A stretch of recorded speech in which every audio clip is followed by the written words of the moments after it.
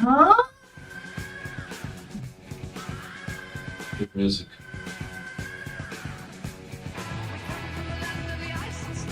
I got the viewers over there. Let's go.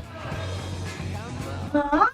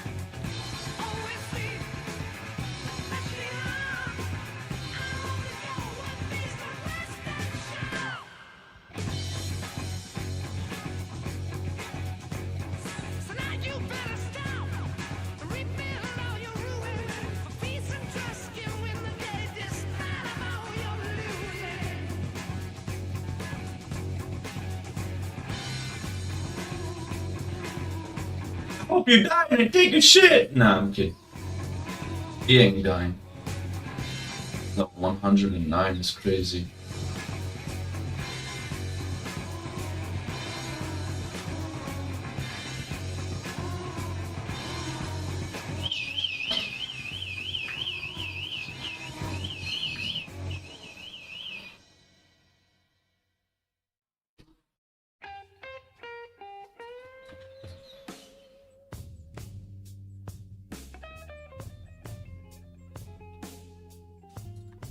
No time I'll catch up to his level, no more.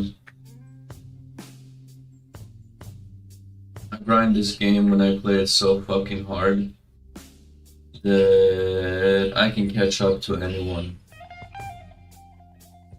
I literally caught up to the #1 most XP and highest level in high score on Classic. On Classic. If I can catch up to the high score, most grindy player on Classic private server, I'm pretty dope at fucking grinding shit. And I don't know the best strat, you know, I just play like a bot. That's it. I just play like I'm a robot. I'm a human bot. Dear Valley, long time no see. How you been? We good. We're grinding on our new character on this private server. We're about 11 days into the game. We got all the stats, and it's 1x.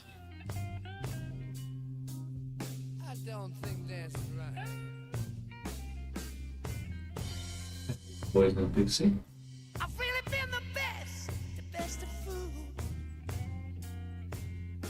What have you been up to? It's a free private server. You can come join us. You just have to log in with your Discord, which you can make a burner Discord if you're sussed, and you just sign up.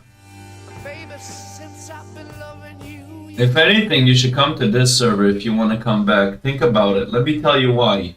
Alright? I'm about to buy your attention. You ready? It's 2004 for a year. Then it's going to be 2005 for a year. Then it's going to be 2006 for a year. And it's going to have updates, hopefully. Let's say 2005 in June, something comes out in the game, right? 2005 June. Let's say there's something you're interested it comes out. How long do you have to wait for it to come out? Next year at June. That's dope. They even trying to keep up with the times of when stuff gets in. And let's say there was a random event that was bugged out, you know, like a glitchy or a buggy random event. They will intentionally code in the game the glitch or the bug that was in the event to make it realistic like it was in here. No. I got your attention, didn't I? He's already hooked. I got you, brother. He's like, send me. I'll help you too. How about that? I'll fucking hook you up with some good loot. As a brother should. I'm not rich, but I am doing pretty well. Hey, Shabo. Long time no see. How have you been? I've been streaming like crazy on Kick. Kick. Kind of doing amazing. You gotta come join there. You can actually support me there if you want, and I would actually get 95% of the payout. Kick is amazing. Have you heard of Kick? Kick? Come check me out there. Hasn't been forever. It's been forever since I seen you. You gotta check out the progress that we've been doing. We almost got 2,000 followers.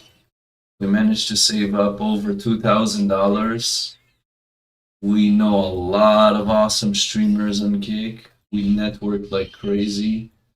I'm moving to America eventually to live. Big shit happening. I'm an IRL streamer now. Here and there. You haven't seen me in fucking forever. For those that don't know, Shabo was one of my biggest supporters on another app that I used to stream back in the day. I'll write it in the chat for you, okay?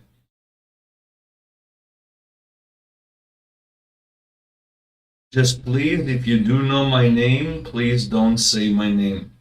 I try to be, careful.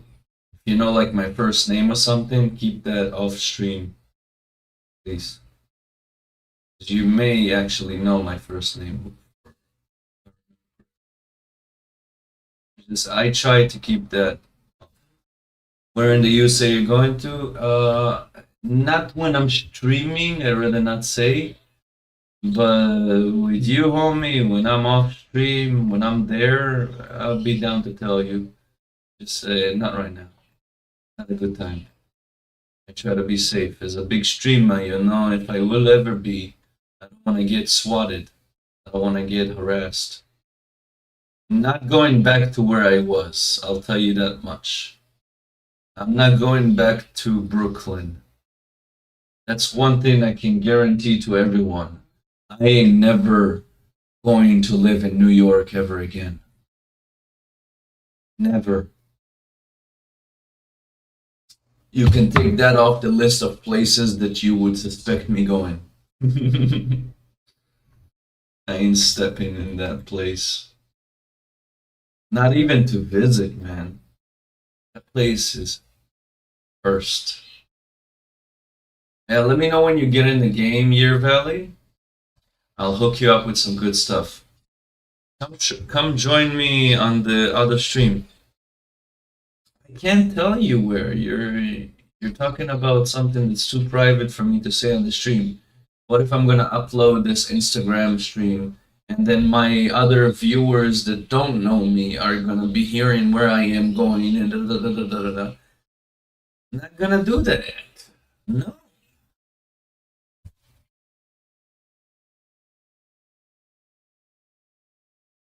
I'm not gonna do it. I'll be in America, which is good enough. We can go places, we can meet, we can travel, we can smoke. I still smoke like a motherfucking menace. You know it.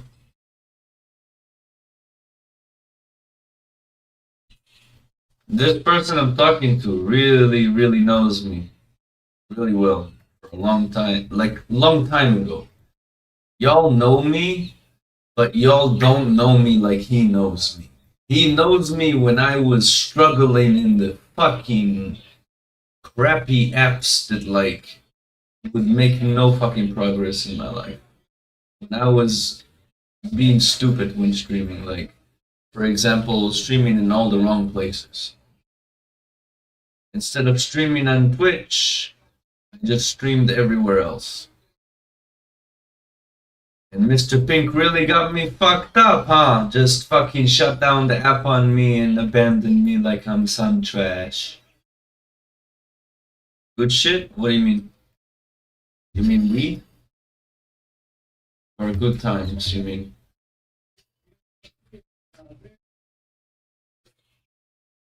I'm still mad at Mr. Pink. Got my fucking hopes up for nothing.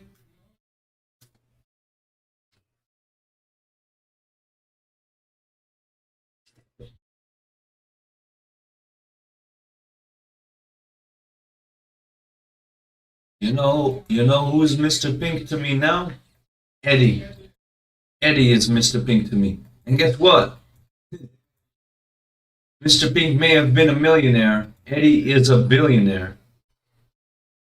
Remember I had the wings? What do you mean?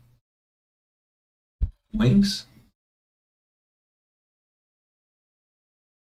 Chicken wings?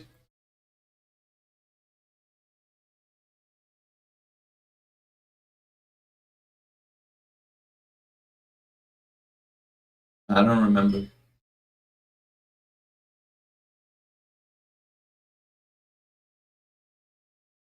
But you gotta come join us on the kick stream.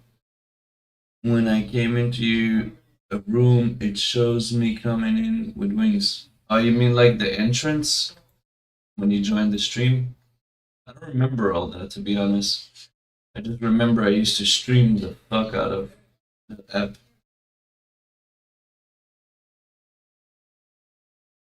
Stream like crazy, man. With no progression. Don't waste my fucking time.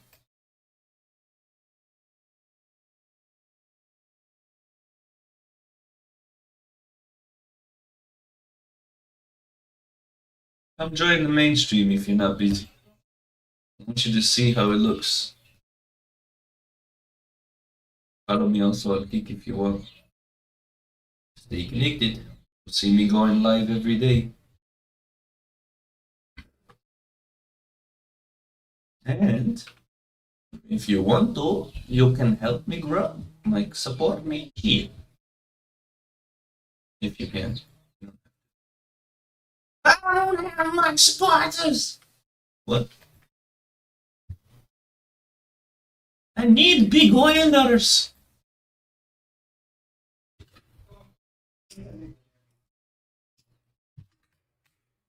How are you and your family doing?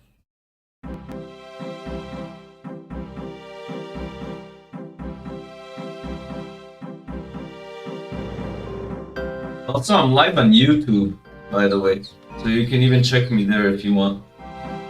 But I prefer Kick, K-I-C-K.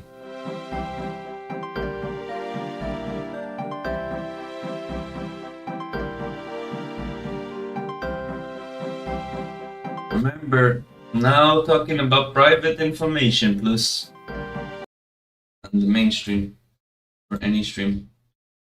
Eso le es.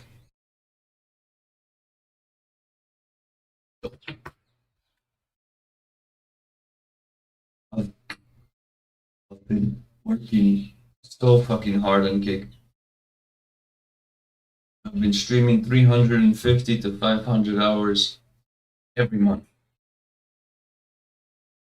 for 2 years.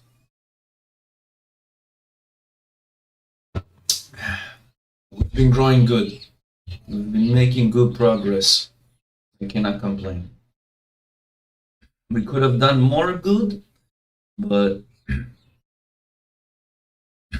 we'll do better. Good stuff. How's the green? It's good. It's blue dream. I'm making money here and there, but not enough to make a living. You know, not enough to sustain myself. If I was able to make a living or make you know pay for the things that I get, like let's say the expenses and stuff, then I can say I've made it. I'm far from that. I feel I get sometime here support in there, but not to the point where I can really do much. Why doesn't Eddie hire you and give you a deal? Because he's got a bunch of streamers on this platform, and I'm not even noticed by him yet. I've never been on the homepage once, but many of my friends have. I have hope. Kick has a very high chance of front paging small streamers, or you don't have to be famous. You don't have to be with a lot of followers. You don't have to have a lot of views for Kick staff to just show up and just put you on the homepage. It can literally happen to everyone. And I've seen it. I've seen really good friends of mine, really, really good friends that I talk to almost every day. Guess what? Every single time they go live, they get homepaged. So it can happen. It's just, I haven't been lucky yet. The best that I had was Autoblock posted me with 7,200 people. But that wasn't Kickstaff. Kickstaff hasn't noticed me, Even Autoblock, a Palestinian, has hosted me and helped me out more than Kickstaff, which is wild.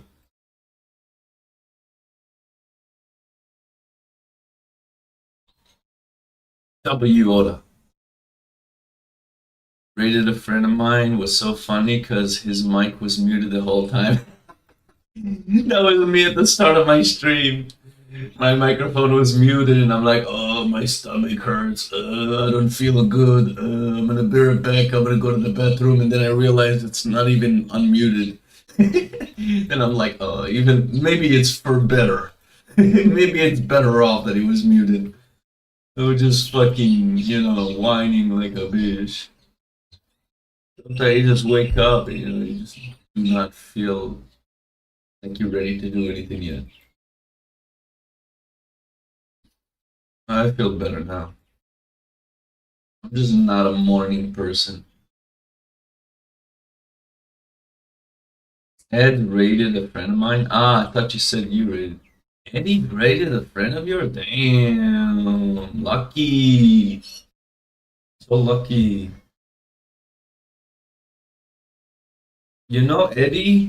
Eddie and Santa Maria, unless it's only Santa Maria, followed one of my best friends.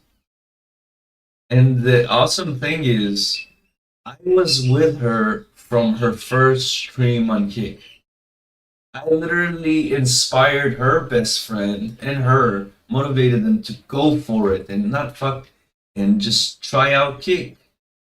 And look at them now! Both of them are doing better than me. And I'm happy. I'm happy for them. They're fucking killing it. Let's fucking go. They're doing better than I am. They're getting homepage. And I'm not. But that's alright. I'm happy for my friends. When I see my friends succeed, when I see any of the people that I follow, all the people that are part of the Kick gang, when I see them in the homepage when I wake up, usually when I wake up, I open up Kick and I just look on the homepage and I'm like, let's go, the homie made it. Show them some love and then I wake up.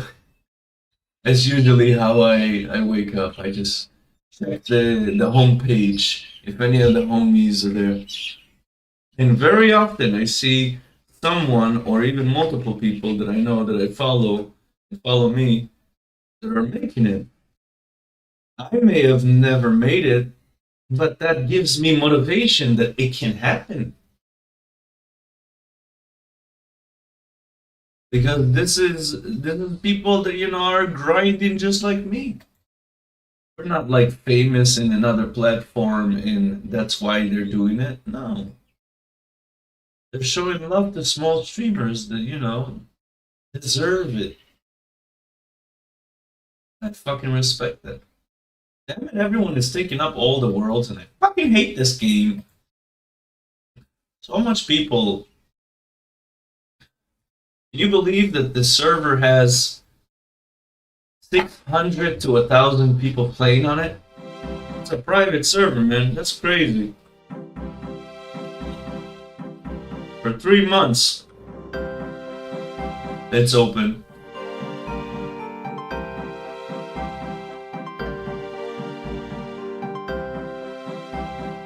Yeah.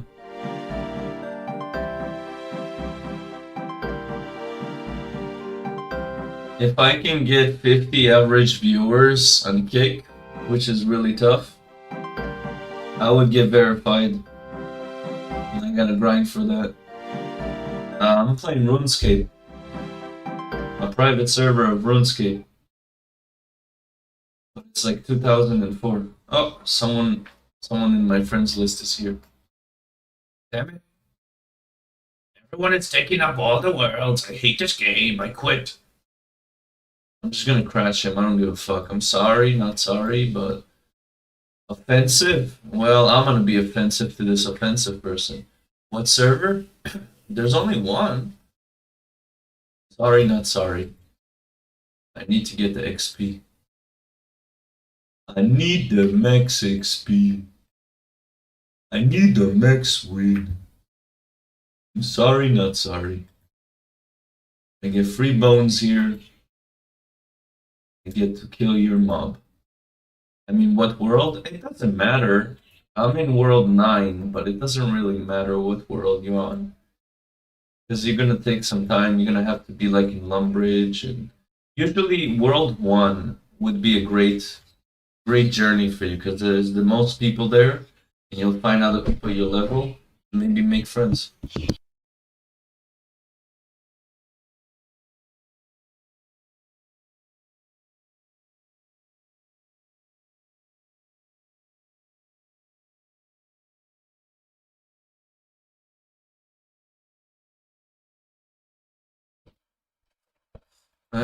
Let me know when you're in. We can go on Discord if you want, Year Valley. You can chat there. Go to my Discord if you're not in it yet. Go on the VC. Oh, look, it's someone already joined. Today at 3 a.m. That is sus. Someone joined my server at 3 a.m. Not in any other mutual servers. Has no friends, mutual friends. And old account, so I trust it. Yeah. Alright. As long as it's not a new account, I think it's I. New accounts that just join with no warning kind of suss me out. If someone joins my Discord when I'm not live, or when I didn't even talk to anyone in my chat, it's just random, it's instant red flag. You are a sussy buck. If someone I know is about to join the Discord and I see them, but I get attacks here and there sometimes, so I gotta assume the worst. Very often that someone would just join to just spam shit or say some shit. Rarely ever happens, but the possibility is there. So we always be careful for the community. I wouldn't be bothered much. I just don't want my community to have to go and deal with that. I don't give a fuck if someone's going to be saying some weird shit. I'll just delete it and move on.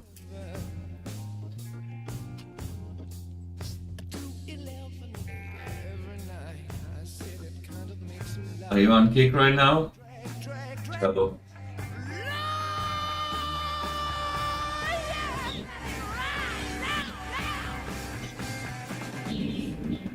3 bones is good.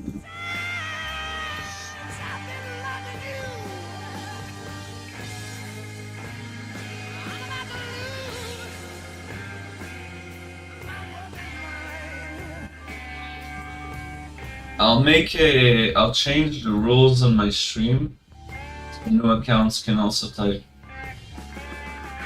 Because you're probably gonna make a new account, right? I'll make it so you can type as well. And I have usually a age of account restriction, meaning like you gotta be 1 month old account to type. I changed that for sometimes when new players come in, new followers from people that never heard of Kick come in. I usually turn it off. If someone messages me in game or in Discord and tells me, hey man, I got a new account and I'm trying to chat, I'll happily change it for you as long as you're chill. Like sometimes I don't notice I have follow only chat with a big timer. Oh shit! You know what? I had emotes only. I fixed it.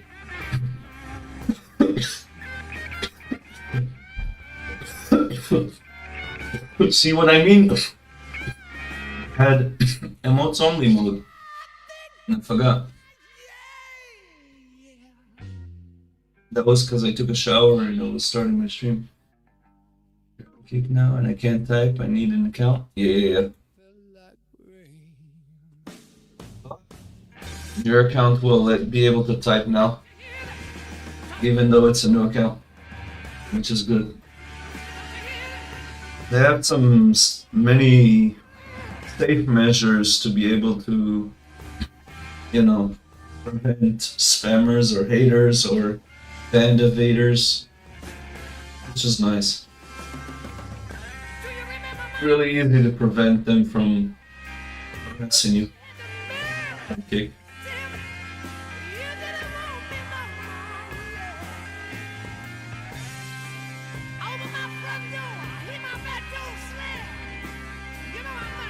This motherfucker waited for me to die because I didn't have auto retaliate. What a rat. You saw that? He didn't want to attack it because he was hoping I would die. I saw you. I saw that. Very observant.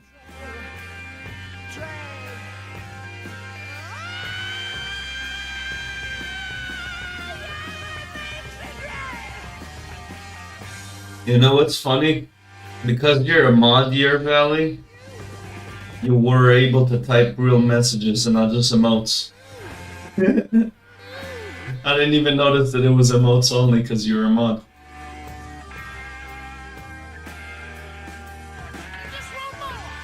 You got saved by the mod. Mods can get through the emotes only option.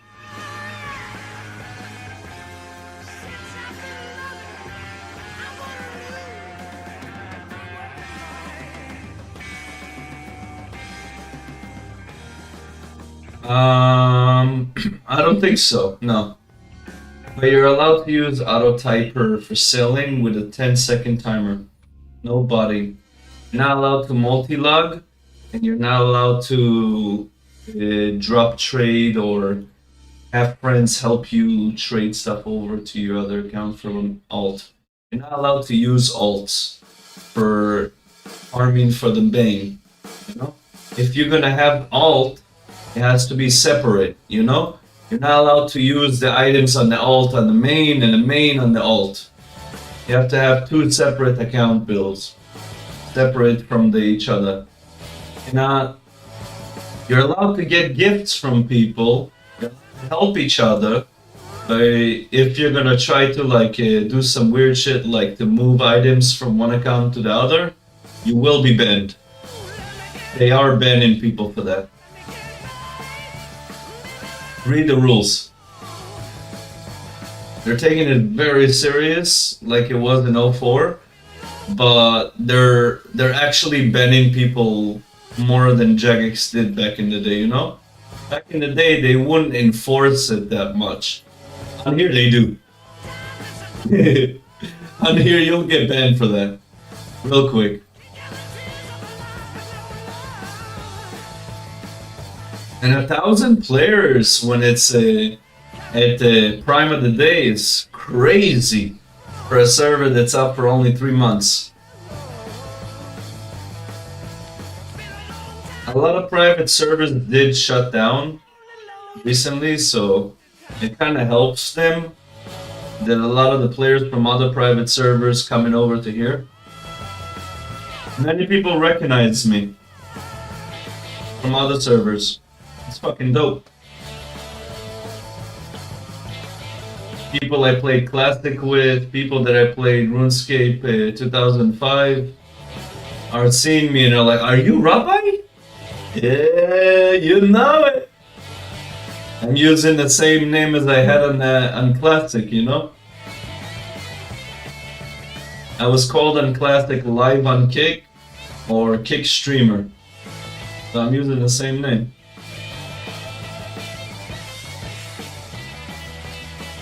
And also, when you think about Kick Streamer, if you know me, you would think about me.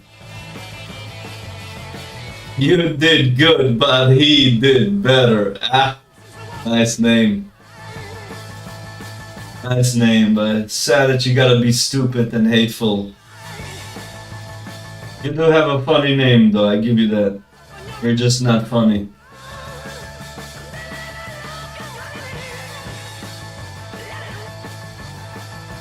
You give a bad name to Oda, which is not a bad person. But you and people like you that act like that give a very bad name to him.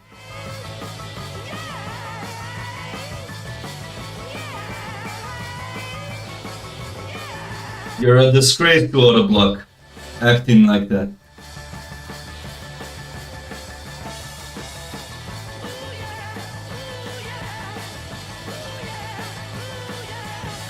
And you want to know something that will piss you off? Autoblock hosted us with 7,200 people. Go cry about it.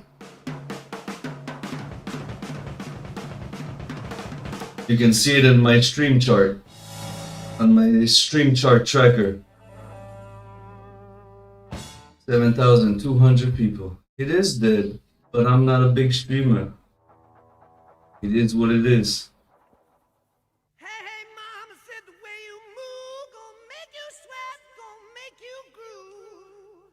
Yeah. Then here you go. Just for you. Just for you.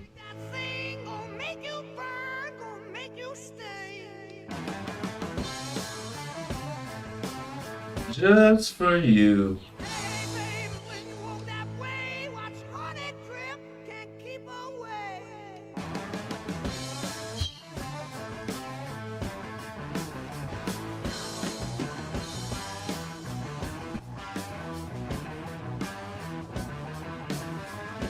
Remember, go cry about it.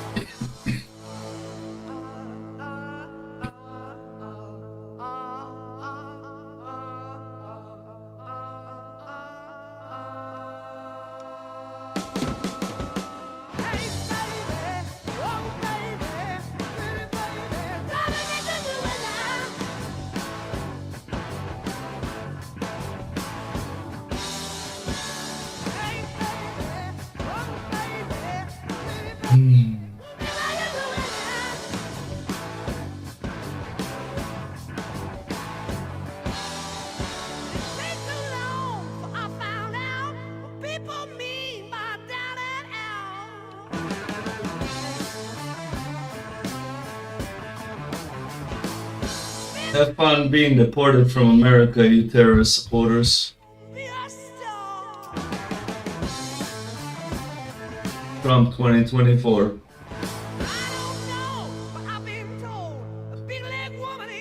Support them all.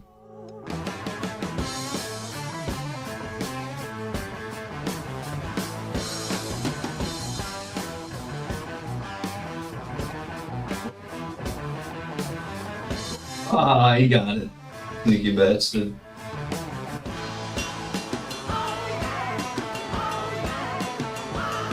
He was quick with it.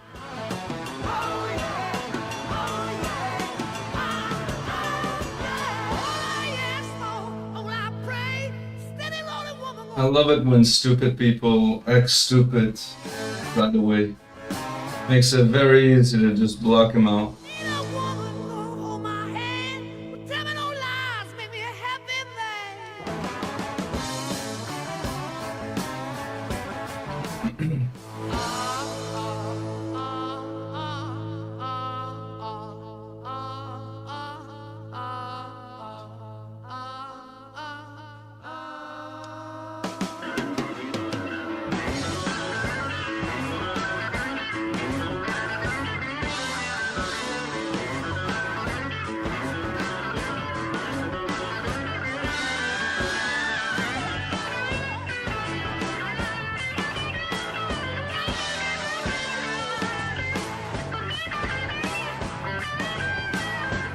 Who did?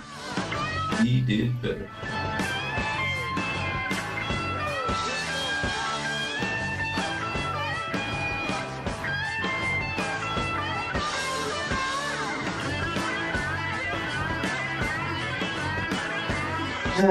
If y'all wouldn't be so filled with hatred, you'd see I am a fan of Oda Block just like you.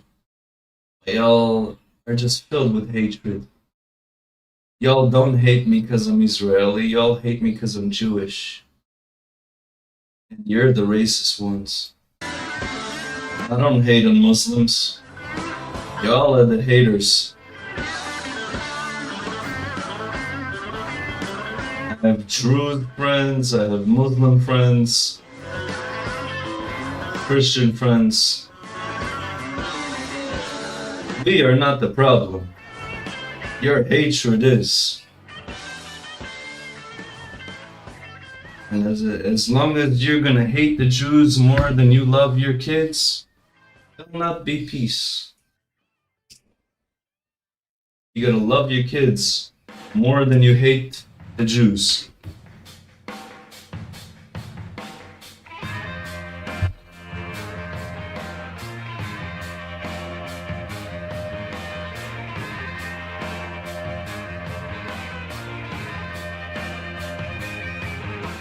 Y'all don't care about your kids.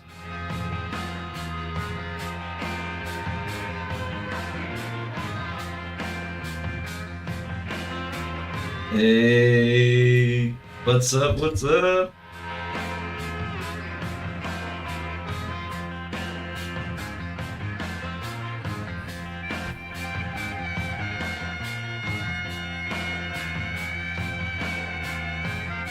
That's you, right? Just to make sure. Type in chat if it's you.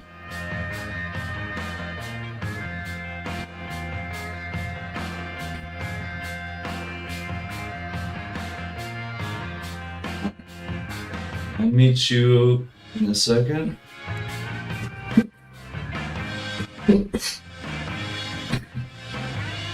Yeah, but some good.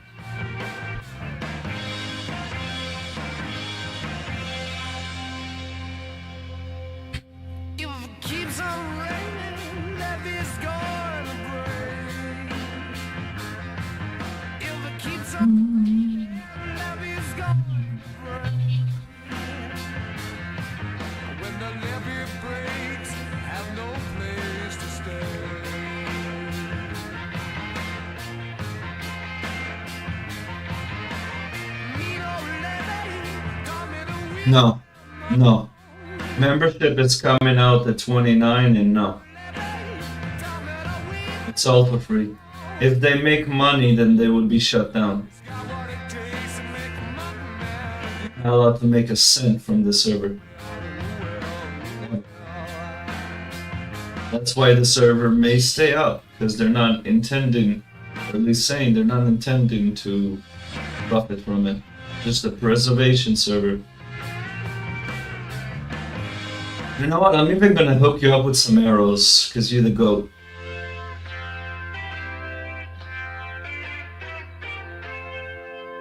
I wouldn't just give this arrows to anyone. You the GOAT.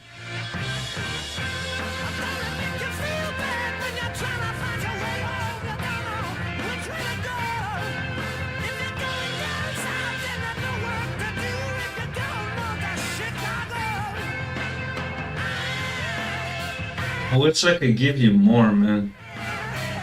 I myself don't have that much to give you.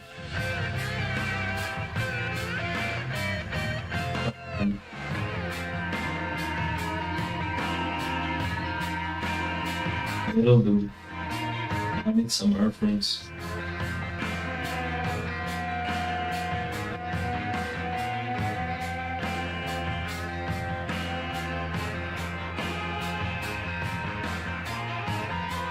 Yay!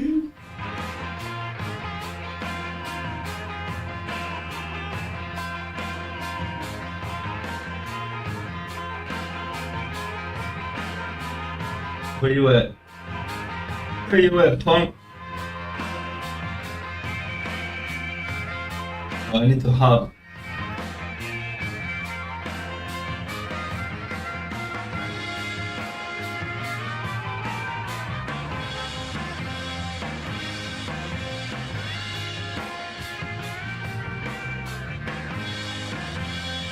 You wanna know what pisses off those haters the most? That they can't hurt me, that they can't get to me.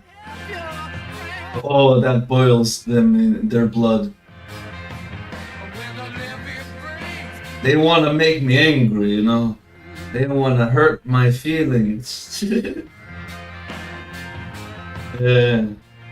Yeah, it does. They don't have any unique insult. They always say the stupidest shit. The same shit. It's so ridiculous.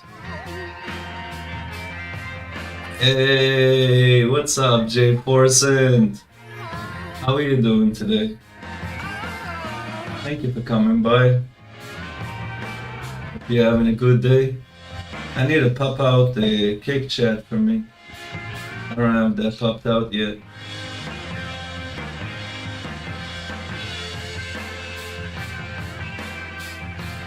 Ah, long live kick.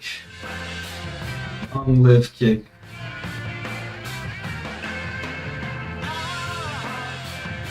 And you know what really will piss them off even more? When I'll be big and I'll be famous and have a fucking full chat going on non-stop. That would really piss them off. If I get support and I make money, ooh-wee, they would be crying in.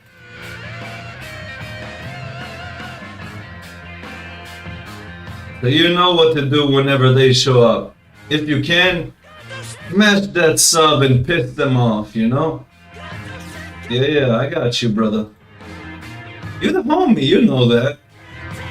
You're the homie, man. Shit.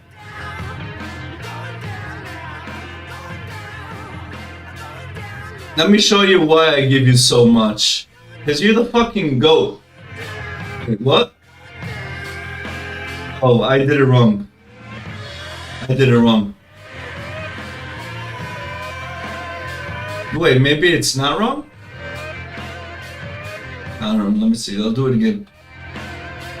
I think it's without the, there we go.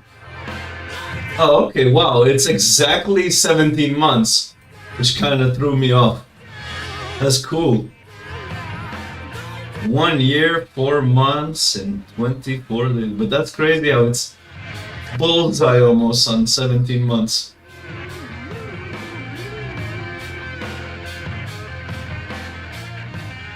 Let's fucking go.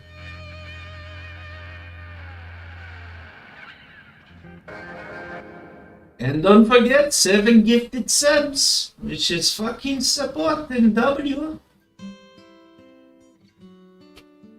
7 is still a lot.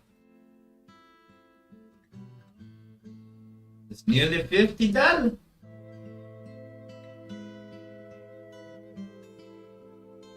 Yeah, quest is important.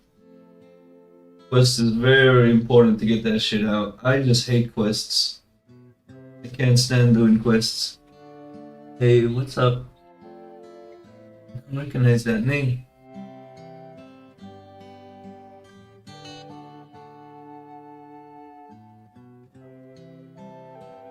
Find some RuneScape.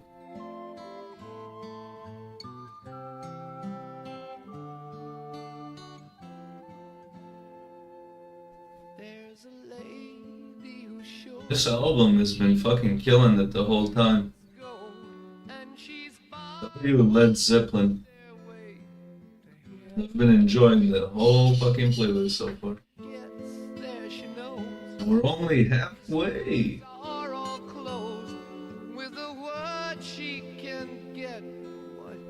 If you need anything, let me know. If you need a market, you see at the top how it says forum, market, high score, world map. Click on the market, and then you can search any item there, and you'll have a section of the buyers and the sellers. So you can compare the prices. Then you know what things are worth, and maybe you can private message the buyer or seller if they're online. You can find stuff to buy. That's the market right there. There's no GE, but you can have kind of like this market over there where you can make listings. I never made a listing. I ain't got time to fucking log into that shit in there and make a listing. I just private message someone that buys or sells. If there's no listing, I go to Verup Bank and I just type that shit. Like back in the day. I like to play like back in the day. Be my taxi! Taxi! I'm gonna get stuck in that building, watch. Oh, thank God he's going straight. Oh! I knew it! That wall. Fucking cursed.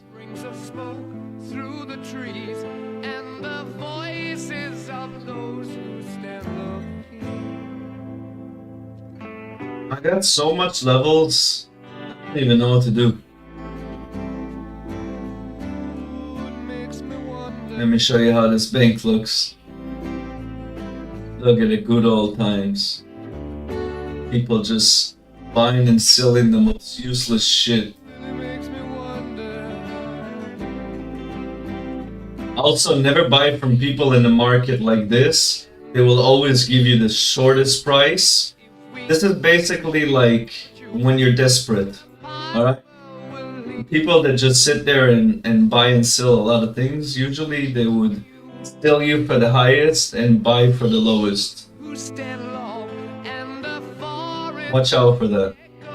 People take advantage of low levels, new players, and they buy their cowhide and stuff really, really cheaply. Like, check the market prices and don't go for the lowest price. Also, when you open the market, sometimes you see very low prices or very high prices, and then you see someone is selling or buying one. It's trying to manipulate the prices. If someone is buying or selling 1,000 of an item or more, you can trust that price. You can see how much they're asking for, you know, or how much they have. So you see how serious a listing would be compared to how much quantities they're offering or requesting. I'm sure there will be some bullshit prices here and there for like 1, 10. when there's like thousands being sold for a much higher price. If there's a bustle in your hedgerow, don't be alone there. It's just a sprinkling. I gave you a X. Did I level up my wood cutting? Yes, there are two paths you can go by, but in the Nah. and there's still time to change the road you're on.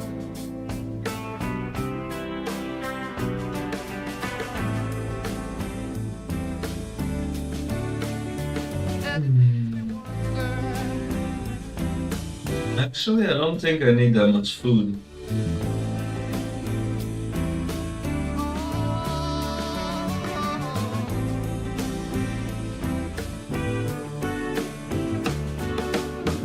Your head is hung. What would I need? Won't go in case you don't know.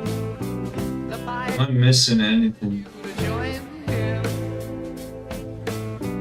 Dear lady, can you hear the wind blow?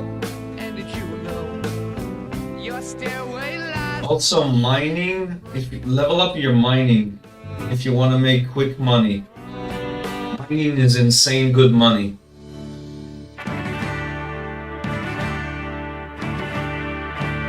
Don't fish for money. Don't fish for money. It's not recommended. Mining for money is the way. I trade fishing because I want to go a longer way and eventually make it to sharks. But that's a very slow and painful fucking journey. I recommend mining, smithing, do the night sword.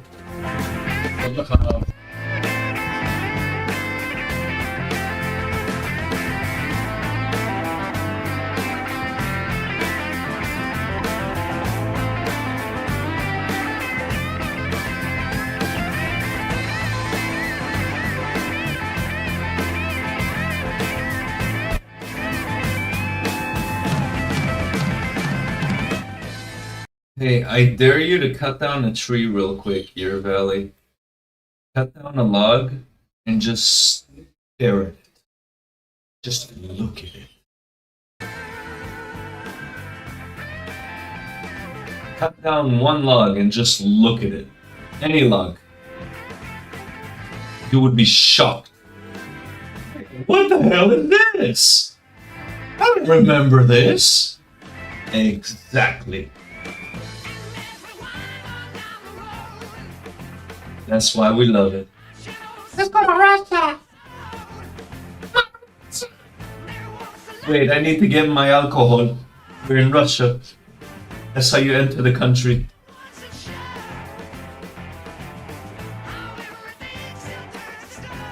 But I don't have vodka. Will they let me pass?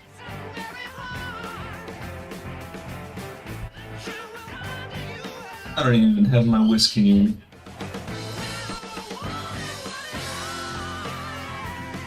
Oh, also when you hop worlds, 45-second timer. And make sure you log out when you are hopping. You don't have to wait 1 minute.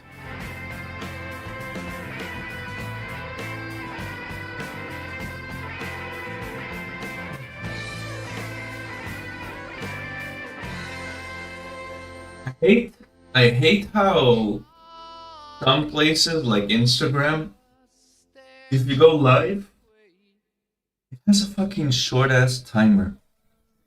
Why can't you stream infinitely? Oh, you have 4 seconds. Oh no! I hate it.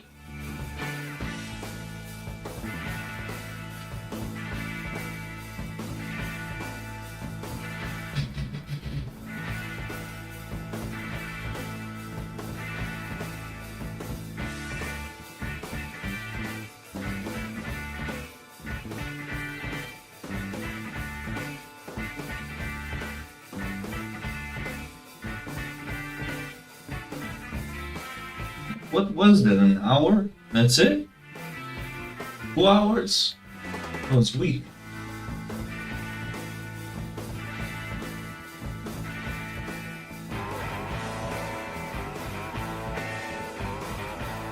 At least the whole me came through. I'm not gonna save that. Nothing interesting happened. I'll go live again there.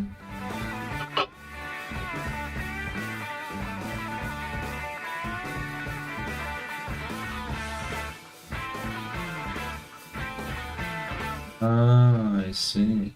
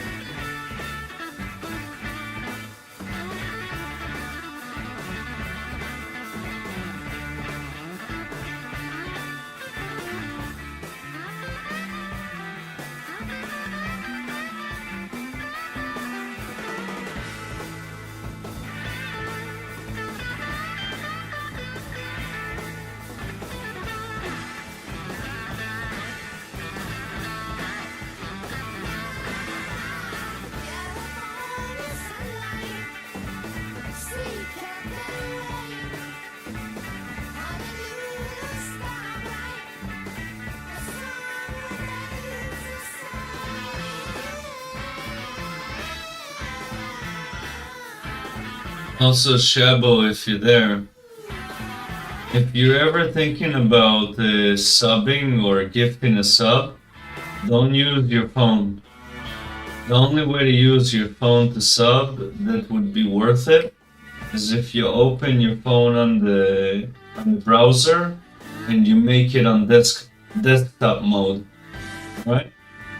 When you go on the, let's say, Google Chrome, you go on the setting of the Google Chrome, desktop mode, then you log in the browser, and then you can sub. Why?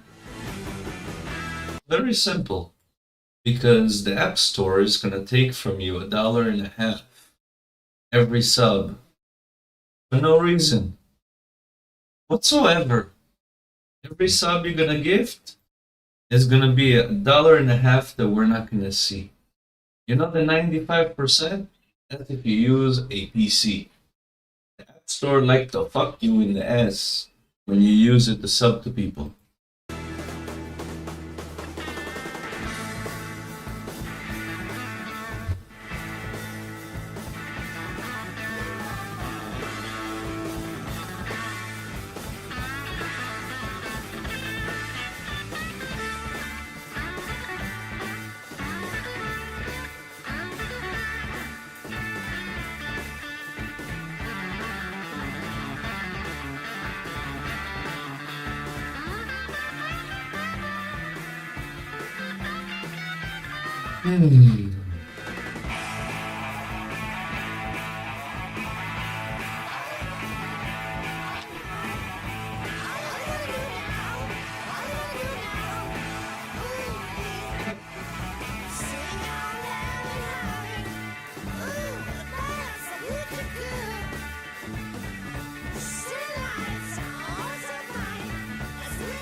In progress, you can help each other better, you know? You would be doing around the same things, so you'd be in the same playstyle. And it's very important to start to make friends. Because later, when you get to higher levels, It's not as easy as when you're starting off. When you're a new player and you have a bunch of new players around you, it's a lot easier to socialize and make friends than when I'm over here in Hill Giants with all these high levels, you know? Everyone's AFK in here and shit. I've made a lot of friends though. I'm good. Also with the stream I get to meet a lot of people. So, it's very important to make friends when you're starting off playing. You're a new player. They're gonna be the people you're gonna be, you know, be able to trade with in the future. You gotta know people to be able to make progress and sell and buy. You can help them too. Yeah.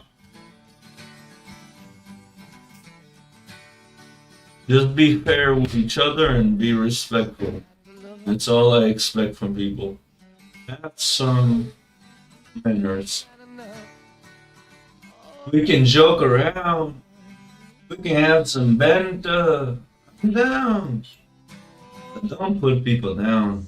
Don't go into insults. There's enough hatred in the world. We don't need to contribute more. Let's put some positivity and respect in the world.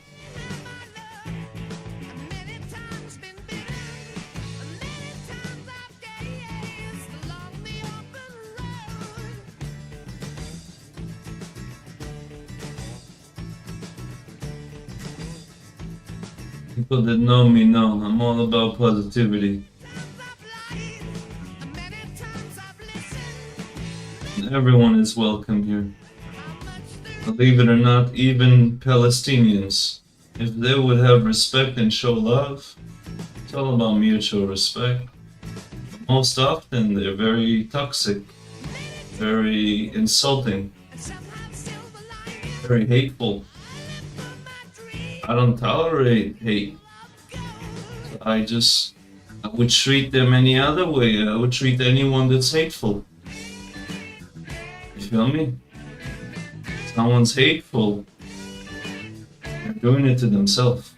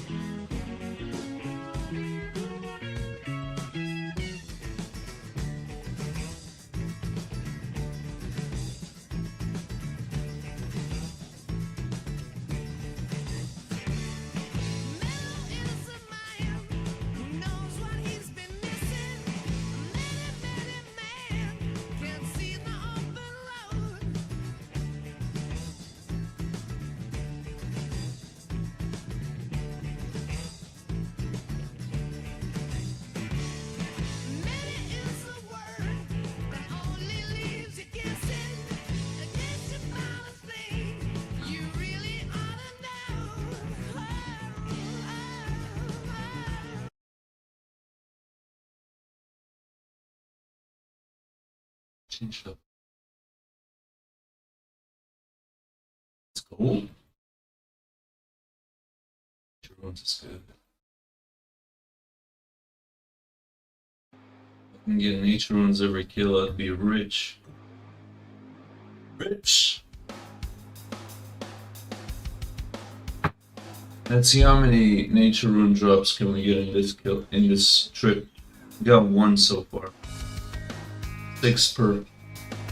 You're taking too many of them. I'm stealing one. Fuck you.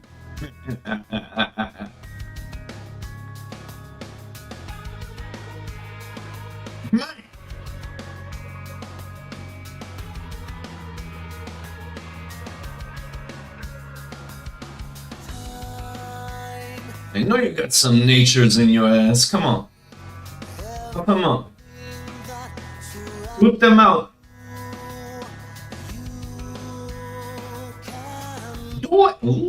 Tens are nice. Love being able to hit tens. Look at this motherfucker. I see what you did there. I'll just get those. I'm such a dick. I have all these motherfuckers here and I'm just harassing this bitch. It's alright. Look at the 8s. Ooh-wee! Gimme, gimme, gimme. Give me that damage. Whew. That's a lot of XP every time I'm hitting the 8. Keep it coming. It's the power Emmy, I'm telling you. You see that? Make sure you get yourself a power Emmy when you can, but it's 10,000. So careful. Don't do it too soon, because you only got 10k. I gave you a strength. No, I don't think I gave you a strength Emmy. I gave you a magic Emmy. Strength Emmy is like 2k. 3k at most.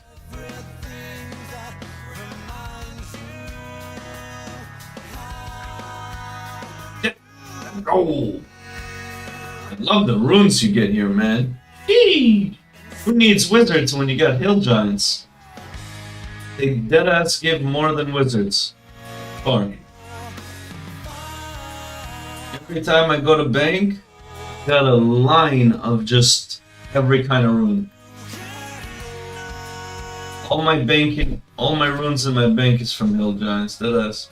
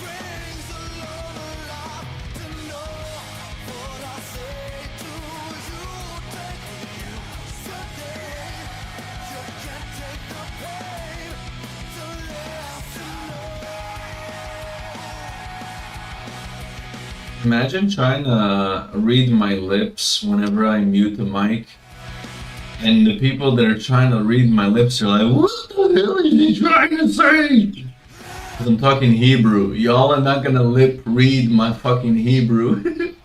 Y'all are wasting time. Just a funny thought. Someone trying to lip read English and I'm talking Hebrew, you're probably going way off. Like, man, talking in the alien language. I didn't hear this word before. I didn't learn this word yet. Angus. What the hell is he saying? Angus. Laughing.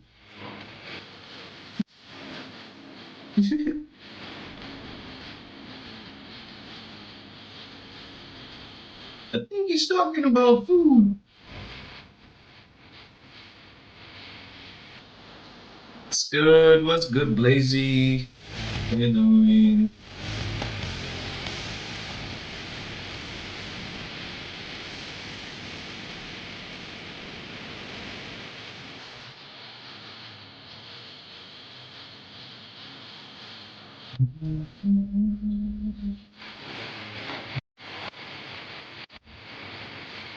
I love this fucking band.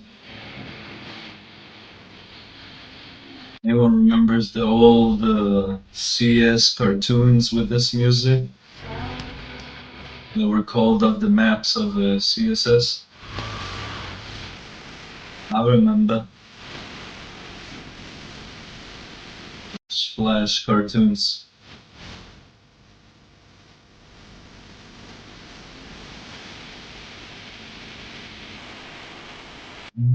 Was it Flash? I don't even think so.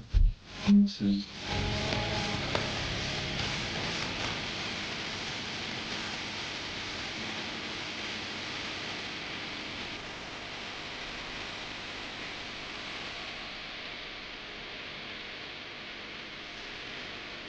Animation.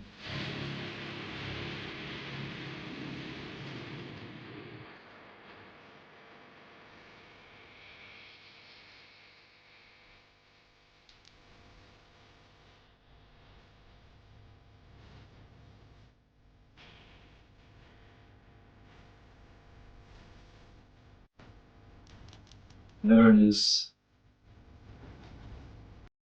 Remembers this shit. 1 second ahead. This fucking gotta take a second. Rotate the camera so we don't lag out. AFK.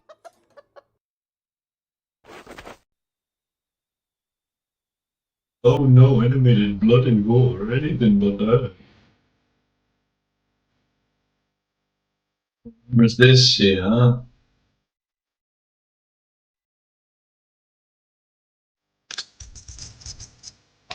Telling you the same song too. I remember this shit. It's not even a different song of theirs, it's the exact one.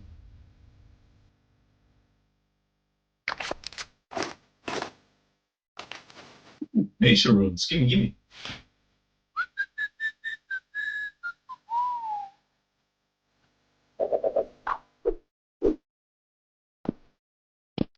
Freeze time. Let's go. To fight. Eat it.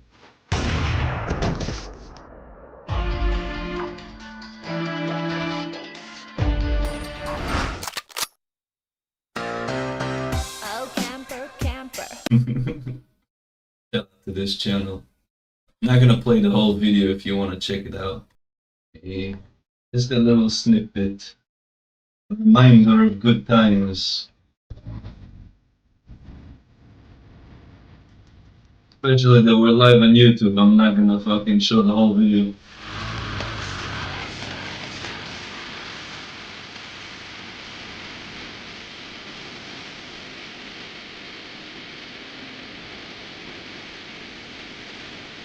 Those are the good old times.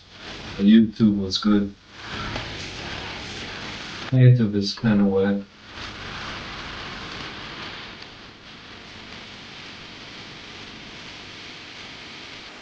You know YouTube fell off when you have to scroll for like 10 plus minutes to find one video to watch.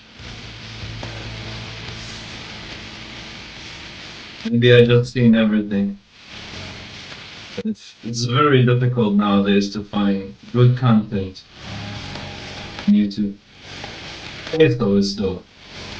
We love watching Queso. Used to play some actual games that are not pre-release or like demos and shit, man. Plays the most bootleg games sometime.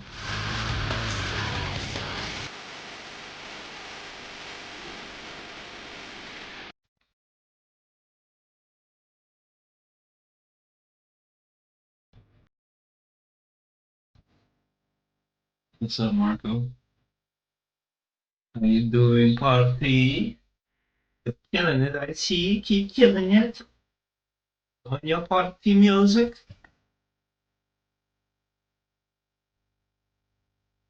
Glad to see the lurks helping you out too. Is awesome for that. I support the Mo Party. Mo Party is a dope supporter, innocent, just here to show love, emotes, and put some good music for people. I respect it. Staying out of problems, no hate, no drama. That's some good shit. You're a smart man or woman. We don't even know if it's a man or a woman. That's how little we know about him, old party, but we still love him.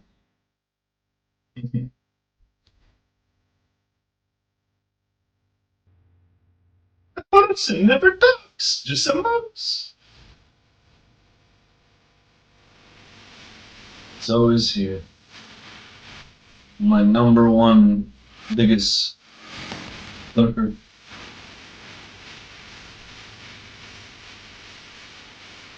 I'm sure he's many places the biggest lurker. Yeah, it's our best lurk, 24. Oh,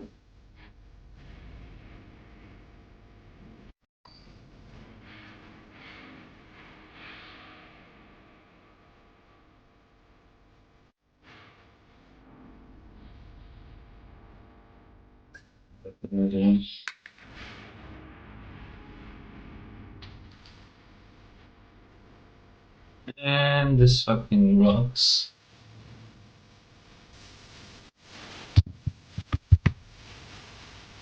The fucking things in the roof is pissing me off.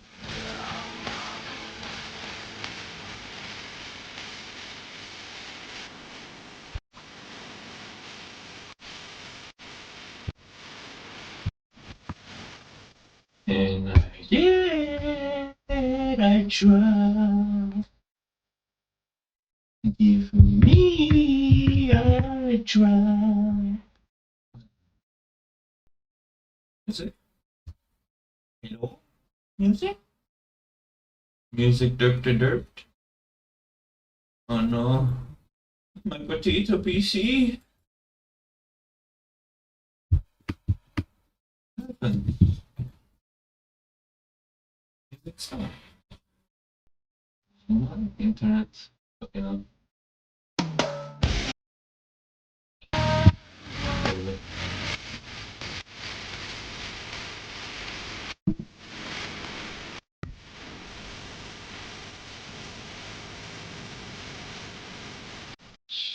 Down Discord.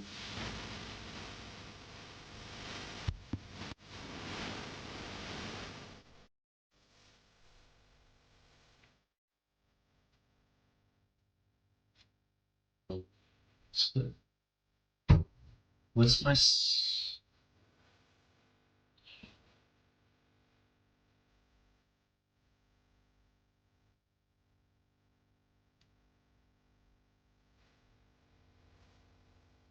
Make sure you bank your stuff. I forgot to tell you. Don't die with all that loot I gave you. Go to Alcarid Bank. Also, Lumbridge doesn't have a bank. Don't make the same mistake everyone is making. Don't go to Lumbridge for a bank. Alright? That does not exist. There is the spinning wheel, like you can make some wool and a bowstring there, but not recommended. There's no bank. Only good for the wool. Ah, you already made the oopsie. Yeah, everyone does. You know what should happen? If anyone goes up there, the character should just say some message. You know, there should be some Easter egg that for everyone that goes up to that roof, they get a message in the chat like, I don't know, something funny to do with the you fucked up that there's no bank. Like how there is that plugin on the RuneLight, whenever you go the inside of the Lumbridge, go to the bank, it's like, you're going the wrong way! What are you doing? Yeah.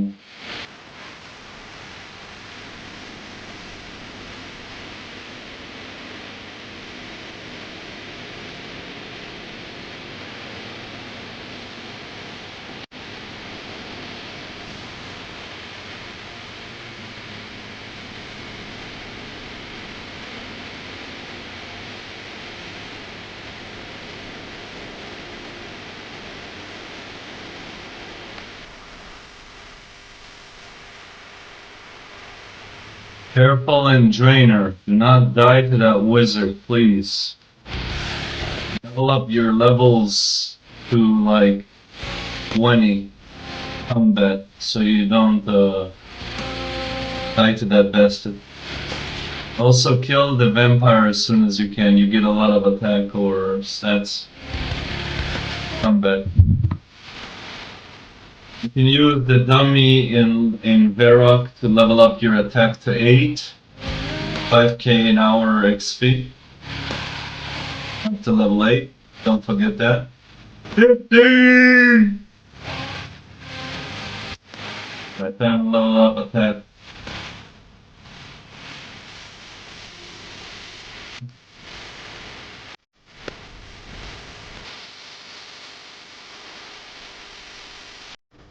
I love runes! See?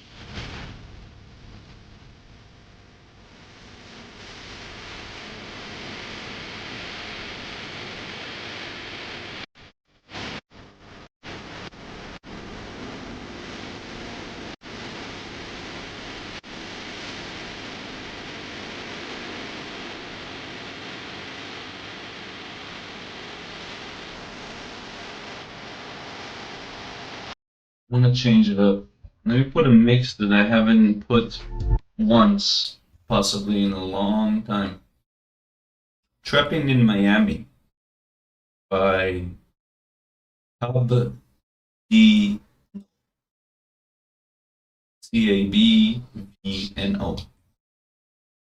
W channel.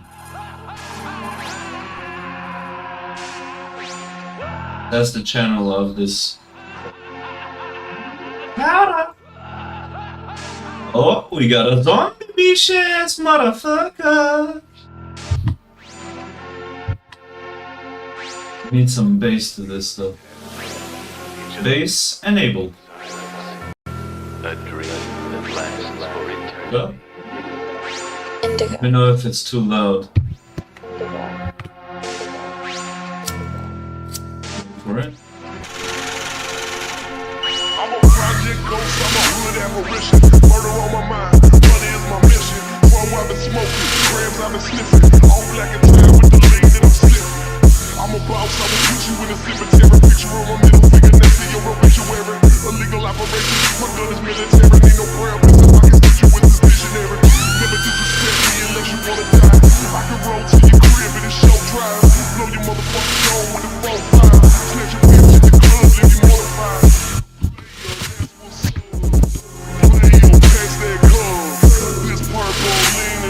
Calm down, motherfucker. Get me fucked up.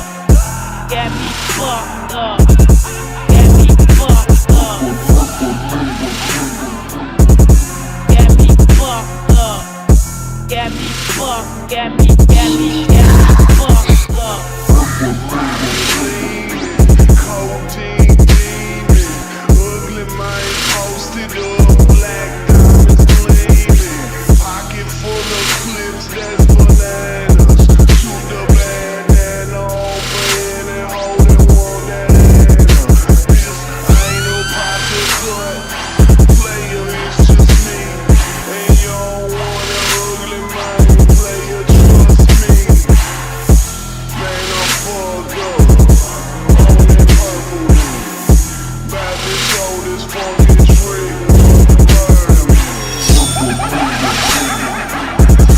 Get me fucked up. Get me fucked up. Get me fucked up. Get me fucked up. Get me fucked. Get me. Get me fucked up. Get me fucked up. Get me fucked up. Get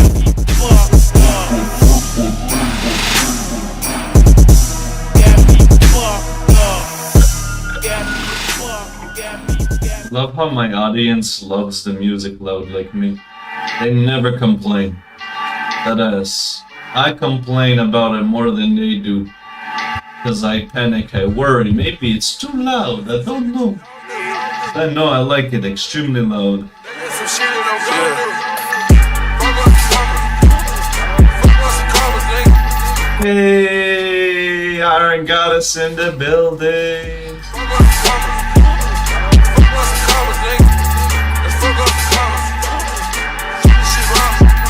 Love you, Iron Goddess. Keep up the amazing fucking content. We all got your back.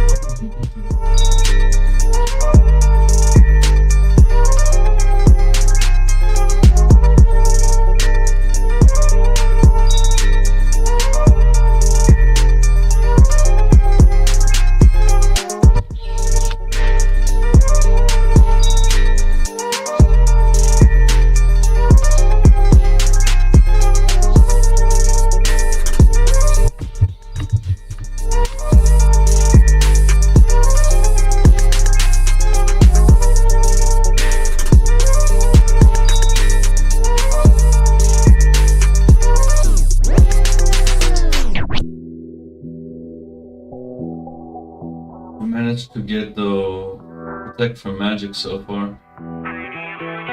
Getting close to protect from melee. I'm not sure we'll get it all.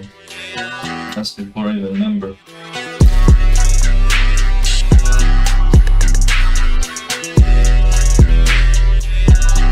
And 11 or 12 days into the game, just saying.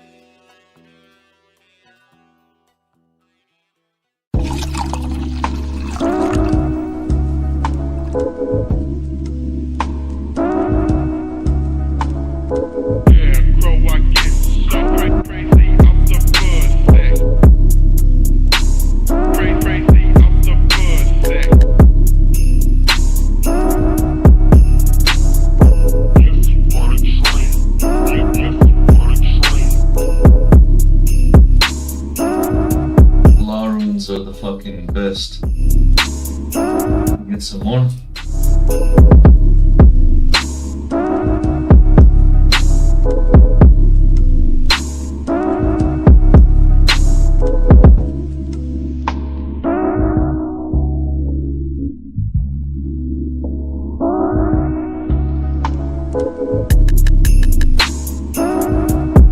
Even getting hurt from them. Should bring no food.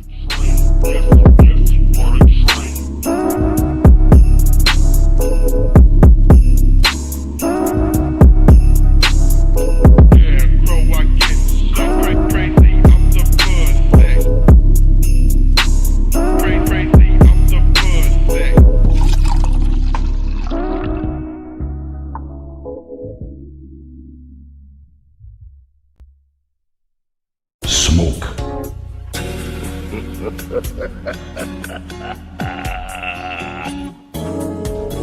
Do you honestly think you're fucking funny? Seriously.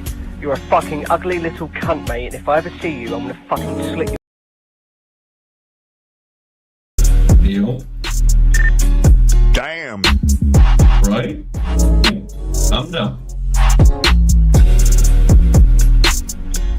This is a certified hood classic.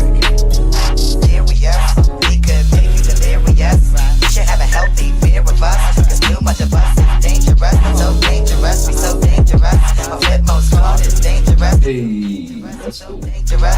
My whole entire unit is dangerous. Hold your breath, swinging it from right to left. With the wide clef, nigga should be hot to death. Staying alive, you're the only the strongest survive. Holding my heat under my seat, whipping the fire. Baseline for all of my people moving around. Give me your pound, all of my niggas holding it down. Cutting you up, the new shit, rocking you up, fucking you up. My black hole, sucking you up. Back in the days, a nigga used to be ass out. Now a nigga holding several money market accounts. Blaze the street, and then I would just like to announce. Feeling my groove, my jigger, making you bounce. Others is fair, me and my niggas breaking the bread. Stay getting it, we got you niggas holding your head. Afraid of us, you know this ain't the game to us. Strange to us, that's when we getting dangerous. Come on, this.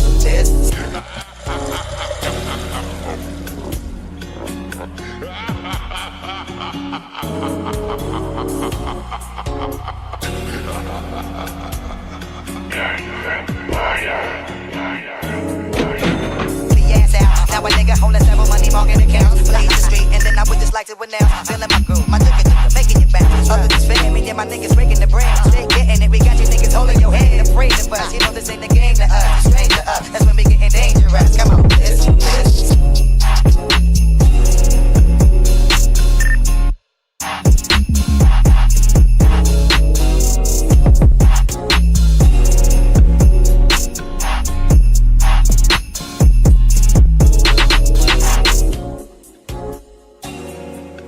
Gonna follow you, QK.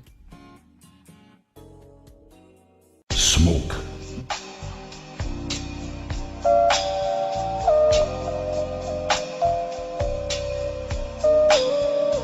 Smoke.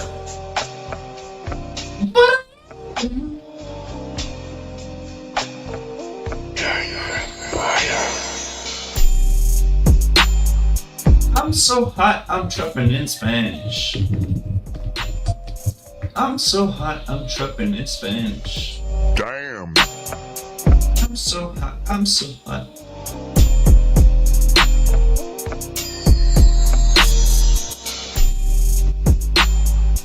I'm so hot, I be trapping in Spanish. I'm so hot, I be trapping in Spanish. I'm so hot, I be trapping in Spanish. I'm so hot, I be trapping in Spanish.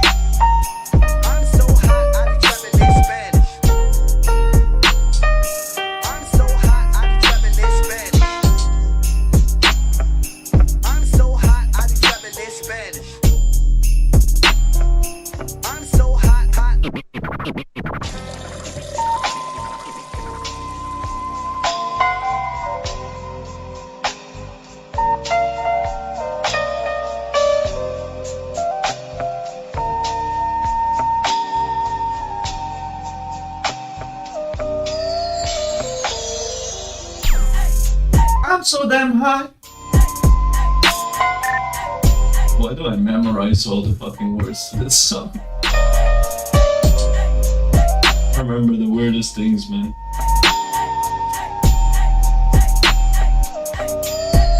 Sabango, what can I say? You know, such sophisticated lyrics, you know. So much meaning in them. It's like Rick and Morty. I'm joking, by the way. Motherfucker has like 4 words the whole song. What you talking about? This reminds me of the song This Is Why I'm Hot. This is why I'm hot. This is why I'm hot. I'm hot cause you're not, you ain't cause you're what?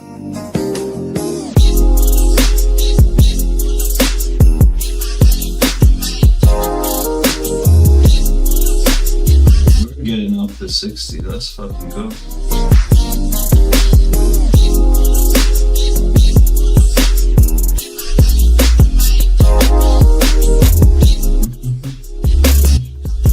Give 50 attack, 50 defense.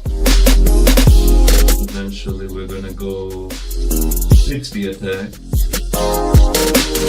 Might as well go to 60 strength maybe. Just, you know. We don't have any weapons to use for another 10 days. Might as well just max out strength like crazy. Let's just go strength all the way. Try to get like 80 strength type shit. For no fucking reason. Not to hit hard. When we PK, we will be fucking slapping the people with the DDP real hard. Imagine I will be 99 strength using a DDP. People will be melted like butter. Remember, I'm pretty sure the DDS or DDP, whatever you want to call it, is going to be cracked at this age. Because didn't they nerf it over the years, and nowadays they brought it back to be as OP as it was, from what I hear. It used to be really fucking good, like insane. And the whip as well. The whip was nerfed like crazy. Whenever we'll have whip, that shit will not drain your stamina. That shit will either hit a max hit or nothing. Just like it was. Imagine 2 max hits, 1 back to back if you're lucky. You could clap him with the quickness. But who the fuck would spec with a whip? You gotta be crazy. Wait. Whip is a full spec, so no, you can only do it once, right? It ain't worth it. I wouldn't use a whip spec for anything, fuck that. When does membership release again? The 29th. It's on the Discord if you want to see some announcements and stuff. But it's on the 28th to 29th.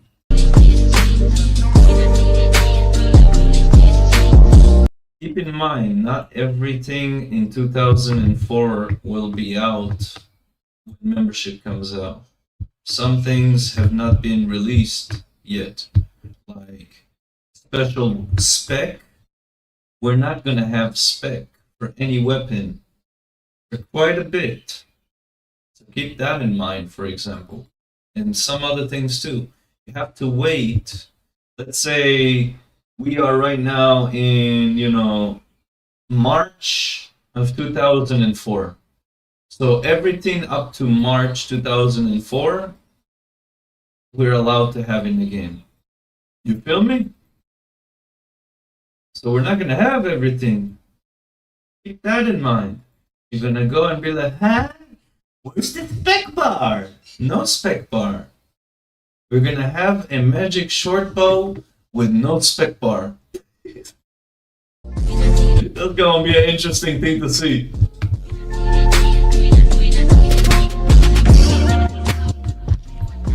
wrong world, Red Dead. I'm sorry. I'm not gonna let you get a kill here. Well, okay, you can have one.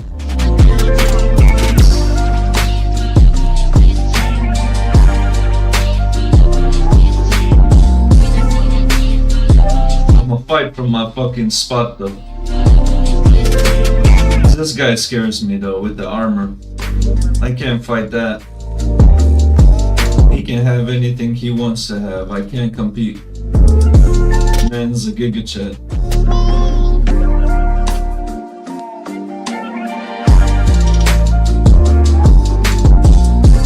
If I had GP, I could deadass buy myself and wear rune armor. I'm not doing well on GP right now. I'm trying to prioritize leveling up my character than to make money. Because stats is important.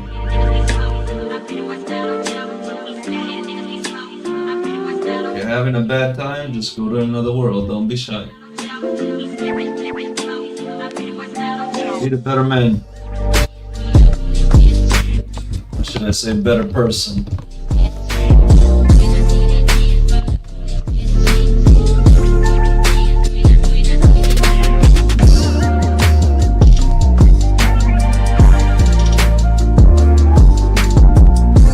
Gotta wait.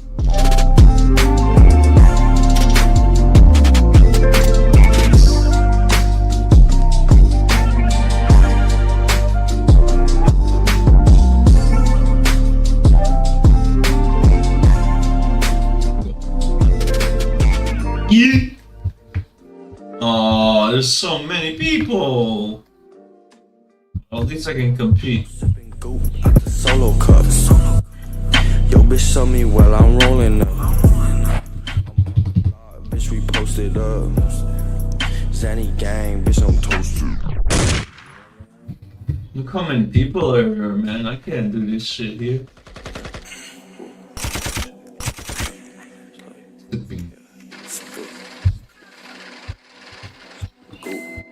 I'm sipping goat. I'm sipping Go. I'm sipping goat.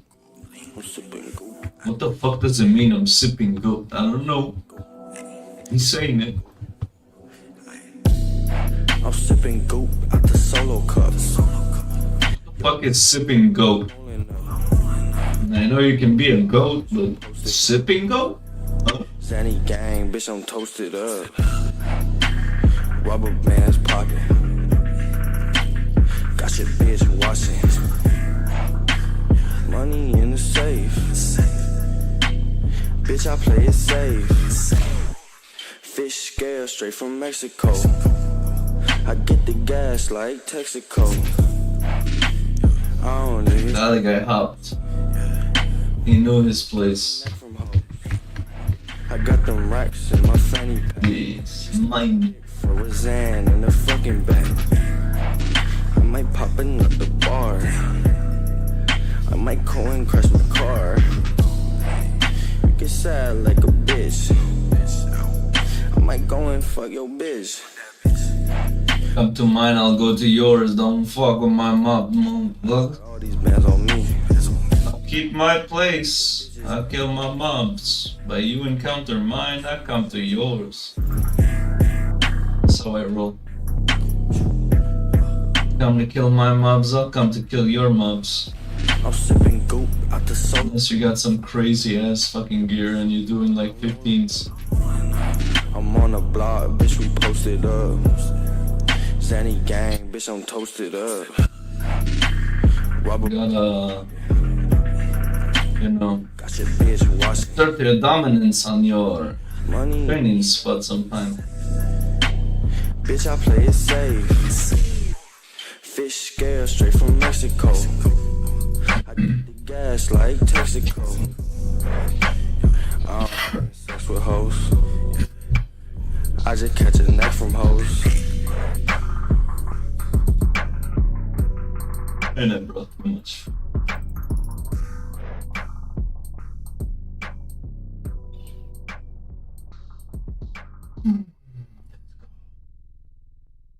Every Laroon drop makes me so happy inside. On the other side of town, It's walking for me. Oh, I love this beat. Turn up, turn up, turn. Wait. I go hard.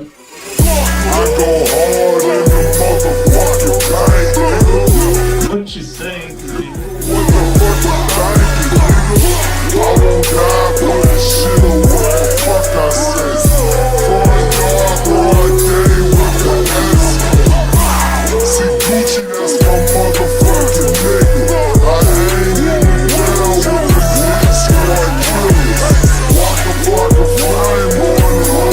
Waka used to be the fucking goat back then.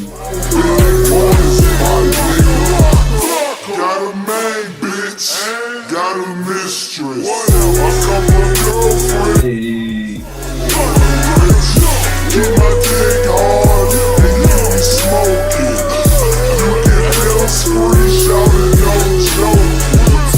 I ain't even picking that shit up. I'ma die for this shouting, man, I swear. Some peasants run right there. Some killers and some hoes. To me, at my state at this account, picking that up is like picking up body runes. Like, what are you doing? Don't do that. Keep this shit 300, put that shit on my hood. Girls fucking with me, she in the vice mode. Essays in the middle, freestyle off the dome. Dirty squad, walker, play this fucking home. I go hard in the motherfucking bank, nigga. Leave stanky, nigga, what the fuck you thinking, nigga? I won't die for this shit, or what the fuck I say. Front yard, broad day with the escort. See Gucci, that's my motherfucking nigga. I ain't in the ground with the big squad killers. Waka flocka flame on the hood. This makes me want to hear some Waka Flocka. Let's put some Waka Flocka. YouTube is probably gonna make me mute the music in a moment because Waka Flocka is copyright. But you know what? I don't give a fuck cause I ain't making a cent on YouTube. I'll mute it then. When I post it, I'll just go through all the thing and I mute this and I mute this and I mute this and ta-da, we're good. YouTube doesn't fuck you with every song that's copyright. Most songs is just like nothing is happening to the video from. Like you're not going to be hidden from some territories from every song. There are some. I'm sure this one would be. You know, the interesting thing is that I've noticed when the territories are being blocked with music, it's usually Russia. So who cares? Block it from Russia. I'm trying to have Russian viewers anyway. Who gives a fuck? Ooh, boo-hoo! Probably, you know, they're hating on Russia from the war and shit. Alright. Leave you stankin'. What the thinking? A moment of silence to Vivo that has ruined every song that they can get their hands on by taking out every curse word in a song that is 99% fucking curse words. What the fuck?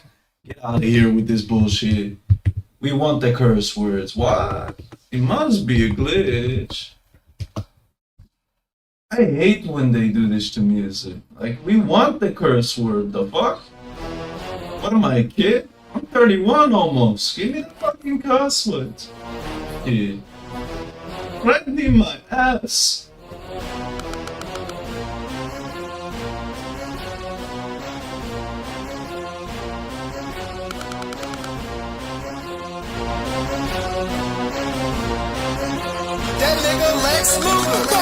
I go hard in the motherfucking paint, nigga. Leave you stankin', nigga. What the fuck you thinking, nigga? Let's go. That's how the song sounds. Front yard, broad day with the SK. See Gucci, that's my motherfucking nigga. I hang in the jail with them hit squad killers. Walk a flame on the hood ass. Riding real slow, bending corners, my nigga.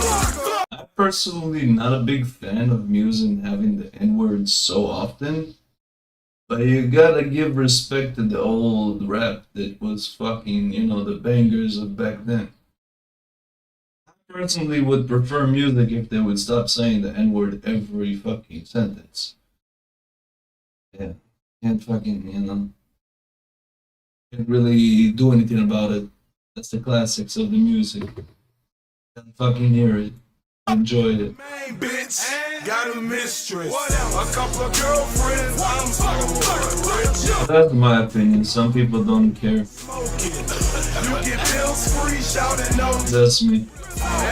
I just feel like it's kind of minimizing the word, the meaning of that word, and then making it more common to be used, and it shouldn't be. It's like kind of similar to how people call everyone Nazi and they're not a Nazi. When real Nazis show up, no one will take it serious. I don't want that. I go hard in the motherfucking paint, nigga. Leave you stankin', nigga. What the fuck you thinking, nigga? I won't die for this shit away. You don't want to diminish the meaning of the word and normalize. Gucci, that's my motherfucker. Nowadays, generation even is normalizing terrorism, which is wild. They're justifying terrorism and not calling terrorists when they are identified by practically everyone as terrorist organizations. They're calling them resistant group or militia. They've been doing this for years. Y'all are just starting to notice it because it's so obvious now. They've been doing this for years.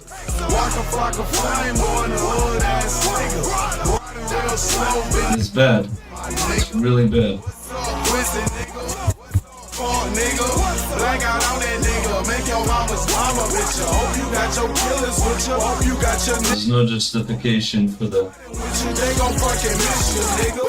Nigga, what a attitude like easy. When my little brother died, I said fuck school. I picked up on the hub and I grabbed some marijuana. 2 years later, screaming out, you're on Glock on the SK if you want to be. Shout it point blank range, I put your ass to sleep. Shout it talk is cheap, so watch what you say. Broad day and a hand like this shit legal. I go hard in the motherfucking paint, nigga. Hey, what's up? Are you who I think you are? Hello? I just joined my stream, I'm familiar. Broad day with the SK. See Gucci, that's my motherfucking. I don't know if that's something. It's not the same name. Walk a flock of flame on the hood ass nigga. Riding real slow, bending corners, my nigga. Fuck em. Walk em. Like someone I know. Walk em.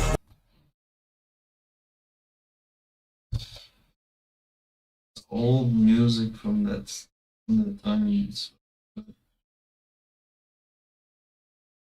Here's some old school.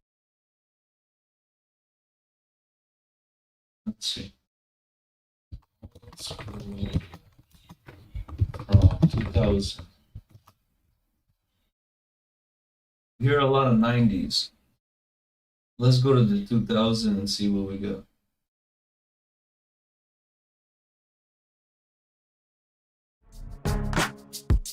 Everyone knows this one.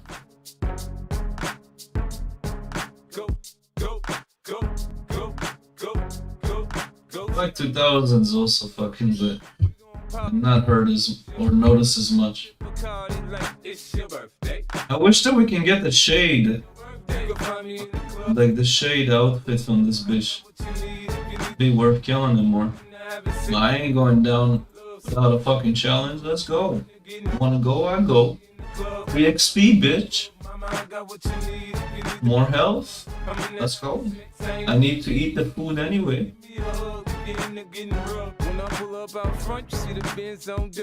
They ain't hurting me, so bring it. No, I'ma slap you with the quickness like this. Oh, they fucking fucked it up, I forgot. They ruined the fucking prayer. Actually, you know, I'm gonna do it. It's gonna be tough.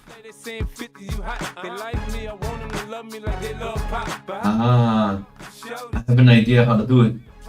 I'm gonna turn it on before he attacks, then it's gonna retaliate. Whenever you turn on the prayer at this time, it stops attacking. You gotta really flick it on as soon as he hits you. You can hit back and flick it off. It's tough. Damn it, I fuck it. It's so hard to fucking flick prayer at this age. They recently changed it. It used to work. I used to be able to easily prayer flick.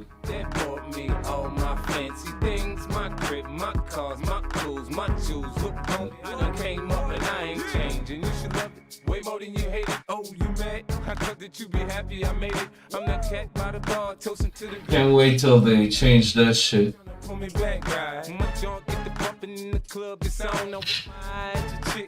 When did they fix that shit? Love to know. That prayer is gonna be so fucking bad.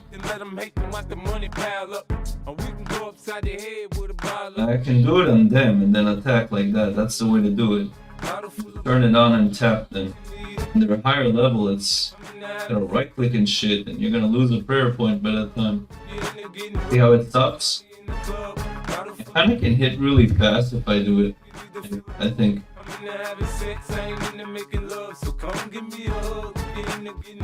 Let me see if I can hit faster than usual by turning it off and on. I have a suspicion that it does that. That if you flick this and tap them, it's gonna hit faster than your DPS if you would just do nothing. Every time I click, it instantly hits. Look, fuck, I am so bad at clicking. I'm so bad! But I'm picking. Okay, never mind. Guess who's back? Back again. Shady's back. Tell a friend. No. Guess who's back? Guess who's back? Guess who's back? Guess who's back? Kinda feels faster than. Let's see. Now we're gonna hit with nothing and see if it's same speed. I wanna check it. I gotta try with a slower weapon, like a 2H. Nobody wants to see more, so more they want shady. I'm chopped liver. Well, if you want shady, this is what I'll give you. A little bit of me mixed with some hard liquor, some vodka that'll jumpstart my heart quicker than a shock when I get shocked at the hospital by the doctor when I'm not cooperating. When I'm rocking the table while he's operating. You waited this long to stop debating, cause I'm back, I'm on the rag and ovulating. I know that you got a job, Miss Cheney, but your husband's heart problem's complicating. So the FCC won't let me be me, so let me see. They try to shut me down on MTV, but it feels so empty without me. So come on and dip, bum on your lip. I don't think so. And wiggle a bit and get ready, cause this is about to get heavy. I just settled all my lawsuits. Fuck you, Devin. Now this looks like a job for me, so It'll hit there right away. cause we need a little controversy, cause it feels so empty without me. I said this looks like a job for me, so everybody just follow me, cause we need a little. This weapon is way too fast to check that, I think.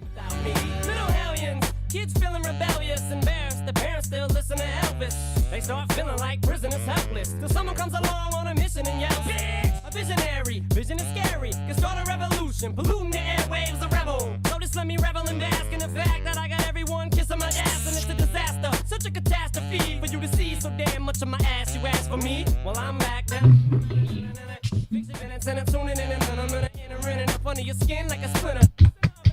Back for the winner, I'm interesting. The best thing, investing in your ears and nesting.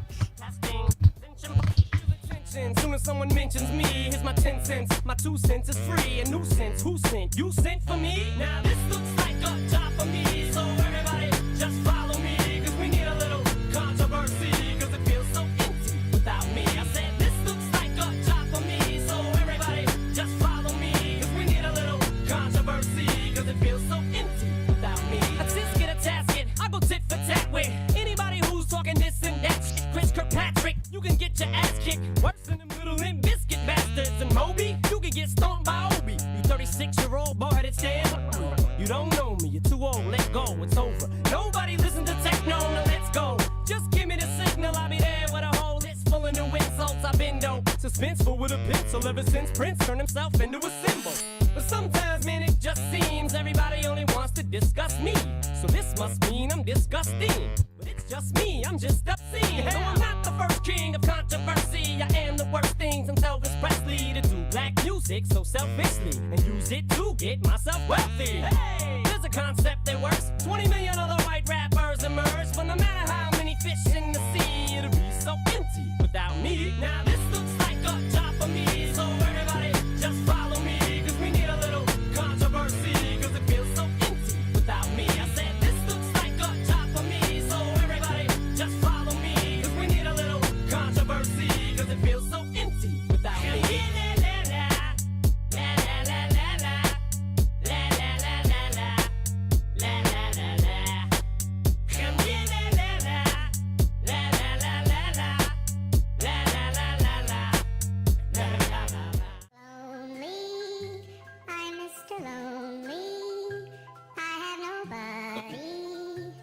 Bingo.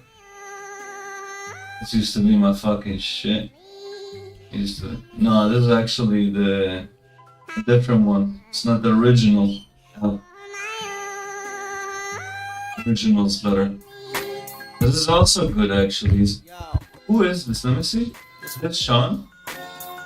Goes out to all my players out there, man. You know, that got that one good. Akon. It's always been there, man. Damn, I haven't seen Akon in fucking ages. Right. Yeah, I woke up in the middle. Actually, a real banger. Cool. By my side. Could have sworn I was dreaming. For her, I was fiending. So I had to take a little ride. Backtracking on. You know what's crazy? When I heard this song, I wasn't even old enough to understand this song.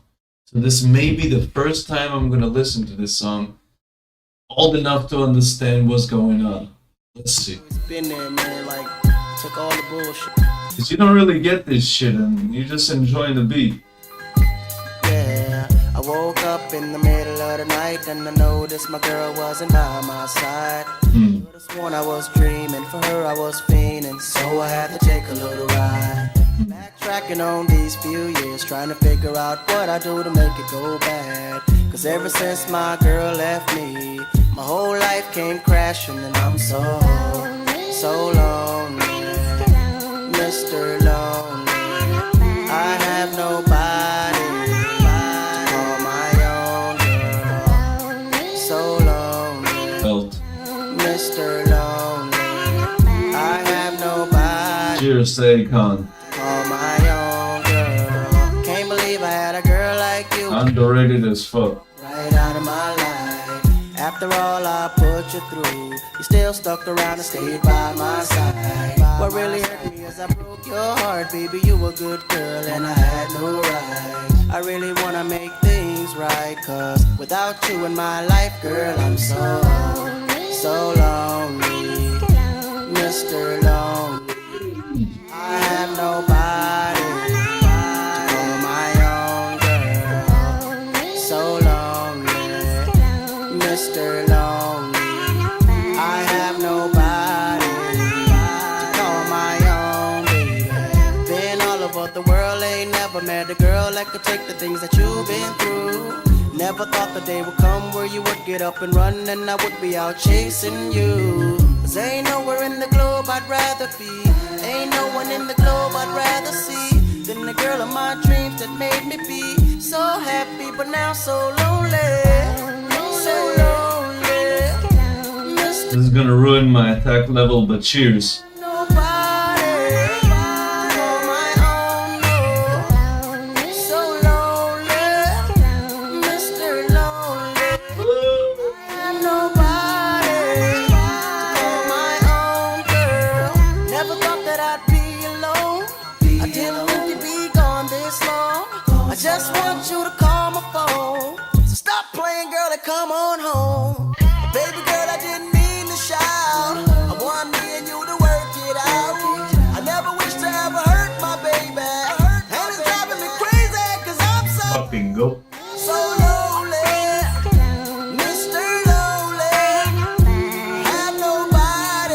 unexpected prayer level. Feels fucking great.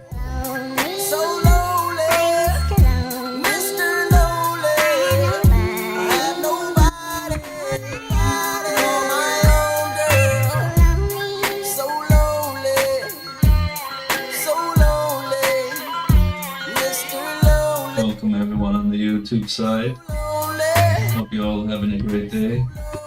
Feel free to join us on Kick. We're 8 Meta. I ain't making a cent on YouTube and I don't plan to. It's more of a place I store moments, good memories. But on Kick, that's what's up. What's wrong with the world, mama? AHighCK.com/AHighJewishRabbi. Drama, only attracted to things that'll bring the trauma. Overseas, yeah, we trying to stop terrorism, but we still Ooh. here living. Okay. The big CIA, the Bloods and the Crips and the KKK. But if you only have love for your own race, then you only leave space to discriminate. And to discriminate only generate. I'll leave you track. When you hate, then you're bound to get irate. Yeah, madness is what you demonstrate. And that's exactly how anger works and operates. Man, you gotta have love just to set it straight. Take control of your mind and meditate. Let your soul gravitate to the love, y'all. People killing, people dying, children hurt and you hear them crying. When you practice what you preach and what you turn the other cheek. Father, Father, Father, help us. Send some guidance from above. These people got me questioning. Where is the love? Where is the love? Where is the love? Where is the love?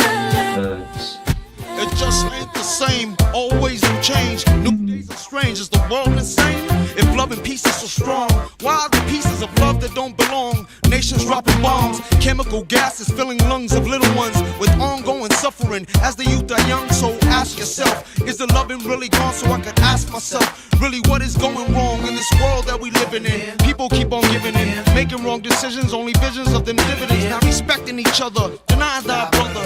A war's going on, but the reason's undercover. The truth is kept secret, it's swept under the rug. If you never know truth, then you never know love. Where's the love, y'all? Come on, I don't know. Where's the truth, y'all? Come on, I don't know. Where's the love, y'all? People killing, people dying, children hurt and you hear them crying. When you practice what you preach and what you turn the other cheek. Father, Father, Father, help us. Send some guidance from above. These people got me questioning. Where is the love? Where is the love? Where is the love?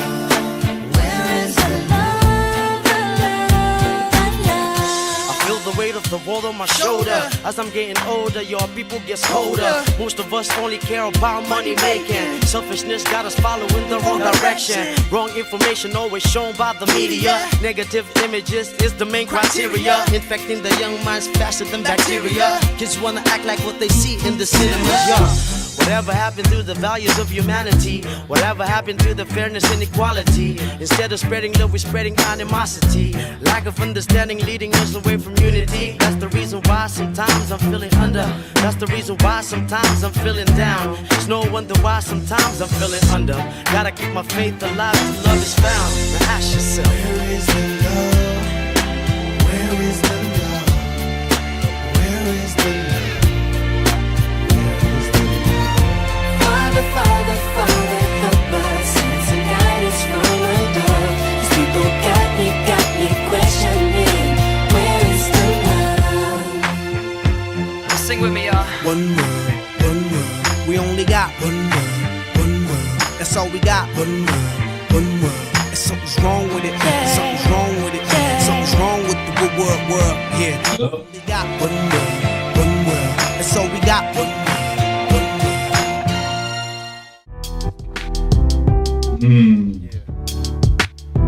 I know sometimes things may not always Banger after banger. Telling you, 2000s were fucking lit. They always tell you, straighten up, little soldier. Stiffen up that upper lip. What you crying about? You got me. Haley, I know you miss your mom, and I know you miss your dad when I'm gone, but I'm trying to give you the life that I never had. I can see you sad, even when you smile, even when you laugh. I can see it in your eyes, deep inside you wanna cry, cause you're scared. I ain't there, daddy's with you in your prayers. No more crying, wipe them tears, daddy's hit me. Wanna eat. We gon' do it. Laney uncle's crazy, ain't he? Yeah, but he loves you, girl, and you better know it. We're all we got in this world. When it spins, when it's swirls. Hit me, I dare you. Two little beautiful girls looking puzzled in a daze. I know it's confusing you. Daddy's always on the move. Mama's always on the news. I try to keep you sheltered. Give me a reason to eat this shit, I dare you. Try to do that, the more it backfires. Weak. All the things growing up as daddy that he had to see. Daddy don't want you to see, but you see just as much as he did. We did not plan it to be this way, your mother and me, but things have got so bad between us. I don't see us ever being together ever again, like we used to be when we was teenagers. But then of course everything always happens for a reason. I guess it was never meant to be, but it's just something we have no control. One, I don't even need armor. But no more worries, rest your head and go to sleep. Maybe let's see if they would hit me. This'll all just be a dream. Now hush, little baby, don't you cry. Everything's gonna be alright. Stiffen that up, pull it up. Then I might hit it harder. Daddy's here to hold you through the night. I know mommy's not here right now, and we don't know why. We feel how we feel inside. It may seem a little crazy, pretty baby, but I promise mama's gonna be alright. Imagine that if you have no armor on, you swing faster slightly. Be interesting. It's funny.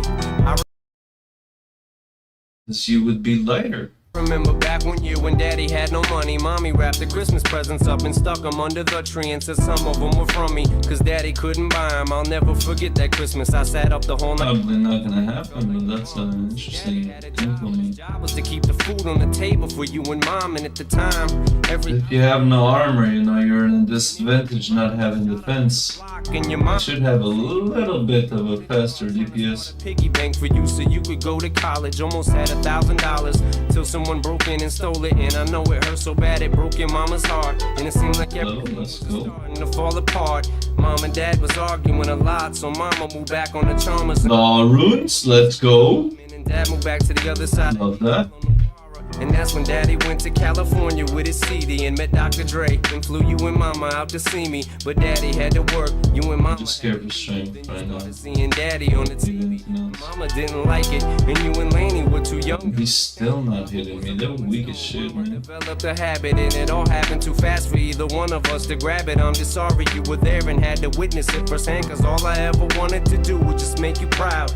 Now I'm sitting in this empty house, just reminiscing, looking at your baby pictures. It just trips me out to see how much you both have grown. It's almost like your sisters now. Wow, I guess you pretty much are. And daddy's still here. Laney, I'm talking to you too.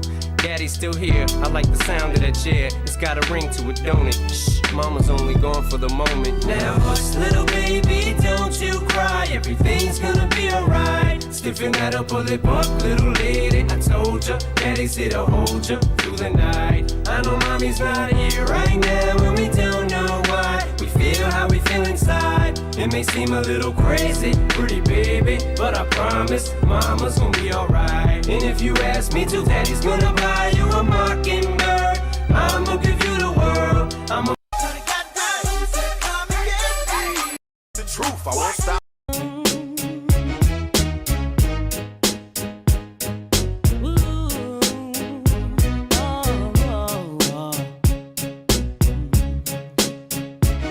Instrumental.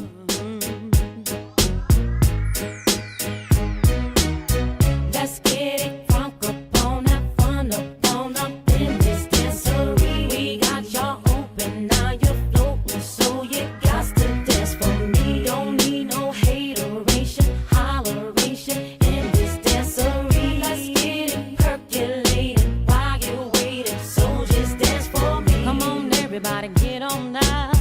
Cause you know we got to get it wrong. Mary J is in the spot tonight, and I'ma make you feel alright. Come on, baby, just party with me. Let loose and set your body free. Leave your situations at the door, so when you step inside, jump on the floor. Let's get it crunk up on in this dancery. We got y'all open, now you're floating, so you got to dance for me. Don't need no hateration, holler.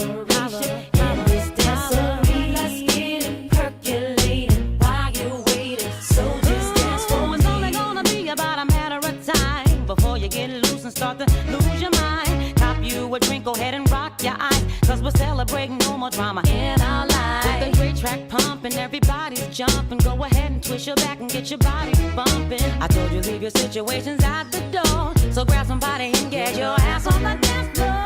Let's get it crunk up on up, fun up in this dancery. We got y'all open, now you're floating, so you got to dance with me. Don't need no hateration, holleration in this dancery. Let's get it percolating while you're waiting, so just dance for me. Don't need no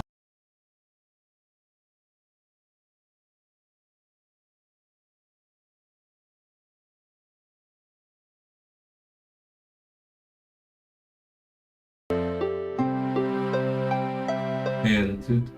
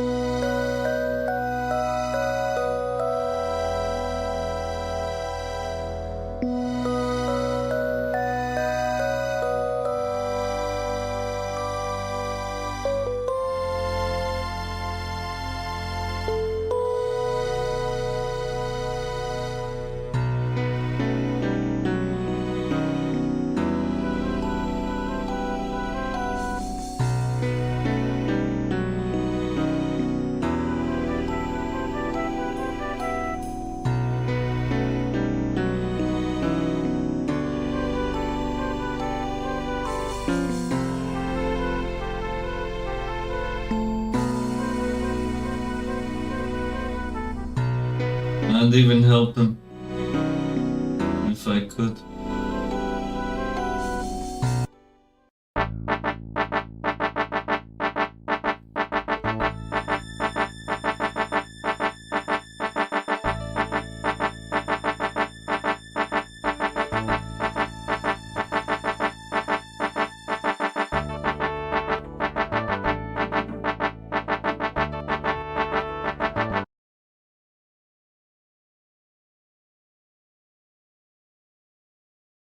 He's good at making thumbnails.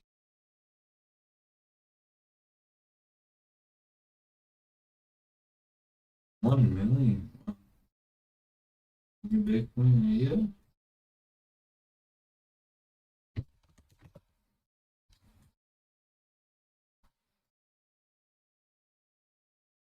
Mil GP and 2004scape is insane. Let's see that.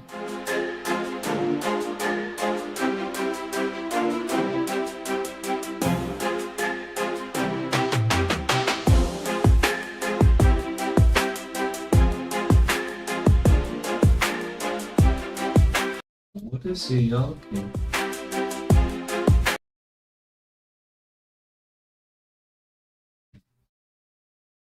Hard leather body. Oh.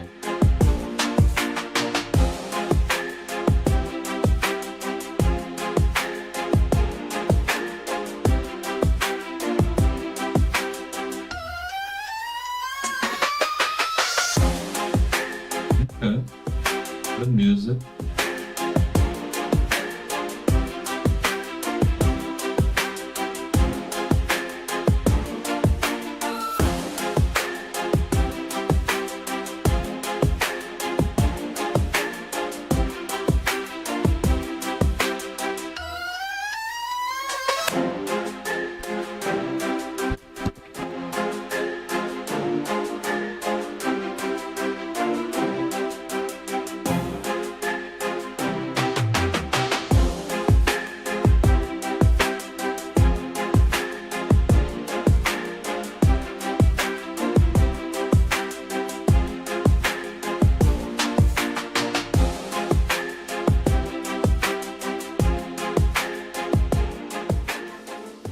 Good job, sire. $1 million acquired. Ronald McDonald Trumpet would be proud.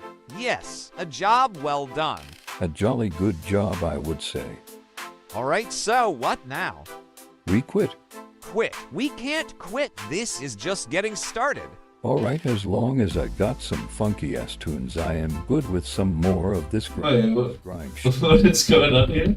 Good job, sire. $1 million acquired. Ronald McDonald Trumpet would be proud. Yes, a job well done. A jolly good job, I would say. All right, so what now?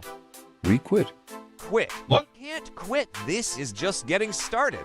All right, as long as I got some funky-ass tunes, I am good with some more of this grindy-ass grind shit. You are becoming a potty-mouthed Sir Alfred, and too old for this music anyway. Listen here, Wacky Bruce, you are just a guest here. I am the star. Back you go to the Swears of Varrock. And who is this joker now, Mr. Q? Spreading misinformation, just like Wacky Bruce. Alright viewers, let us be out with some funky-ass tunes, and on with the progression of the video.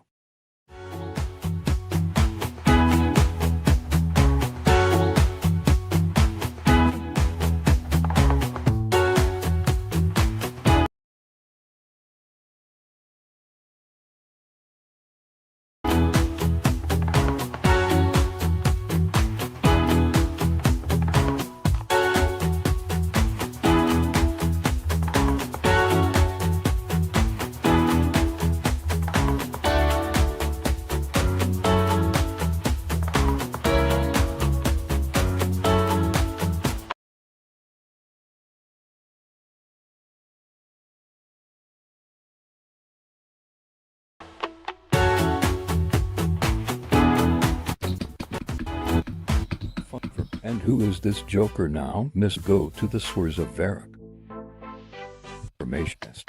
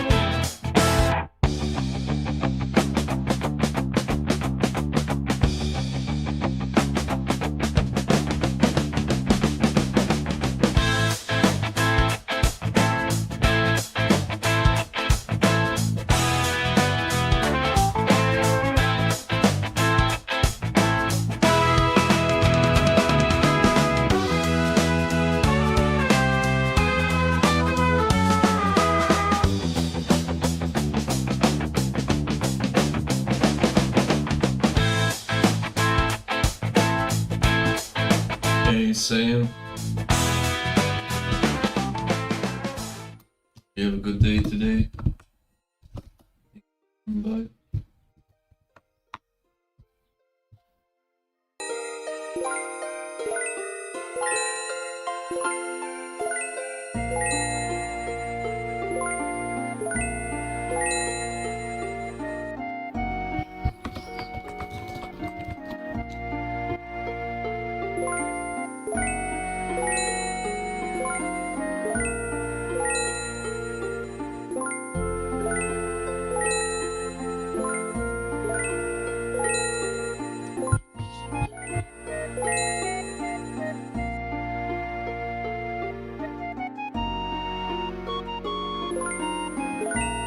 I'm watching a YouTube video, by the way.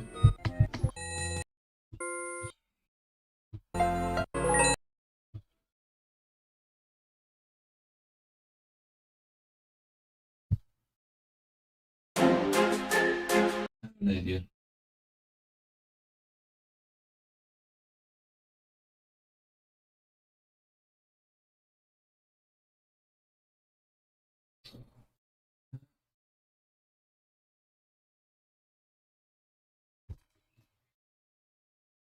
Because the game in this era does not have a loop, the music, or it doesn't go track to track, and just put it on YouTube.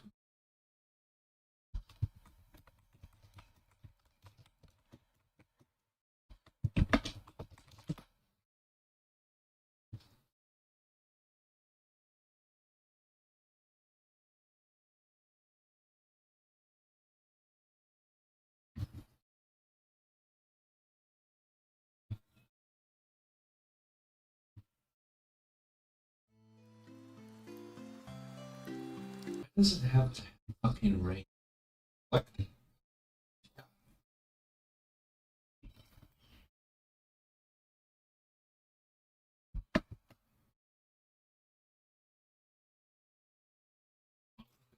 Rain into it.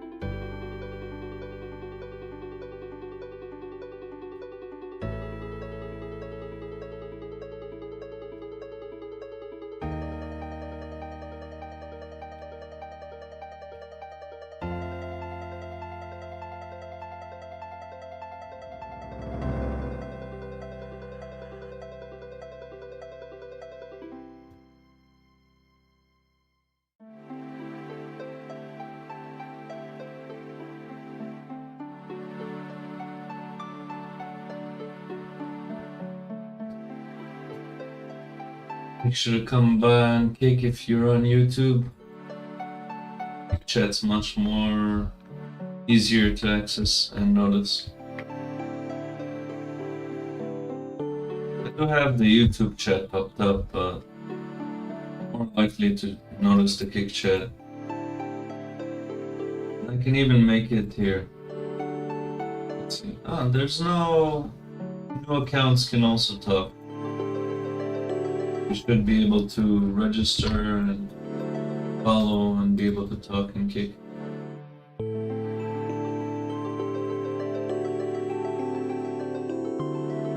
It's just a 1 minute follow only chat, just to get rid of the impatient haters. You'd be surprised how many of the haters are impatient as fuck that 1 to 5 minutes is too much for them. Yeah, no, fuck you. I'm gonna unfollow. They clapped on the way out.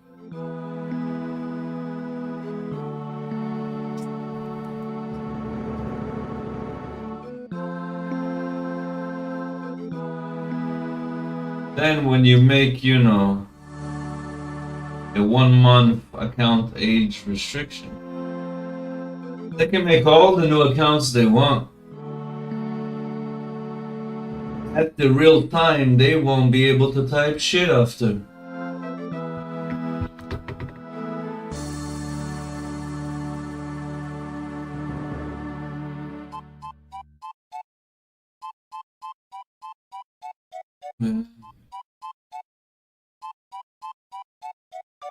It's been good on Kick.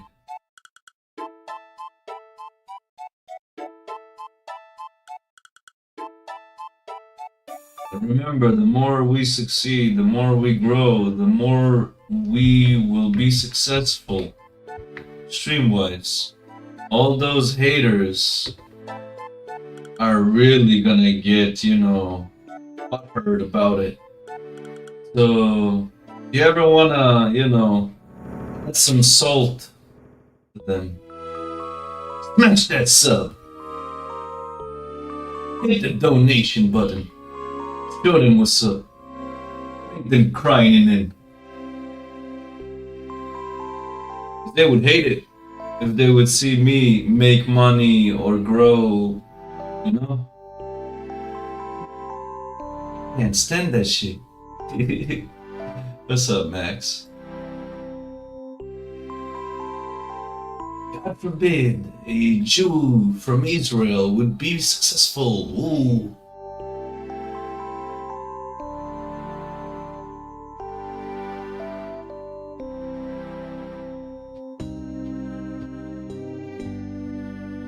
How you doing today, Max?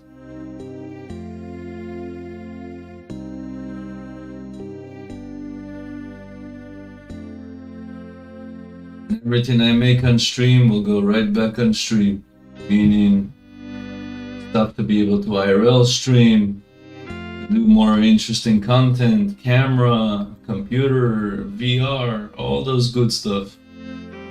My donation money will not go on drugs. My weed is so situated, you know? My donation money don't go to that. The only exception would be is if we go to Amsterdam and then someone's like, yo, here's $20, go get some weed, you know? Play. You're donating for that, then yeah.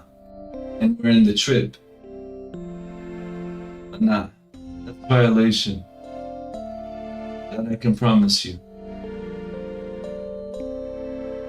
Unless I have, like, you know, I'm making a fuck ton of money where it doesn't even bother. It's a different story. Being there.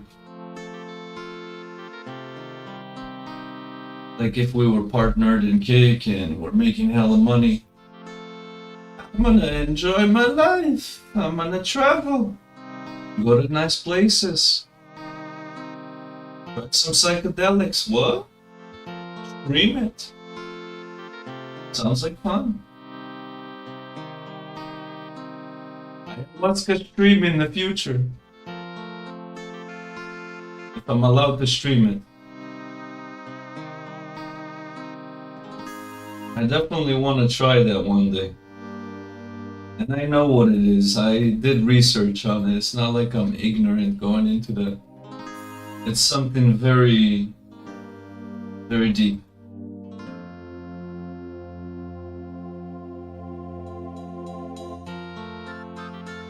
Something else is also known as DMT. Quite interesting to me. I like doing research on it. The experience of when someone's on it is one of my favorite topics to learn about. The outer body experience.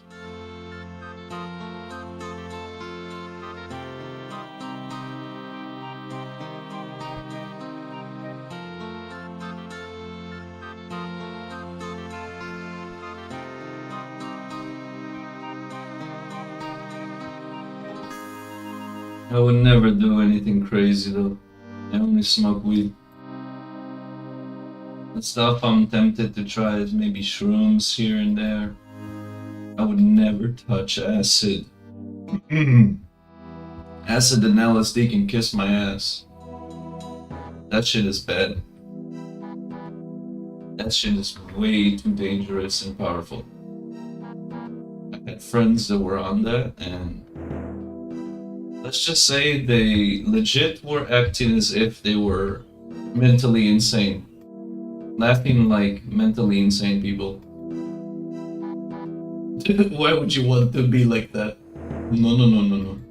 Whenever you see someone walking in the street talking to himself and like acting all crazy, the high probability is on some drugs, like LSD. Because I've seen them act like that. I didn't want to be around them for long. Homies, you know, it just made me feel uncomfortable. Or that a cop would notice them in a second and just pull them over. Which, later that night I heard they did. But they didn't get in trouble or anything. I don't know how they got out of that.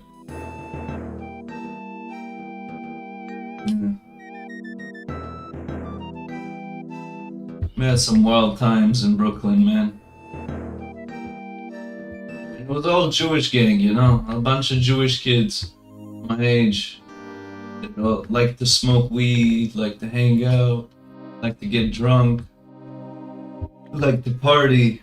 Not religious, you know? Not every Jewish person's religious.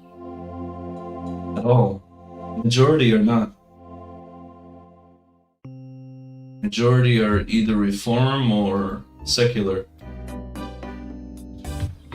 Let's say like 6 million, maybe 5 million are really religious. That's like 15, 16, maybe even 17 million Jewish people in the world, so.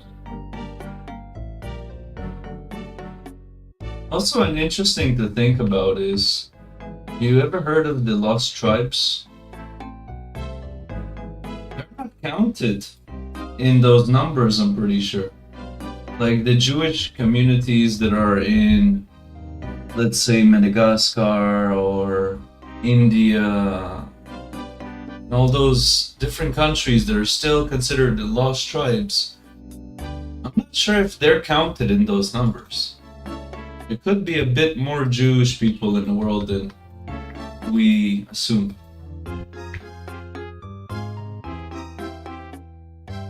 But that's just my guess. We have the Igbos. We even have Jewish communities in China that they're direct descendants of Judea. You can look it up.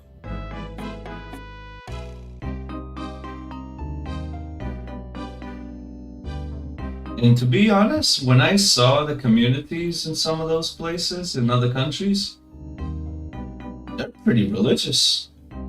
More than most Israelis. They have very strong faith. It's beautiful to see. I love to see that. They know their identity. They didn't lose their identity. They're not lost tribe like you would think when you hear it. There's a series called We Were Never Lost. Look it up if you want.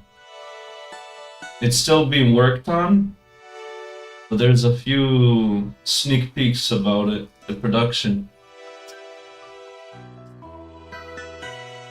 It's made by Rudy Ruchman, R-U-D-Y space R-O-C-H-M-A-N, and his crew. And they're going from country to country around the world where there's Jewish communities, shining some light on them, having them be heard and seen.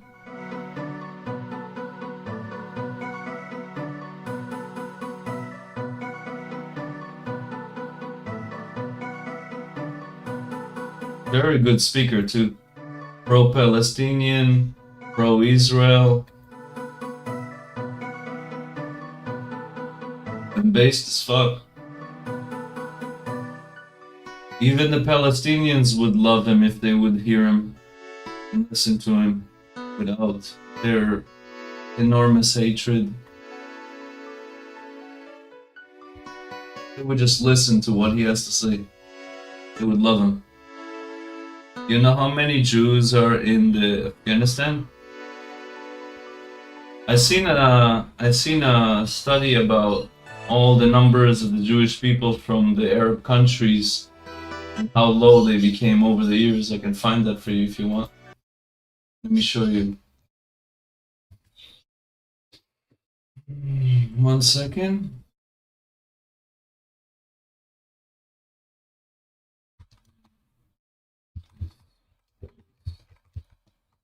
Jews from...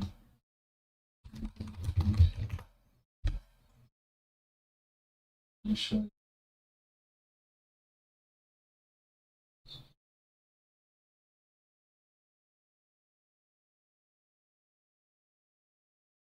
One second. Yeah, it's one. Yeah, but how much was it before? That's the real question. That's when you realize that the Jewish people were ethnically cleansed in Muslim countries. It's always backwards with them. Let me show you. Let me change the politics. I don't want to have this in RuneScape category.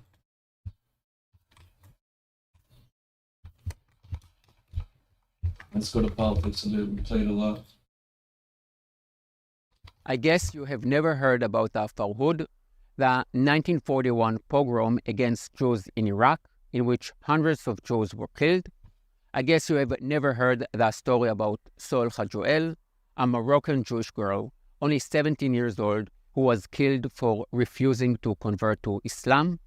I guess you have never heard about the anti-Jewish riots in Aden, Yemen. I could go on, but I'm sure you get the picture. You probably know. Quick shout out to travelingisrael.com. Great fucking channel. This is who we're watching right now. Make sure to smash that fucking subscribe button if you want to know more. Let's continue. Nothing. Oh, and don't forget to hit the fucking like on videos. Don't be slacking.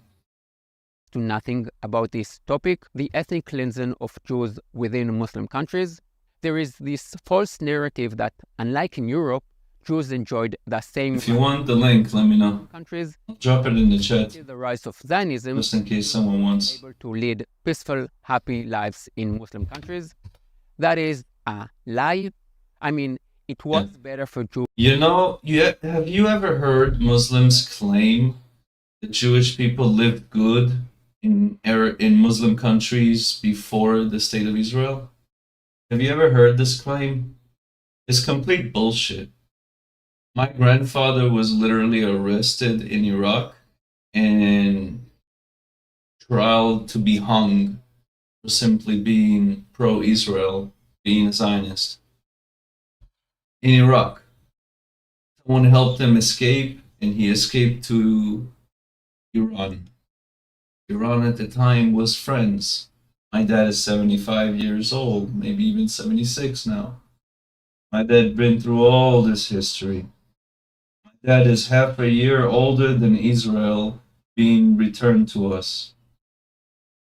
Jews in Muslim countries than in occupied Poland in 1943, but that isn't exactly setting the bar high. The Jews were never seen as equal to Muslims in Muslim countries, not before colonial time. He has an older brother that remembers even the journey. Zionism, and not after. Because he was half years old, he doesn't remember that, but his brother definitely knows that time very well. Was it all horrible? No, and I will get to that shortly. Some of you are not going to like what I'm about to say, and will probably accuse me of Zionist propaganda. So I would like to start off with two comments.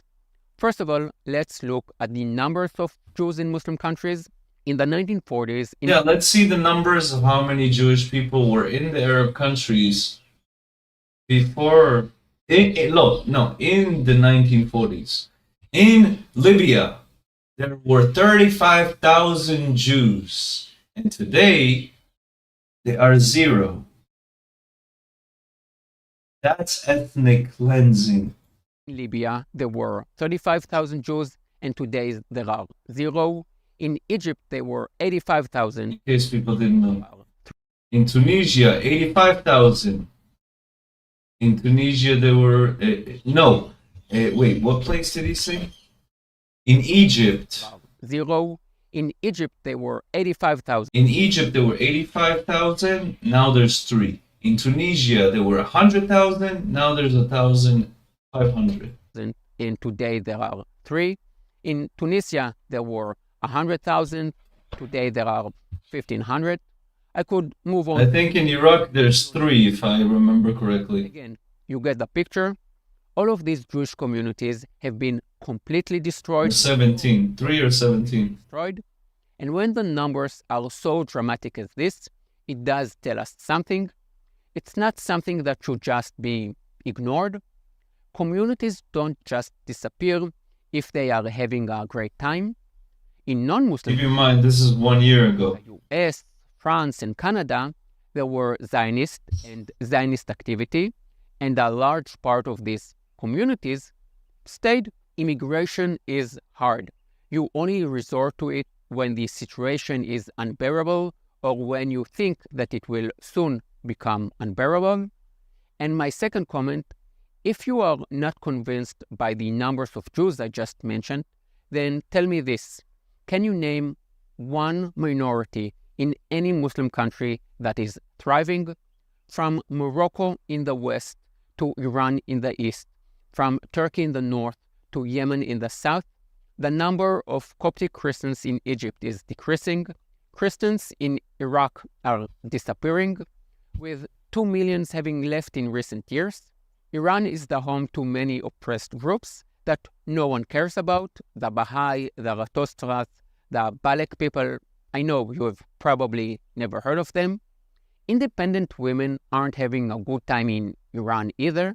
Then there are the Kurds, a Muslim nation who are fighting for independence but being oppressed by other Muslims. No one is getting out onto the streets for them, by the way.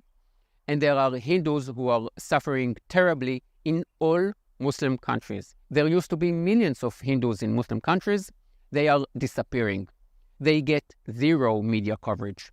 I will soon be making a video about the real oppressed people in the Middle East. But now, back to the main topic of this video, the ethnic cleansing of the Jews within Muslim countries. I will start off with the community that suffered the most, the Jews of Yemen.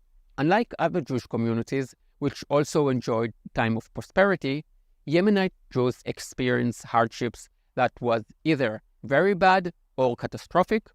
They had suffered under Muslim rule for hundreds of years and been exposed to a series of anti-Jewish laws, one of which was that orphaned children had to be Muslimized. This was one of the reasons why the Jews of Yemen got engaged and married at a very young age, so that if the parents died, the kid would already be part of another family. This fact also explains why half of the Yemenite Jews had already migrated to Israel before 1948, before the creation of Israel.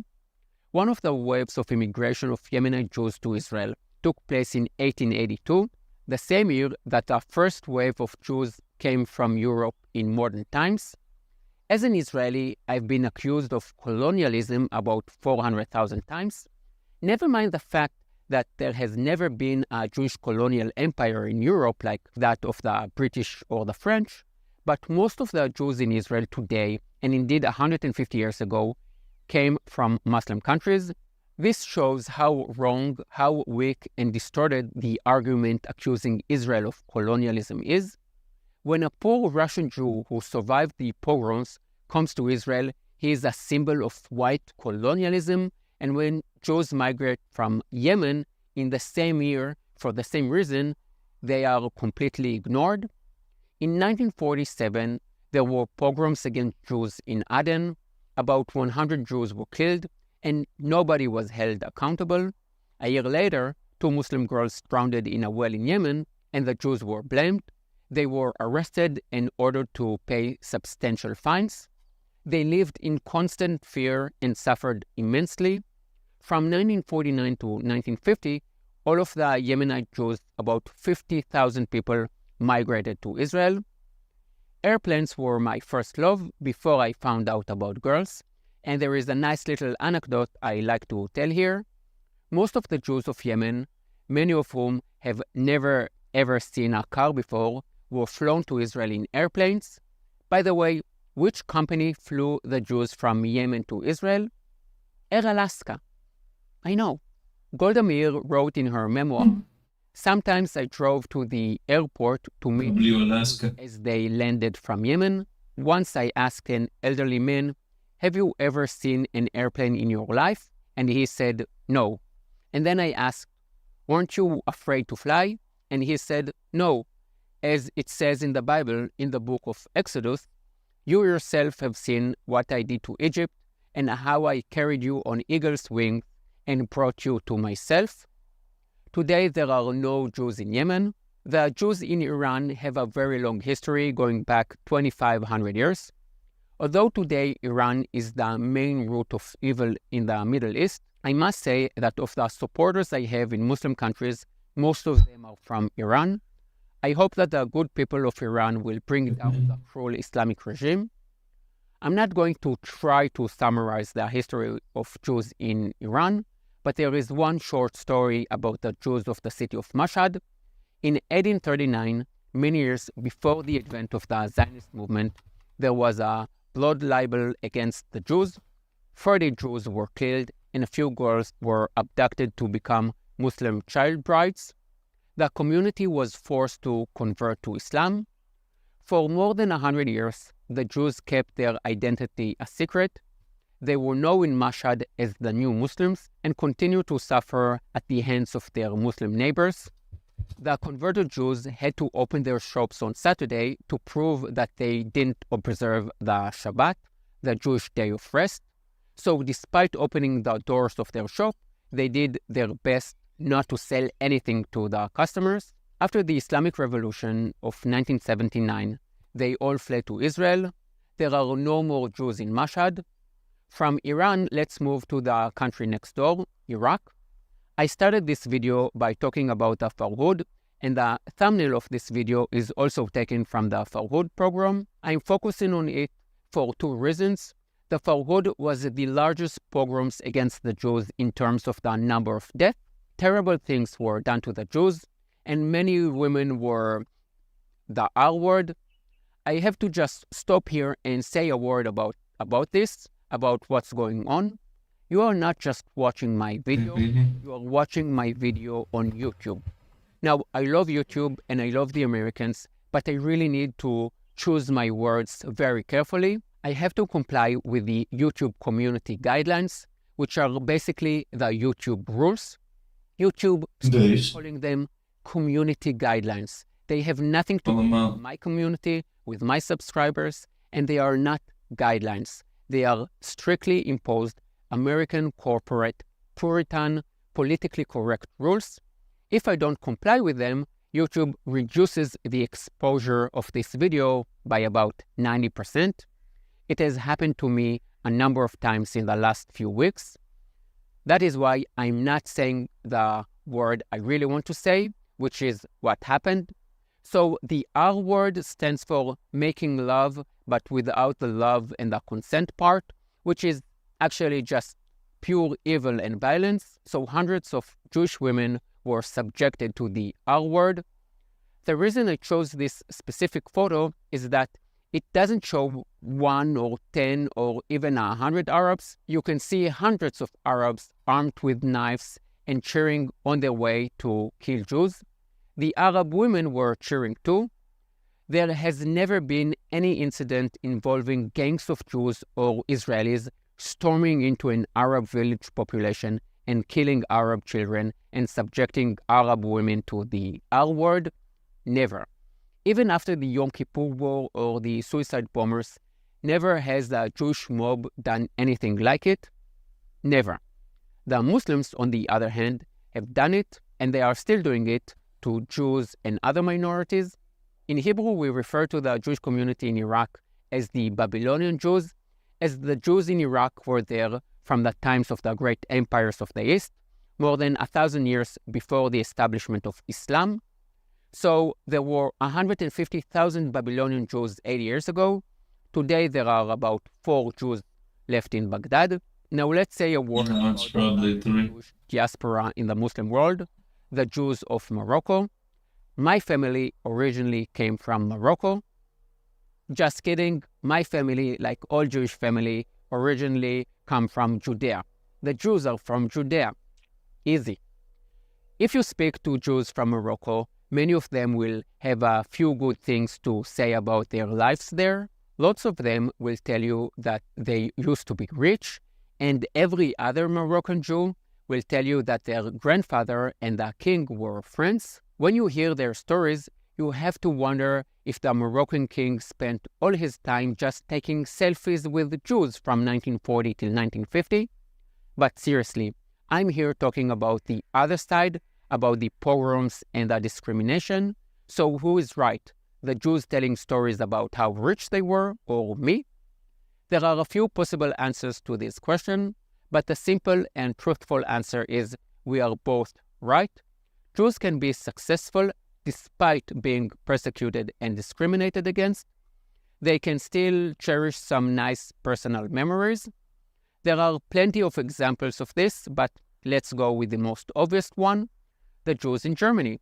They saw themselves as German. They contributed to society more than any other group, yet they were persecuted, and we all know how things ended. Yeah. And They lost all their property, everything. Israel still had happy memories and missed a lot of things about their former lives. The second answer, and it is one that many Israelis are not going to like, is that Israelis, whether their grandparents came from Morocco or Syria or Poland, don't know their personal family history. Maybe you can name 3 or 4 different ethnic foods and you have heard a few stories from your grandparents, but that doesn't mean you actually know your history.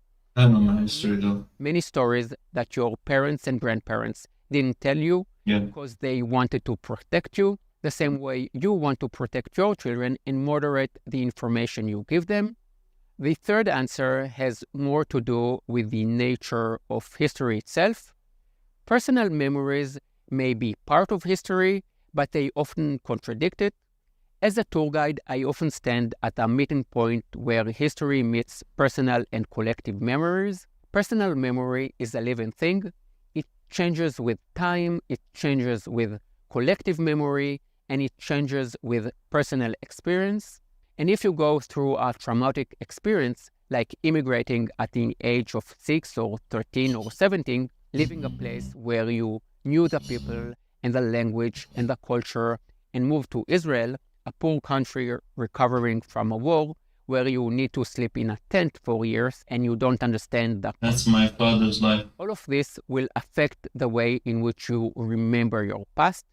Immigration is a traumatic experience. Dad grew up in tents. That I'm talking about the 1950s, before having feelings was invented. The fact that in the 1940s there were 220,000 Jews in Morocco and today there are 2,000 does not suggest that they were having such a great time there. There were pogroms against Jews in Taza in 1903, in Casablanca in 1907, in Setat in 1907, the Tritel, the Fez riots of 1912. Each pogrom saw dozens of Jews killed, women subjected to the R word, girls kidnapped, synagogue burned to the ground, and private Jewish property plundered.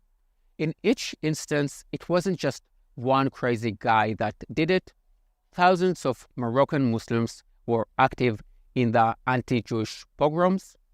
The Jews in Morocco, like all the Jews in all Muslim countries, had to pay the jizya. This is a tax paid by non-Muslim subjects, Jews and Christians who are living in an Islamic state. Many more rules were imposed in a bid to humiliate the Jews.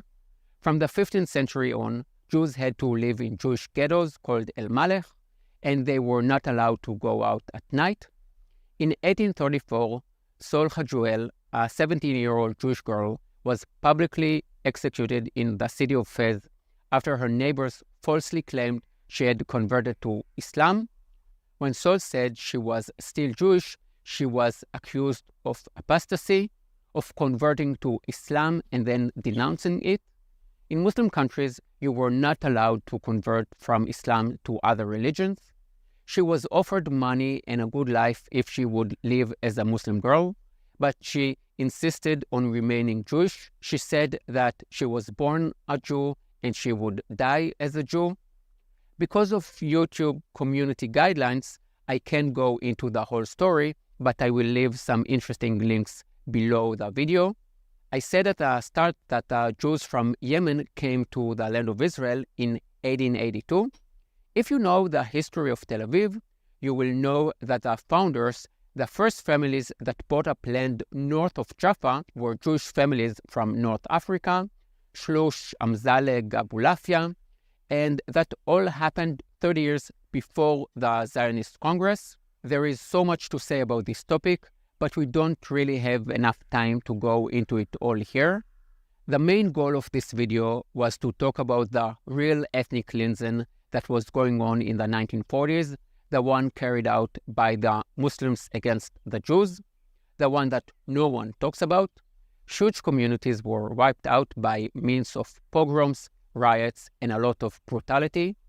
Unlike the Palestinians who started a war against the Jews and lost, the Jews living in Muslim countries never used violence against their Muslim neighbors.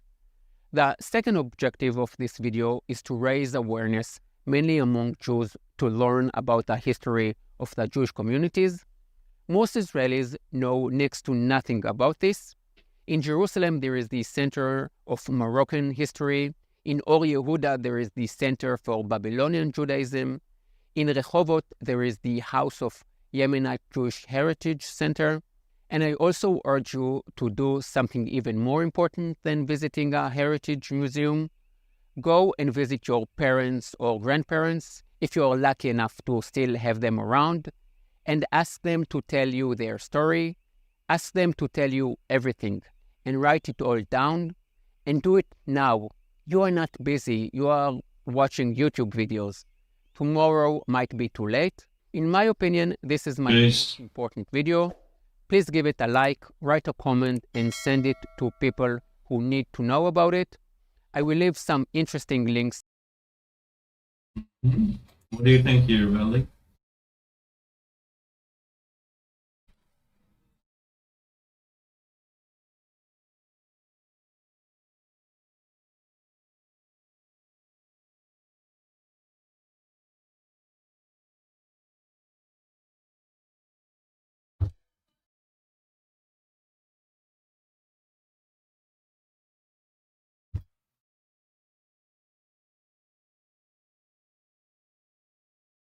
You hear so much about Israel and Gaza in the news, but there are a few things that pro-Palestinians forget to tell you. Here is a quick summary of the things you need to know. Why don't the Palestinians have a state? So you have the Jews and the Arabs fighting over the same piece of land. Why not divide it into two? This smart idea has been proposed a few times throughout history. In 1937 and in 1947, in 2003 and in 2008. The British proposed it, the UN and the Americans. And while the Israelis were willing to compromise and accept this solution, the Palestinians kept saying no to it. By the end of this video, you will understand why. Here is a hint. It is not about the land. You are next. You may well be saying to yourself, who cares? So the Jews and the Arabs are fighting over a piece of land and each thinks that God is on their side and it is all just stupid religious stuff. Well, you are wrong because you may well be next. Hamas and all their friends, ISIS, Hezbollah, Taliban, the Muslim Brotherhood, they all want a Muslim world. أرض إسلام وإن البقاع الإسلامية التي احتلها الأعداء يوما ستعود إسلامية بل وإننا سنصل إلى ما بعد هذه الدول التي ضاعت في زمن ما ونبشرهم بأننا على موعد. They see Spain as a Muslim land and Rome as the capital of the Crusaders, the infidels. and London and Paris and Berlin and Manhattan. They accuse the Jews for wanting to control the world, yet they themselves very clearly state that that's what they want to do. I listen to them, and so should you. Ignoring reality and wishful thinking doesn't make you morally superior. I urge you to go to one of the anti-Israel rallies happening near you and ask the young Muslims, who, by the way, are the fastest growing community in Europe, whether they prefer European democracy or Sharia law, or whether it should be illegal to be gay. Really, just try it and see. Why are there so many Palestinian refugees in the world? Hundreds of millions of people all over the world have become refugees as a result of a war or other disasters from 1945 till today. A UN agency was set up to help all the refugees, and there is also another separate agency called UNRWA for the most privileged refugees in the world, the Palestinians. You are probably asking yourself why the world needs two agencies. Well, the difference between the agencies is that UNRWA, the agency for the Palestinians, allows the Palestinians to pass their refugee status on to their sons and grandsons and great-grandsons and so on. So instead of putting all the money into helping the real refugees in the world, the UN is pouring money into Gaza, whose people are using this money to finance Hamas. Ethnic cleansing. Israel is accused of ethnic cleansing. Let's check the numbers. In 1948, there were 160,000 Israeli Arabs. Today, there are 2 million. In 1967, there were around a million Palestinians. Today, there are 4.5 million. I'm not very good at math, but I do know that 2 million is more than 160,000. Now, let's have a look at the number of Jews in neighboring countries. In Lebanon, in 1948, there were 6,000 Jews. Today, there are about 100. In Syria, 8 years ago, there were more than 30,000 Jews. Today, there are basically zero. In Egypt, in 1940, there were 70,000 Jews. Today, there are 3. So yes, there is ethnic cleansing going on in the Middle East, but it is the Muslims who are doing it to the Jews. My next video will be about this very topic. By the way, the 2 million Arabs living in Israel enjoy exactly the same rights as the Jews. Is it all perfect and uncomplicated? No. But if you ask Israeli Arabs where they want to live, in Israel or under Palestinian rule, most of them will choose Israel. Israeli Arabs enjoy more rights and a higher standard of living than any Arabs in the Middle East. Did you know that it was an Arab judge that sent the president of Israel to jail? I guess not. Most Israelis don't know about this either. And you know why? Because what does it matter if the judge was a Jew or an Arab or a Druze? The president was a criminal, so he was sent to jail. Hamas doesn't like gays. You will have seen lots of so-called progressive marching proudly with the Palestinians in pro-Hamas demonstrations. They don't get put on the streets when 500,000 died in the war in Syria. They didn't demonstrate when Iran murdered girls who refused to cover their hair. Pakistan is about to deport 1.7 million Afghans. I wonder if a single progressive will come out and demonstrate for them. The progressive have apparently decided to team up with Hamas. Do you know what one of the first things Hamas did when it came to power in Gaza was? They rounded up gay men and took them up onto a roof, and not to enjoy a roof party, but lesbians are not welcome either. Actually, no progressive ideas are welcome in Gaza. Gaza is not a prison. Is Gaza really the biggest prison camp in the world? Gaza shares border with Israel and Egypt. Israel doesn't control the border with Egypt, so how can it be a prison? Moreover, Hamas, which was elected in 2007, very clearly states that it wants to destroy Israel. And yet Israel continues to provide water, electricity, and aid to Gaza. Have you heard about any other countries that provide humanitarian aid to their enemies? And how about this? Did you know that the daughter of Hamas leader Ismail Haniyeh was treated in an Israeli hospital? Hamas is one of the richest terror organizations in the world, and Haniyeh has a net worth of $4 billion. He resides in one of the most expensive hotels in Qatar, while his people are suffering in Gaza. But unlike others who blame Hamas leaders who have billions in the bank and are now living in Qatar and Turkey, I don't blame them. If Hamas enjoys the support of 65% of the people in Gaza, then what is happening is their fault. I will now say a crazy thing that has never been said before by the mainstream media. The people of Gaza are responsible for their situation. I know it's shocking. They aren't choosing terror because they are poor. They are poor because they are choosing terror. Money is not a problem. The people of Gaza get more money from the UN, the Arab countries, European Union, and the US than any other group. But instead of investing in education and infrastructure, they build tunnels and rockets. There is no shortage of that in Gaza. Constitutions. I'm sure you have noticed my heavy yet beautiful Israeli accent. And yes, this is the Israeli perspective. The thing is that after seeing this, you might switch to the BBC and see the other side, the Palestinian side. And you will be like, who are the good guys and who are the bad guys? To answer this question, I like to go to the source. Rather than relying on he said, she said, let's look at the basics, at what each entity, Israel and Hamas, says about themselves. The Israeli Declaration of Independence says, we extend our hand to all neighboring states and their peoples in an offer of peace and good neighborliness. Israel will ensure complete equality of social and political rights to all its inhabitants, irrespective of religion or race. It will guarantee freedom of religion, conscience, language, education, and culture. The Hamas constitution says Israel will exist and will continue to exist until Islam obliterates it. There is no solution for the Palestinian problem except by jihad. Jihad is the path, and death for the sake of Allah is the lowest of its wishes. This conflict is not about land, it's about values. Jihad, violence, and death versus freedom, equal rights, and peace. Which side are you on?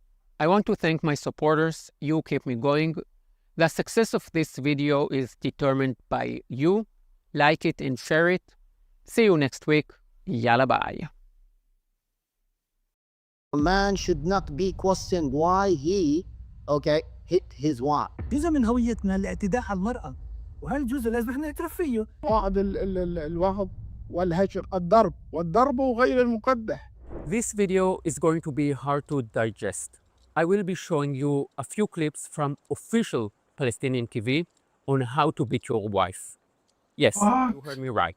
I wasn't planning on making this. I don't even want to see that. However, I came across these video clips when I was starting work on my next video about the Palestinian death culture, which is actually a really easy video to make because that culture comes through in so many different areas. Education, media, posters, place names, TV, social networks, official documents.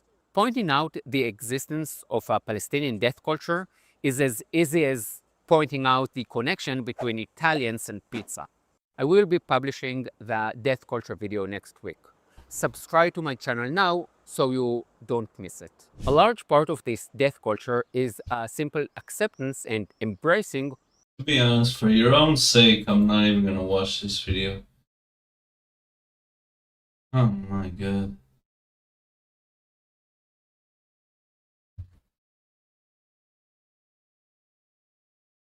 Go watch some news. Something recent. Hamas tried another October 7. It's over for Gaza.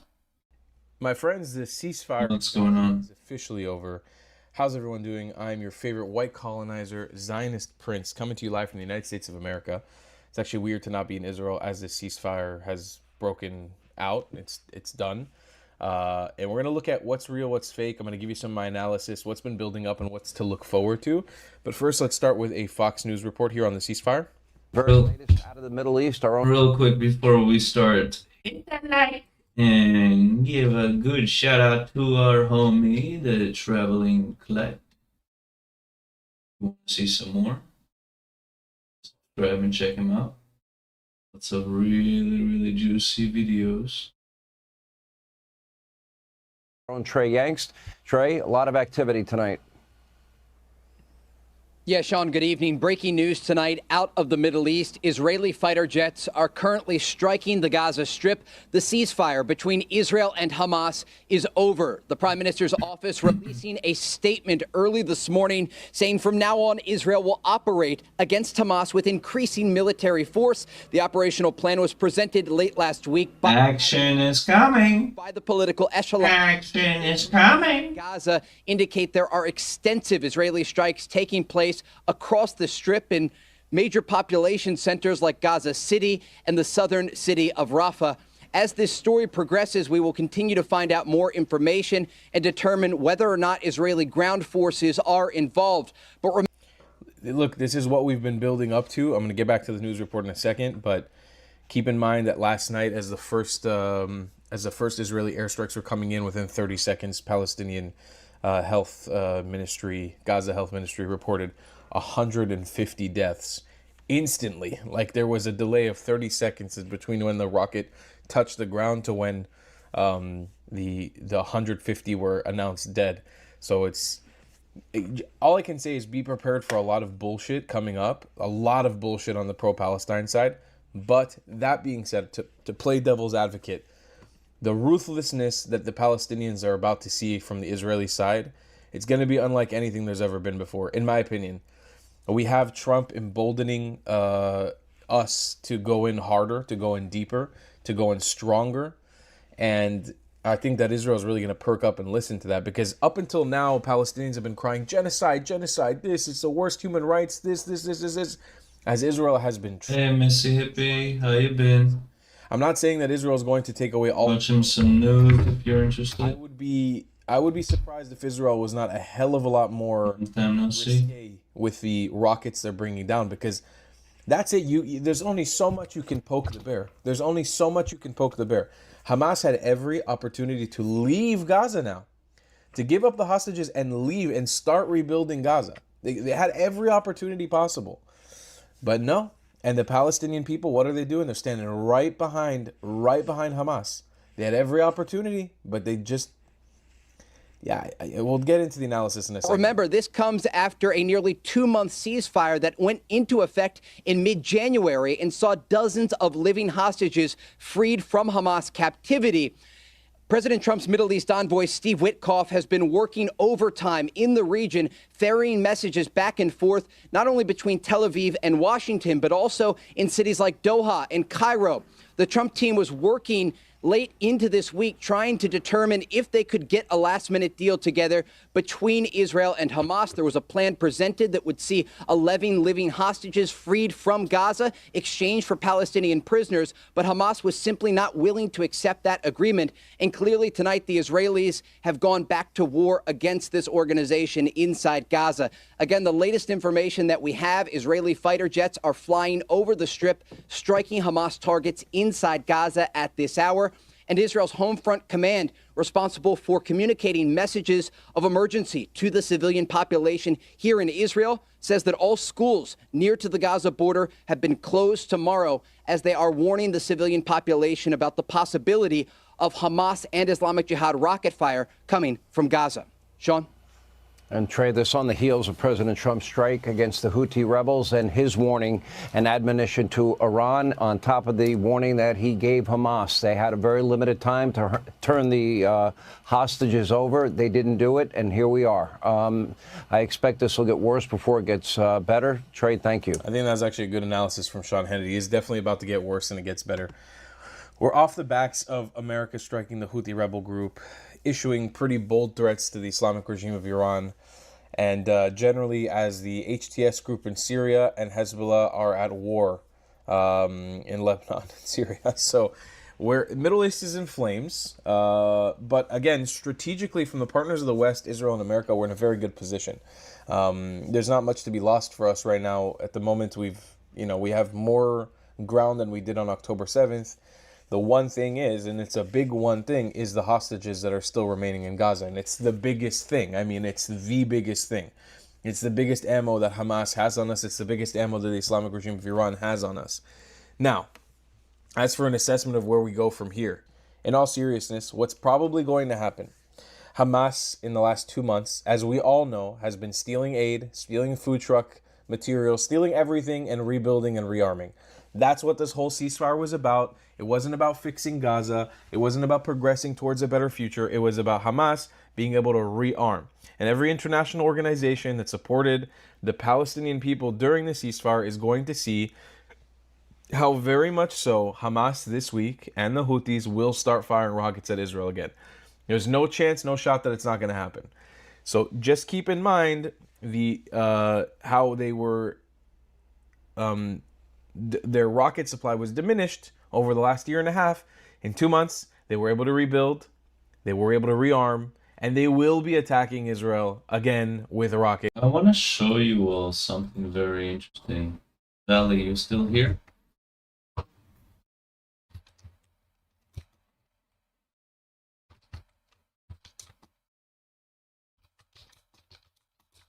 I want to show you what the scripture, what Judaism says that the end of days will be like. And then you can at least envision what is the Jews told or expect of the end of days to be. כשרואים את הפעם היה קשה להבין איך ייתכן שהדברים האלה יהיו. אנחנו כעת נעבור לשלב הטוב יותר. זוהי תקופת ביניים שנאמר שהיא תהיה תקופה קשה. וכמו שהזכרנו, כשרואים את כל ההיסטוריה ובוחנים את התקופה שלנו, לא היה דור שכל הסימנים התגשמו, קיבוץ גלויות, פריחת ארץ ישראל, התרחבות ירושלים, כל רשימת הסימנים שראינו, בבל נופלת וכן הלאה. Attending to my 85-year-old mother, as she's been rather ill. Been a while since I've been able to connect here and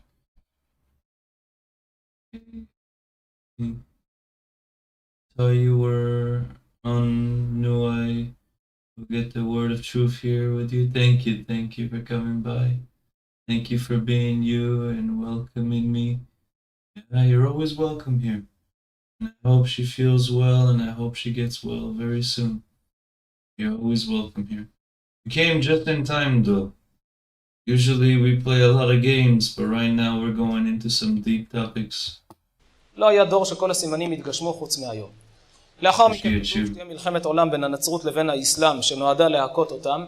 אם אנחנו נסבול או לא, כתוב שזה תלוי במעשיהם של ישראל, באיזו רמה רוחנית יהיו באותה תקופה. אין אב להכות את ילדיו. ואז נאמר גם שיהיה מצב של ברור גמור, לא כמו היום שאתה רואה צדיק ורע לו, רשע וטוב לו. אז יהיה ברור גמור, צדיק וטוב לו, רשע ורע לו. כי אז מתעורר מצב כזה.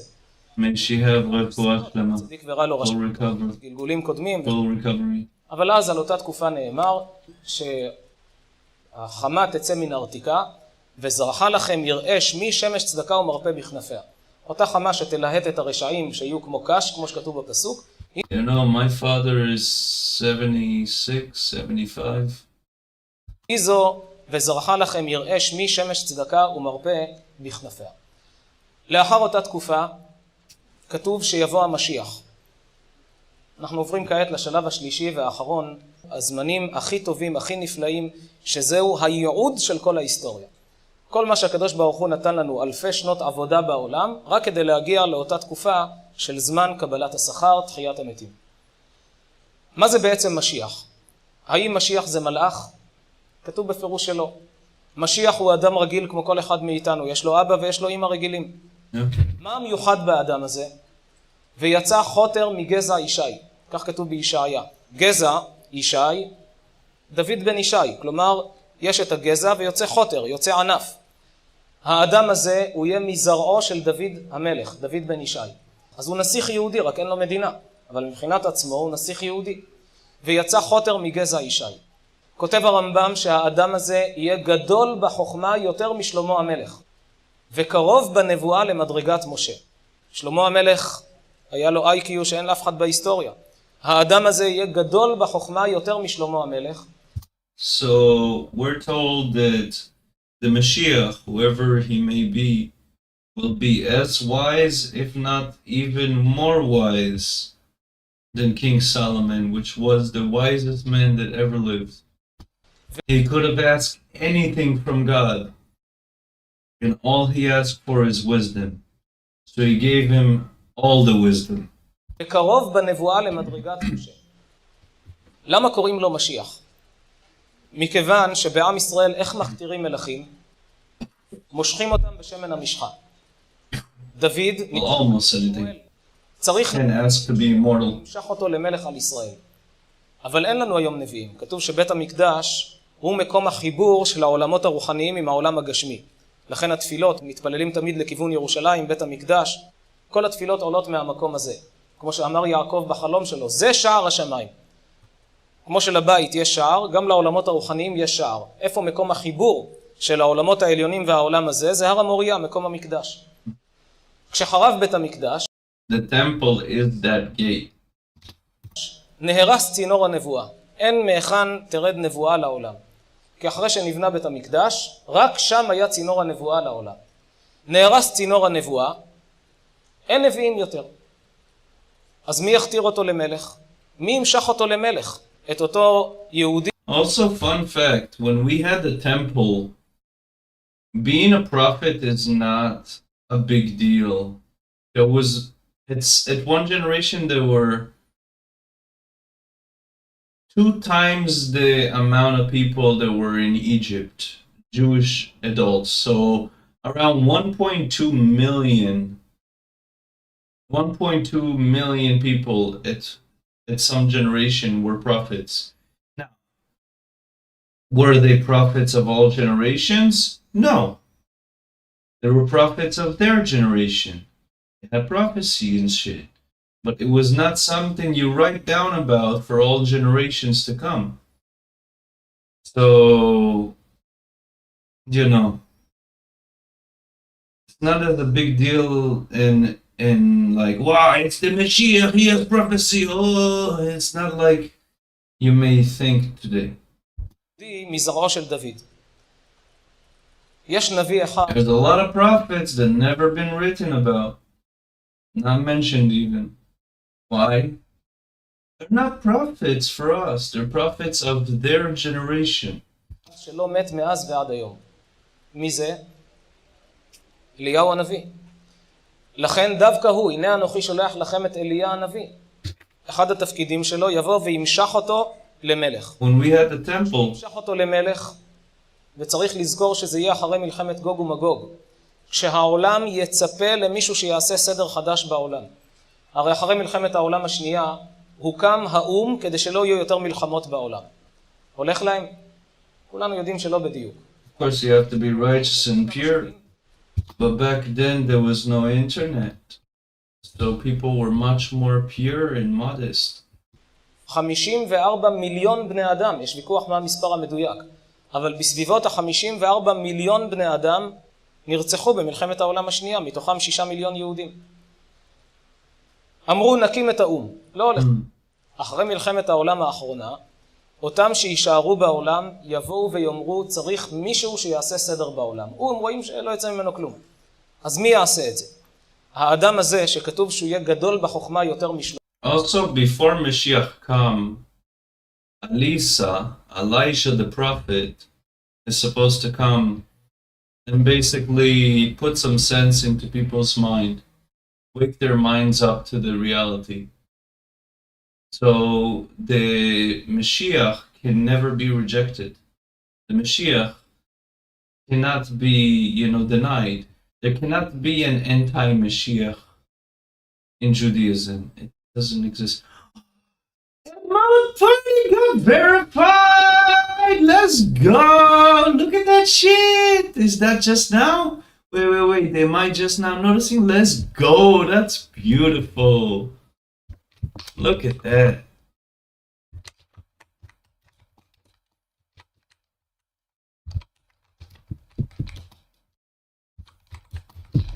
Hey, I just noticed. Let me see how long it's been there. Has he just turned it on? He just noticed it. Yeah, he just turned it on. Yeah. Because he sent a message at 4:04. And then he sent a message at 4:80. 4:48. Nothing. 5:11. Nothing. And then he turned it on at 5:55. Let's go. Now it's 6:35. ובארץ ישראל כבר לא יהיה דמוקרטיה. I hope that that self-sub was the one to seal the deal, brother. Or sister. I do not know your gender. תהיה מלוכה, יהיה פה מלך. I subbed to a mode party yesterday, which feels good. I hope that's the one. זה אדם שהתנ"ך מעיד עליו שיהיה מתוקן במידות. אדם שיהיה ענק בכל התורה, בקיא בכל החוכמות והמדעים, משכמו ומעלה. כשהוא יתחיל לדבר, כל העולם ישמע את דבריו, ויאמרו, זה האדם שראוי לעשות סדר בעולם אחרי גוג ומגוג, שנפסיק להרוג אחד את השני. פעם היה קשה להבין איך ומלאה הארץ דעה את השם. איך כולם It's kind of crazy, you know, when I first saw a mode party, I was saying, if a mode party is able to be verified and be KCAP'd before me, that's gonna be crazy. My man's gonna be partnered, and we don't even know anything but the mouth about him. Man is a goat. הכירו את המלך המשיח שילמד אותם להאמין בבורא עולם ושהגויים ישמרו 7 מצוות. Told you how you can do it. No matter what. היה קשה להבין, היום יודעים שאין כאן בעיה. כמו שאומר הזוהר שבשנת ה-600 ל-1000 השישי, כלומר 5,000. But it's huge help by Lurk. I'm sure Lurk did a huge help for אומר you. הזוהר שמכיוון שזה דומה ליום שישי בצהריים, Shout out to Lurk for that. כונן לזמן אחרית הימים. אז יהיה הרבה חידושים טכנולוגיים בעולם הזה, באמת המדע תפס תאוצה מאז, תעופה אווירית שהגשימה את הנבואות של קיבוץ גלויות. גם תקשורת, הוא יושב במקום אחד וכל העולם שומע אותו, את אותו אדם. הוא מלמד את כל האנושות חוכמה. ואז מה קורה? הצרפתים שומעים את דבריו ואומרים, תשמע, המלך היהודי הזה חכם מאוד. אני מעדיף שהוא יהיה המלך שלי. מהפכה בצרפת, ממנים אותו למלך צרפת. האנגלי אומר, אני לא רוצה את ראש הממשלה שלי. אני רוצה אותו, את המלך היהודי. מהפכה שלטונית, המלך היהודי נהיה מלך אנגליה. כך בארצות הברית, כך בגרמניה, בכל העולם. מלך יהודי שולט על כל העולם. על זה נאמר שבאותה תקופה וכיתתו חרבותם לעיתים וחניתותיהם למזמרות. לא יישא גוי אל גוי חרב ולא ילמדו עוד מלחמה. היום מאוד קשה להבין איך ייתכן שלא יהיו מלחמות בעולם. איך ייתכן שאפילו לא צריך ללמוד מלחמה ולא ילמדו עוד מלחמה. איך ייתכן שלא צריך ללמוד? תתאמן, אולי תפרוץ מלחמה. למה יש מלחמות היום? נשאל את האמריקאי, תגיד לי, למה אתה הורג את העיראקי? והעיראקי, למה אתה הורג את האמריקאי? הרי הסבא שלך והסבא שלו לפני הרבה דורות היה האדם הראשון. אתם בני דודים. אתם קרובי משפחה. מה הם עונים? אני נתין אמריקאי, אזרח אמריקאי, יש לי נשיא, אמר לי להילחם, אני נלחם, ואותו דבר השני הוא עיראקי. אבל באותה תקופה, כשלא יהיו יותר מדינות, הרי כל המלחמות נגזרות בגלל הגבולות של המדינות. כשלא יהיו יותר מדינות, אין שלטונות שונים בעולם, יש מלך אחד על כל כדור הארץ, יש סיבה שאלה יהרגו את אלה, אז תהיה אחוות עמים אמיתית, כי יש מלך אחד על כל העולם. לפי דעתי זה שרואים היום באירופה, שנפלו המחיצות, מטבע אחת לכל אירופה, דרכון אחד אתה חוצה את כל אירופה. העיתונים משתמשים במילים שאירופה הופכת להיות מדינה אחת, וכל כמה זמן עוד מדינות מצטרפות לאותו ייחוד. זה חלק גדול מהתהליך שהקדוש ברוך הוא מכין את העולם לאחרית הימים. העולם מתחיל להתרגל. כל כדור הארץ מדינה אחת. אחוות עמים. אין סיבה שנהרוג אחד את השני, כולנו בני אדם. אלה גויים שומרים 7 מצוות, אלה יהודים יש להם 613 מצוות. באותה תקופה כתוב, והיה באחרית הימים. נכון יהיה הר בית השם בראש הערים, ונישא מגבעות, ונהרו אליו כל גויים. כל העולם יעלה לירושלים, כי מציון תצא תורה, ודבר השם ירושלים. בית המקדש השלישי כשיבנה, כתוב שהוא בית המקדש ירד מלמעלה, וישכון באותו מקום, שהיום יש שם את המסגד שהם בנו. יש נבואה מדהימה מלפני 2000 שנה, בפרקי דרבי אליעזר. רבי אליעזר הגדול חי לפני 2000 שנה. והוא כותב 15 דברים עתידים בני ישמעאל לעשות בארץ באחרית הימים. אתה רוצה לבדוק אם אתה באחרית הימים? תבדוק אם 15 דברים האלה יתקיימו. נראה רק חלק מהרשימה. הוא כותב, יבנו בניין בהיכל. מה פה שיבנו בניין בהיכל? מקום המקדש יהיה בניין שלהם, של המוסלמים. מי יכול לדעת את זה לפני 2200 שנה? יבנו בניין בהיכל. הוא ממשיך, יבנו הערים החרבות. ארץ ישראל שתהיה חרבה, הם שיבנו אותה. תבדקו בארץ כמה בתים נבנו על ידי הערבים, גם בתים שלנו. יהודי לא רוצה לעבוד בבניין, הערבי בא ועובד. יבנו בתים, ויפנו הדרכים, ויטעו גנות ופרדסים, ויגדרו פרצות בחומות בית המקדש. מי שזוכר, כשבהר הבית, זה היה קשה להבין את זה. אבל כשרב הכותל פרץ שם כדי להיכנס לתפילה, בסוף סתמו את זה בבטון. ממש רואים את ההתגשמות של כל אלה. ויעשו בית הקברות למרבץ צאן אשפתות. מי שיראה את הר הזיתים היום, מה הם עושים שם בהר הזיתים, כמה הורסים מצבות ומלכלכים שם עם הצאן שלהם.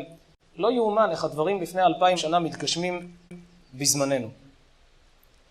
אבל באותה תקופה, כשבית המקדש יורד מלמעלה ושוכן במקום המקורי שלו, הרי עכשיו הוואקף המוסלמי מנסה לעקור כל שריד, הם מנסים להרוס ממצאים ארכיאולוגיים שיש שם בהר הבית, כדי שלא יהיו עדויות שבמקום הזה היה בית המקדש. כמובן שזה לא יעזור להם. יש עדויות גם מסביב, גם מהפסולת שהם הוציאו, סיננו ומצאו הרבה עדויות. אבל כשבית המקדש ירד, בכל מקרה לא יהיה להם מה לדבר, בית המקדש בתפארתו, הרמח"ל כותב שבית המקדש ירד ואנחנו נבוא לשם לעשות את הסיום. גם אנחנו נצטרך לבנות את בית המקדש, אבל אנחנו נעשה את הסיומים. חשבתי לעצמי, זה כמו שרואים היום, מגיעים קרווילות, הקרווילה נוחתת, אחר כך צריך לבוא לעשות את הגימורים שם, לחבר צנרת וכל השאר. כך כותב הרמח"ל, שבית המקדש ירד מלמעלה, ואנחנו נצטרך לעשות את הגימורים שלו, את הסיומים שלו. באותה תקופה תהיה תחיית המתים. מה לפני מה? הרמב"ם אומר, אנחנו לא יודעים את הסדר, מה לפני מה. כשיקרה נדע מה לפני מה. אבל יהיה תחיית המתים באותה תקופה.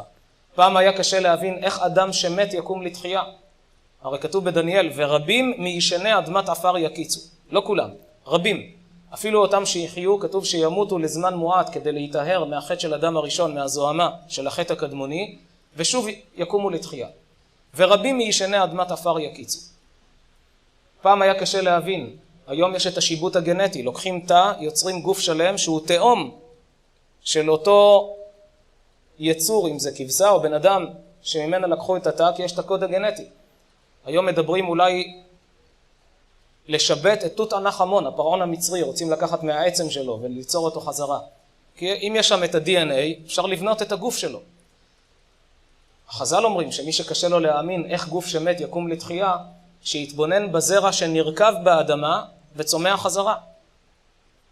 הזרע שנרכב, מי שלא יודע שזה עתיד לצמוח, הוא לא יאמין שזה עתיד לצמוח. והנס של תחיית המתים מבחינה מסוימת יותר קטן מהנס של הזרע שצומח. כי בתחיית המתים קברת אחד, כמה יוצא מהקבר? אחד. בזרע זורעים אחד, כמה יוצא משם? 10, זה לא נס יותר גדול. רק התרגלנו ולזה לא התרגלנו. ונאמר, אני השם בפתחי את קברותיכם. גם אם יש שם טונות של בטון, זה לא משנה. אני השם בפתחי את קברותיכם, וחייתם, וידעתם כי אני השם. פעם באחת ההרצאות, What do you think about what we hear in Missy? שאלה אותי, אם יהיה Any תחיית thoughts? המתים, איפה יהיה מקום לכולם? השנייה שאלה, למה צריך בניינים כאלה גבוהים שיבנו בירושלים? אמרתי להם, אתם עונות אחת לשנייה. זאת שואלת, למה צריך בניינים כאלה גבוהים? Very wise teacher, huh? תחיית המתים. בתאומים לבד אומרים שעשרות אלפי בני אדם יכלו להיכנס באותה שעה. והתיאור שבחז"ל על עתידה ירושלים שתגביה 3 פרסאות, זה הרבה יותר גבוה אפילו מהתאומים. שיהיו מקומות לכל האנשים שיקומו באותה. Just so people realize you don't have to be Jewish to live in the world to come, in the Jewish end of days. באותה תקופה. באותו זמן, הנשמה הרוחנית חוזרת אל הגוף, אבל לא כמו היום. היום כשהנשמה נמצאת בגוף, אתה לא יכול לראות על האדם מיהו. גם אם חיצונית יש לו זקן ארוך, יכול להיות שאצל הקדוש ברוך הוא רשע גדול, הכל תחפושת. Many different religions believe that only they will live in the world to come. That's why I gotta state that out. I'm not like that. כאן והוא צדיק. Plus, you gotta be righteous. The main priority of life is be this. This word right here, that's our purpose. That's what God wants us. Just be righteous. That's it. ויש אדם שאין לו זקן והוא צדיק. There's many different ways to be righteous. באמת מי הוא האדם. That's the goal of life. יראה לעיניים והשם יראה ללבב. הקדוש ברוך הוא יודע מי הוא האדם. כי הנשמה היום היא חסומה בתוך הגוף. אומר הרמח"ל, כל נשמה שנמצאת בגוף היא כמו חומר גלם, כשהגוף הוא המכשיר שמעצב את הנשמה. יש לך ניסיון, אני אניח תפילין בבוקר או שאני ארוץ לעבודה. אני אתפלל, אני אברך על מה שאני אוכל, אכבד את ההורים, אכבד את אשתי או שאבזה אותה. אבל אתה יודע מה רצון השם בכל העניינים האלה. אני מתגלח, אתגלח עם מכונה או עם סכין. אתה יודע מה רצון השם. האדם נמצא בהתמודדויות. Also, the reason why we're not allowed to shave with a blade is because this part of the head is very sacred and you're not allowed to put a blade there. There's something to do with that. בא לו להסתכל בסרט, אבל הוא אומר רגע, ולא תטורו אחרי לבבכם ואחרי עיניכם אשר אתם זונים אחריהם. אסור לטמא את העיניים. But you're allowed to shave with, like, you know, scissors or with a machine. את המחשבה. כך כשהאדם עומד בניסיון. It's just the power from what we learn comes from the hair, you know. And usually it's the hair on the head or they're talking about the hair here. האלה, הגוף מעצב את הנשמה, הופך אותה לבית קיבול לאור האלוקי. כמו like Shimon the mighty. ניצן של פרח שהולך ומתפתח. שמעון הגיבור. ניצן של פרח, כשאתה רואה את הפרח סגור, נראה גולם. אבל בתוכו כמה תהליכים הוא עובר. פתאום הוא נפתח, אתה רואה איזה יופי, איזה צבעים, איזה ריחות. אבל כשהוא היה ניצן לא ראית את כל זה. כשהנשמה בתוך הגוף אנחנו לא רואים על האדם מיהו. קצת אפשר להרגיש על הפנים. כתוב שהפנים מראים מה שבפנים. אתה לפעמים רואה על אדם, יש לו מבט של אכזריות, יש אדם שיש לו מבט אוהב. הארי הקדוש, כשהיה רואה אדם, היה רואה את כל האותיות שזורחות דרך הנשמה במצח שלו. Back then, people were so wise and so connected to spirituality and so, like, kind of divine in a way, that they can look at a person and on their forehead it would say some Hebrew letters. And sometimes some of the letters, let's say, would be upside down or something, and they would know how to read it out and understand, that letter is upside down because he has an issue with this and this and that, you know? And they know exactly who you are, what you do wrong, and like can read you out on your forehead, quite literally. ויודע לומר לאדם בדיוק מה הוא עשה. אין לנו אנשים שרואים. We don't have people like this today. עם סדר גודל כזה. אבל אצלו זה היה כמו שיקוף, שהוא ממש משקף את האדם. But back then there was people like this. מערכו מספר, פעם באתי לפני הרב שלי, הארי הקדוש, ואמר לי שהשבוע לא כיבדת את אביך כמו כל שבוע. He said a rabbi came to him and told him, not him, but like this is a story, you did not honor your father this week the same way you normally do. I told them it's true, I was a bit troubled and therefore did not honor my father. But how did you know? The soul shines through the forehead and forms Hebrew letters. אותיות עבריות. ואצלך אני רואה שאותיות א' ב' And I see the A, B are slightly dimmed. חשוכות מעט, והאות ג' הפוכה. And the third letter, the Gimel, is upside down. So I can see that you did not extended kindness, which Gimalta, Gimalta stands for it. אז אני רואה שאתה לא גמלת עם האב. ג' זה גומל, א' ב' זה אב.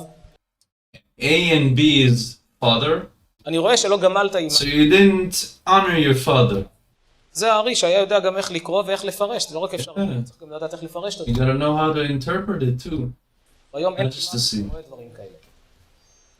כשיבוא המשיח והנשמה חוזרת אל הגוף, לא כמו עכשיו שהיא חסומה וכבולה על ידי הגוף, אלא היא פורחת בזהוריה, כך לשונו של הרמח"ל. היא חוזרת כמו שהיא פורחת. כשהיא היום בתוך הגוף היא כמו ניצן, אתה לא רואה כלום. הנשמה יוצאת, פורחת בזהוריה, כי אין לה גוף שחוסם אותה, בזמן התחייה היא חוזרת אל הגוף כמו שהיא פורחת. ואז אתה רואה על כל אדם באיזו דרגה רוחנית. אתה רואה שזה גבוה מאוד, זה פחות. כל אחד לפי איך שהוא עבד על עצמו היום, כמה שהוא יתרומם מבחינת תורה, מצוות, מעשים טובים. בימות המשיח הוא יוכל להתפתח ברוחניות שלו בהתאם לכלי שהוא יצר, בהתאם לרמה של הנשמה. זאת אומרת, הוא היום בונה את הרמה של הנשמה, וככה הוא יחיה בימות המשיח, כי אז גן עדן העליון מתמזג עם העולם הזה. העולם הזה הופך להיות כמו בזמן אדם הראשון לפני החטא.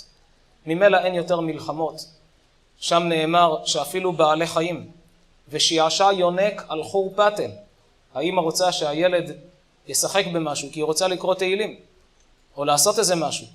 לוקחת את הילד לחור של הפתן, נחש ארסי, מושיבה אותו שם, ואומרת לו, תכניס את היד, תוציא, תשחק איתו, מוציא את הנחש משחק. ושיעשע יונק על חור פתן.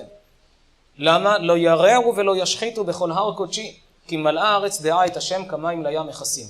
גם בעלי חיים יפסיקו להזיק, כי העולם עובר לזמן קבלת השכר, לייעוד של לשמוע הקדוש ברוך הוא ברא את כל הבריאה כולה. צריך להדגיש שגם בימים האלה, כשאנחנו רואים קשיים, אם נבחן ונבדוק את עם ישראל בעשרות השנים מאז קום המדינה, כמה חסדים השם עושה איתנו? כמה חסדים? כמה ניסים? אם זה מלחמת ששת הימים. לאחר מכן, השרשרת, בכלל אין זמן כעת לפרט את הכל, אבל אם נתחיל לפי סדר, ממלחמת השחרור, ואחר כך ששת הימים, שזה היה בכלל פלא עצום.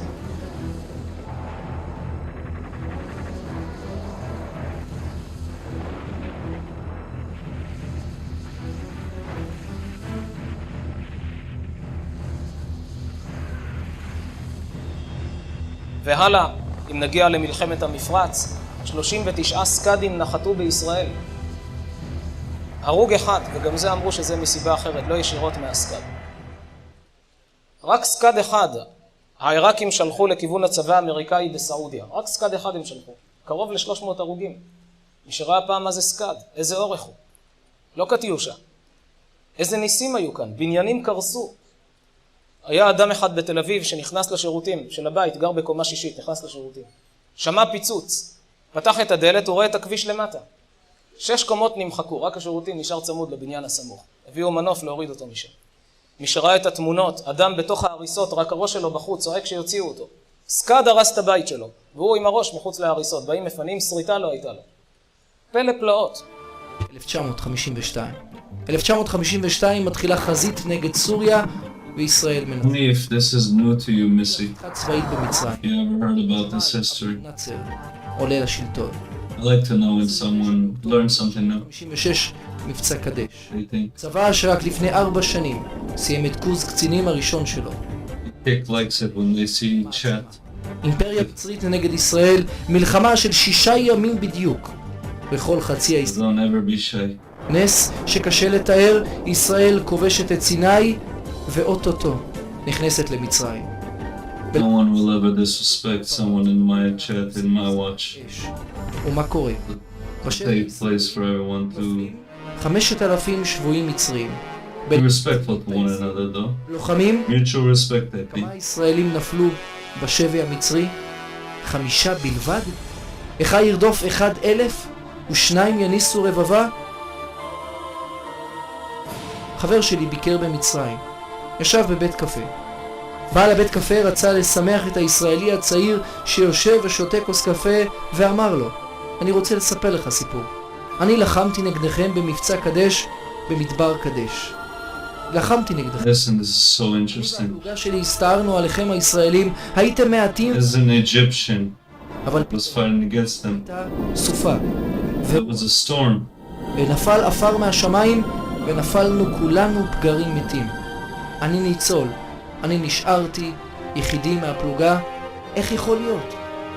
This is the miracles that people miss that are happening day after day. בספרו in near history. כמעט בלי פקודות. תוך 3 ימים. הגענו 15 קילומטר. This is in our lifetime, like you probably lived when כל העולם הערבי נגדנו. wars were happening in the world.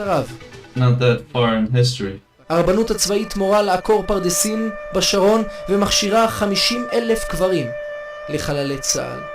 ומדינת ישראל עומדת בפחד גדול. נאצר וכל מדינות ערב מתרברבות. Actually, we're already in 25. It's always mind-blowing to me how far into the 2000s we are. 8 קנים של Is that just me? 8 צבאות ערב. כך מופיע... It's crazy that we're almost at 30. מה נשאר לכם ישראל? אין סיכוי. ארצות ערב קוראות ומתכננות למלחמת השמדת ישראל. והעולם ניצב מנגד מחריש. Oh, damn. 5 ביוני 1967. It was like 2015, not a long time ago at all. חזית מצרית, ירדנית, הכוללת את עיראק, ערב הסעודית, לוחמים ממרוקו, לוב וארגוני הטרור הפלסטינים, חזית סורית, חזית לבנונית. Sometimes forget חיל האוויר תוקפים את שדות התעופה how far into the 2000 we are. תוך שעתיים, 450 מטוסי אויב מושמדים. מלחמת יום הדין, מלחמת יום הכיפורים. והפעם לא 8 צבאות, סך הכל מצרים וסוריה. עד שגולדה מאיר... That would actually be like 45 years ago or 50 years ago, so no. It's a lot further than I thought. למרות הכל, נס. החזית הסורית עמדה במהפך לרעתנו. עמק הבכר, אביגדור קהלני, כוח צביקה. הסורים התקדמו עד קו התלים של רמת הגולן, גשר בנות יעקב, והם נעצרו. Dad definitely lived through all of this. שהם לא התקדמו פנימה. בביטיארים הסורים מצאנו בגדים אזרחיים. Dad literally was probably in the army as a mechanic at this time. אמרו להם המפקדים הסורים, קחו איתכם בגדים... He wasn't in combat, but he was a mechanic. לחיפה, לטבריה, אבל נס. הם נעצרו על קו התלים ברמת הגולן. אביגדור קהלני מספר, אני לבד עם 3 טנקים. עצרתי 150 טנקים של הסורים. מלחמת יום הדין. בשעה שהאדם מתייחד עם בוראו. בשעה שהקדוש ברוך הוא אמר לבנים שלו, בנים יקרים, אני רוצה לגאול אתכם. בשעה שעמדו בבתי כנסיות ובבתי מדרשות. They always attack us on a very, very holy holiday. Very holy day. מחשבותיי. People moved by that. חשבו שיתקפו את ישראל דווקא ביום כיפור. It's a day that God will protect us more than ever.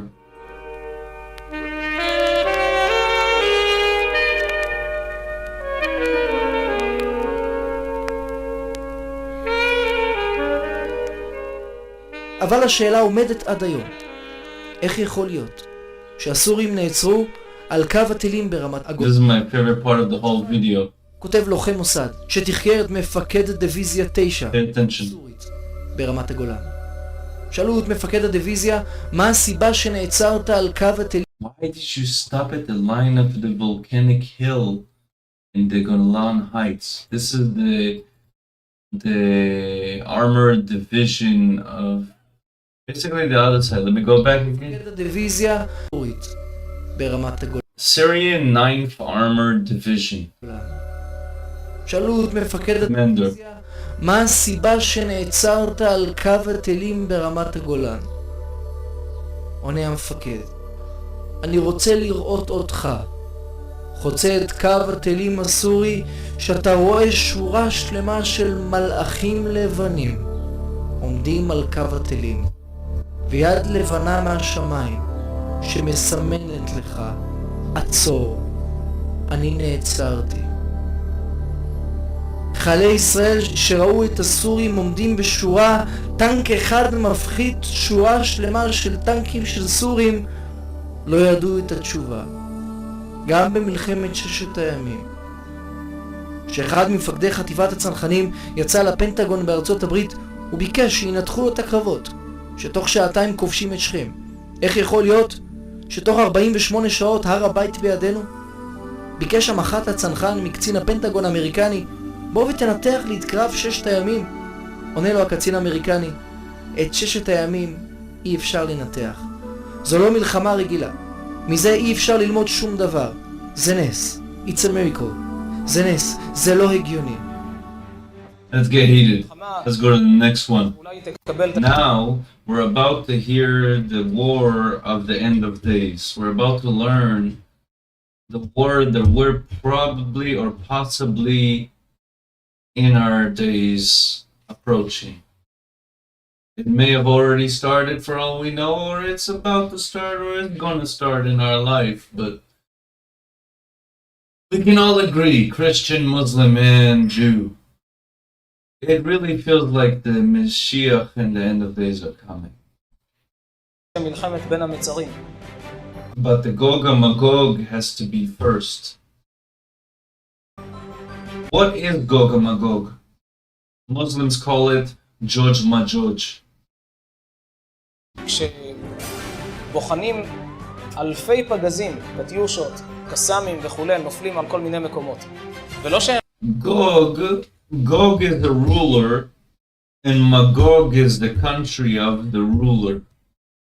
I suspect it's Iran, and Ayatollah is the Gog. הם לא פוגעים. פוגעים בבתים. That's my guess. ניסי ניסים, כמה עדויות יש לאנשים על ניסי ניסים? שכונה שלמה. But Gog and Magog war is not just one country. It's a coalition. שומעים פיצוץ, יוצאים כולם. כך סיפר לי אדם מכרמיאל. הוא אומר, הבית היחיד זה היה הבית היחיד שלא היה בו אף אחד באותה שעה. כל השכונה מלאה באנשים. Well, let's go back because you may have missed it. אלפים. There was like 30 scuds and no one died to it. One, and it was a heart attack, unrelated. ולא שהם לא פוגעים, פוגעים בבתים. ושומעים ניסי ניסים, כמה עדויות יש לאנשים על ניסי ניסים. שכונה שלמה. שומעים פיצוץ, יוצאים כולם. כך סיפר לי אדם מכרמיאל. הוא אומר, הבית היחיד שנפגע זה היה הבית היחיד שלא היה בו אף אחד באותה שעה. כל השכונה מלאה באנשים. כי באמת ההנהגה של הקדוש ברוך הוא איתנו בבחינה שכל דודי דופק. רעשים, יותר פיצוצים. הוא יותר מעורר אותנו באמצעות קולות נפץ מאשר מכות ממש. לפעמים יש גם טיל שפוגע כדי להראות לאדם מה טיל יכול לעשות. אבל אם נהיה כנים, בואו כל אחד יחשוב לעצמו לרגע, מה היה קורה אם מספר דומה של פגזים היה נופל לא על ישראל, אלא על צרפת. נתאר לעצמנו מדינה סמוכה לצרפת, מפציצה עיר במטרה לפגוע, לא כמו ישראל שמפזרת דפים מלמעלה לכל התושבים, צאו מהבתים, אנחנו עומדים להפציץ. המטרה לפגוע. היינו שומעים על אלפי הרוגים. רק אלה שהגישו תביעות לבתים, למעלה מ-5,000 בתים שנפגעו, הגישו תביעות השבוע. למעלה מ-5,000 בתים. כמה נפלו בשטחים פתוחים, חצר של גן ילדים וכו'. זה לא יאומן. כמה ניסים הקדוש ברוך הוא עושה איתנו. כי דרכו איתנו כל דודי דופק. לפני שהוא מגיע לדודי שלח ידו מן החור, שזה מכה, קודם כל דודי דופק. כל עוד נפץ. זה דרכו של הקדוש ברוך הוא. כמו שהגמרא אומרת, רעמים.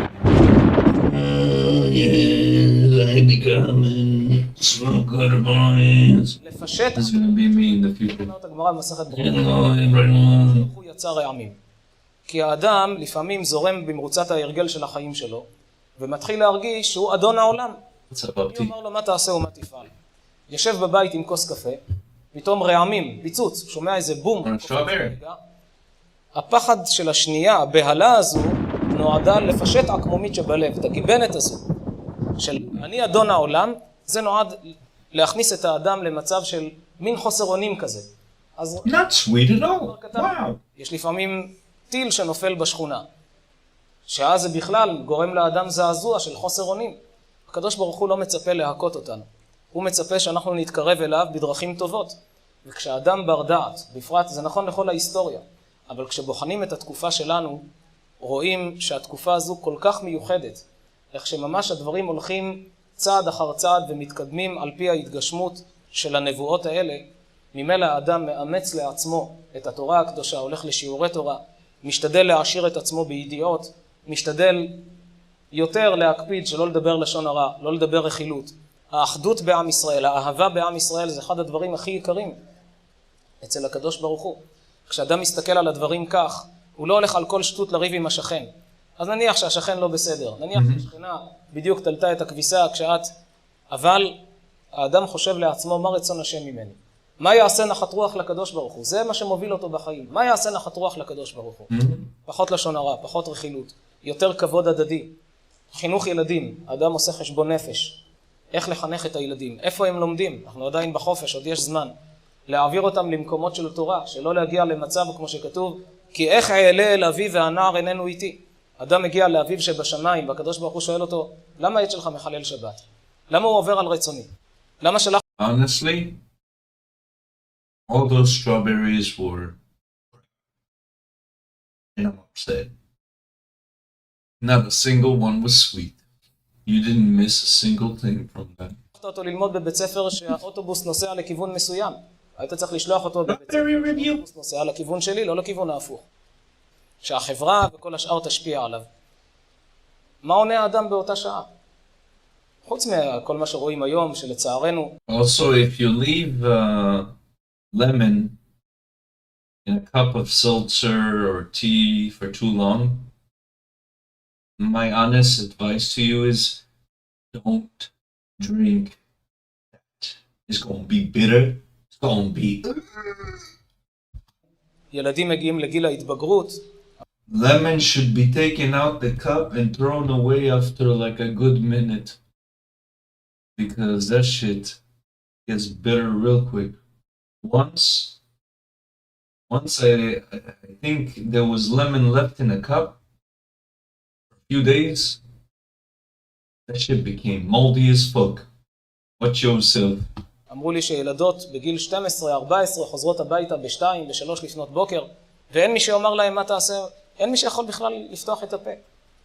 ממתי צריך לחשוב על זה? כשהילדים קטנים, כחיצים ביד גיבור כן בני הנעורים. כמו החץ ביד של הגיבור, אז הוא קובע לאיפה לראות. אחרי שהוא ירה, הוא לא יכול להתחרק. זהו, זה כבר בדרך. כך כל זמן שהילד נמצא בידי ההורים, צריכים לחשוב לאיפה אני רושם את הילד.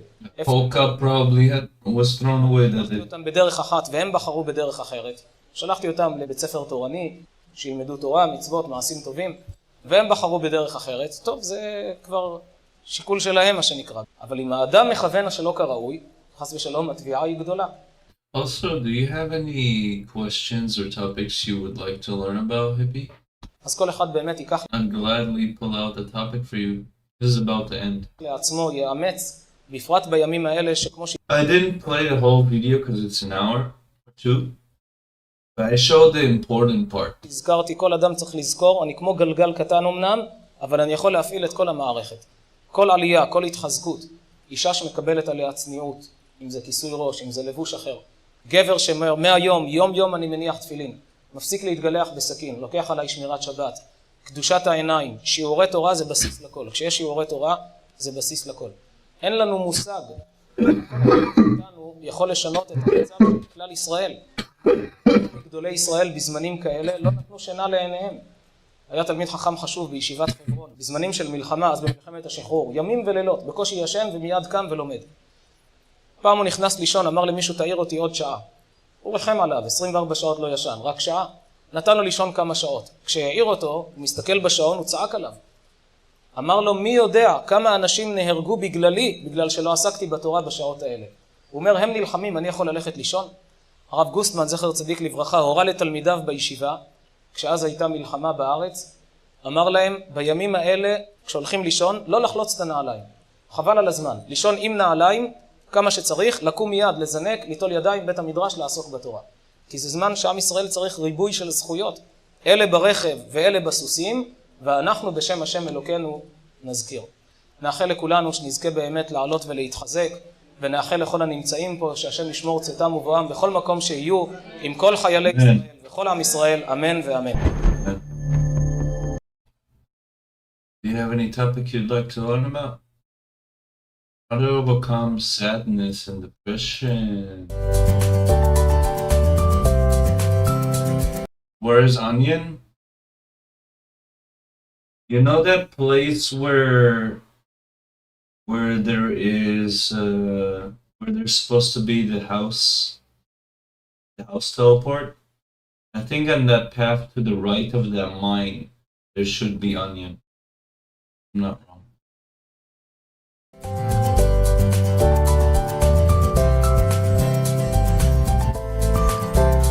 Yeah, that's good. Do you want the name of the rabbi?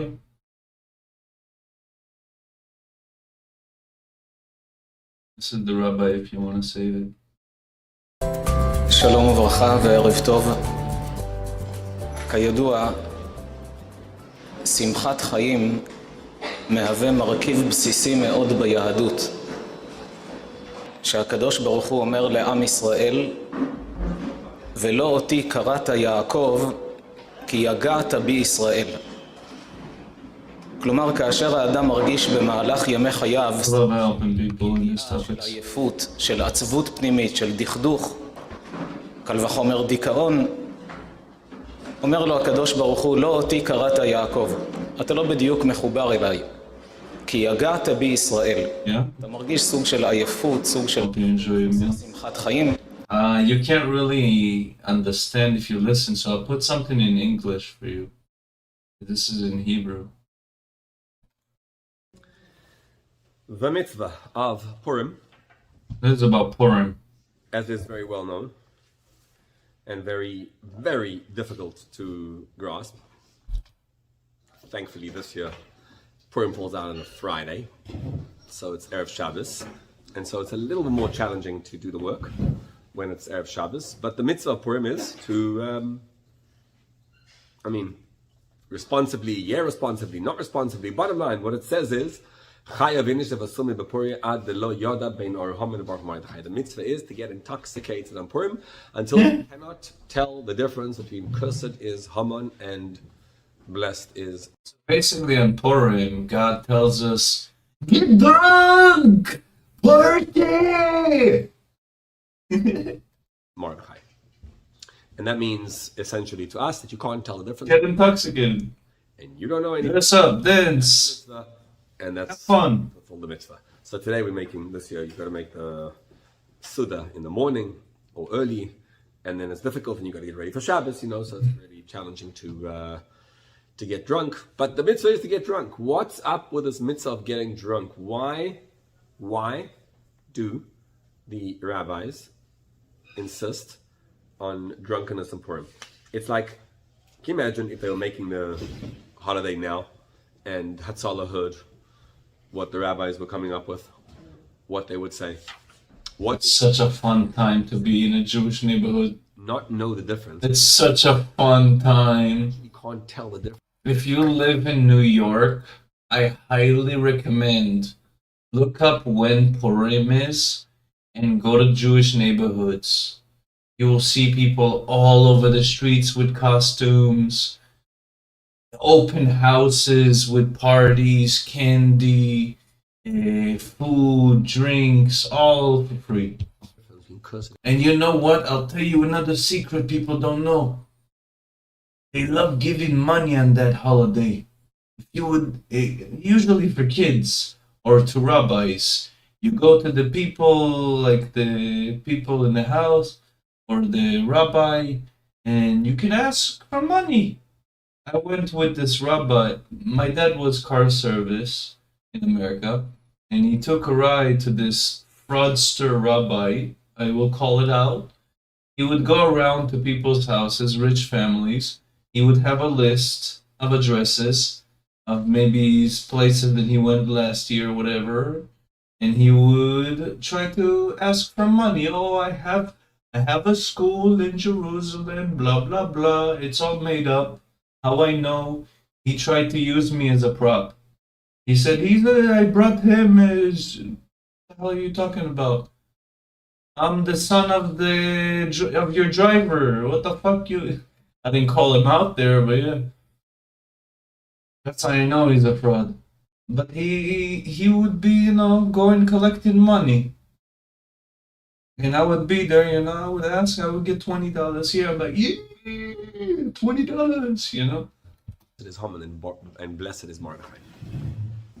So we need to zoom out and just in general understand what we want, what this war of Haman against us is. What does Amalek want against us? We just read on Shabbos, we read Parsha Zachar, which is remembering Amalek. And you got to wonder, why do we have to remember Amalek? Like, most of us can't do anything about Amalek. So when you say remember Amalek, we think about the Nova Festival and October 7, and we're like, there you go, that's what it is.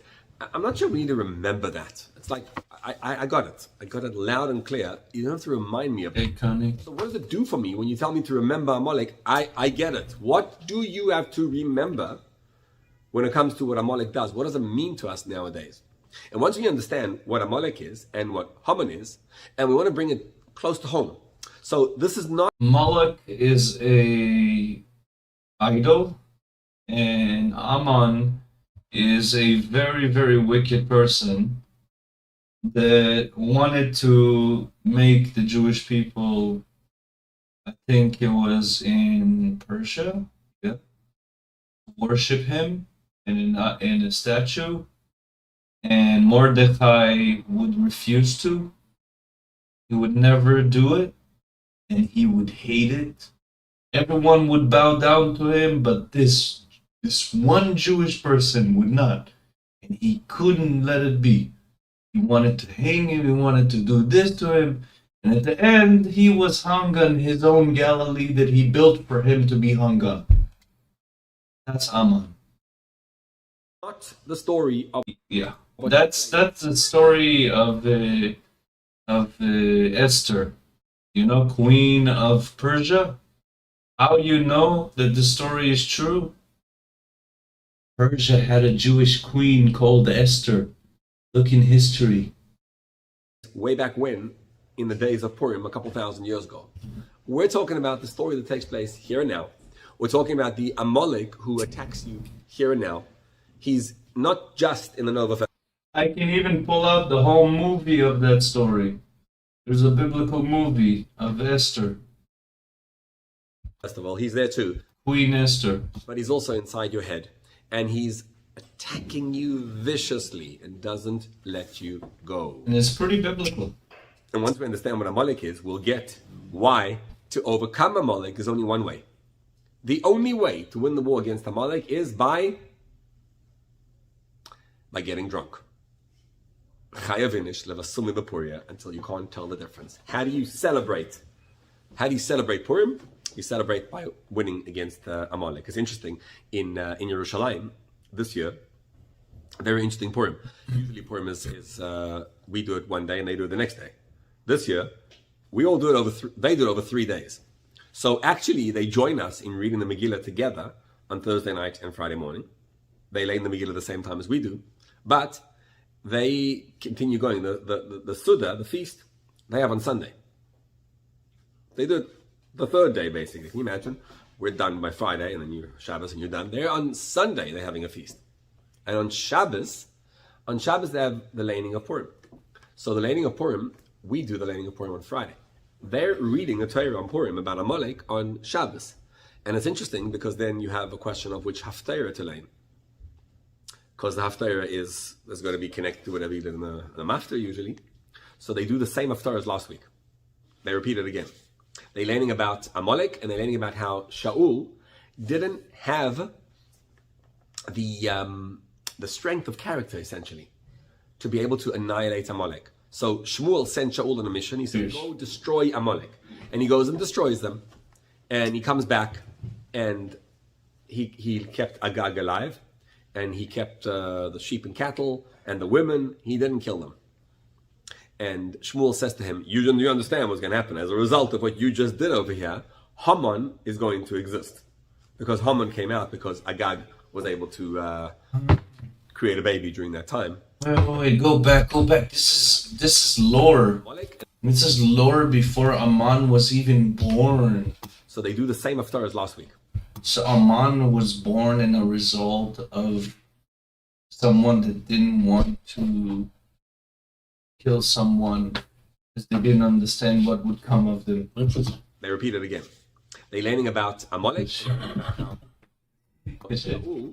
Didn't have the character, essentially, to be able to annihilate Amalek. So Shmuel sent Shaul on a mission. He says, go destroy Amalek.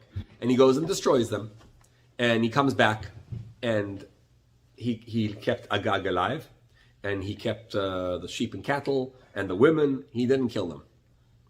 And Shmuel says to him, you understand what's going to happen. As a result of what you just did over here, Haman is going to exist. Haman came out because Agag was able to create a baby during that time. And as a result of Jewish, what is it? Jewish Rahmanis. Mercy. That's what comes about. So Amalek is not liberalism only. Amalek is actually inside our head.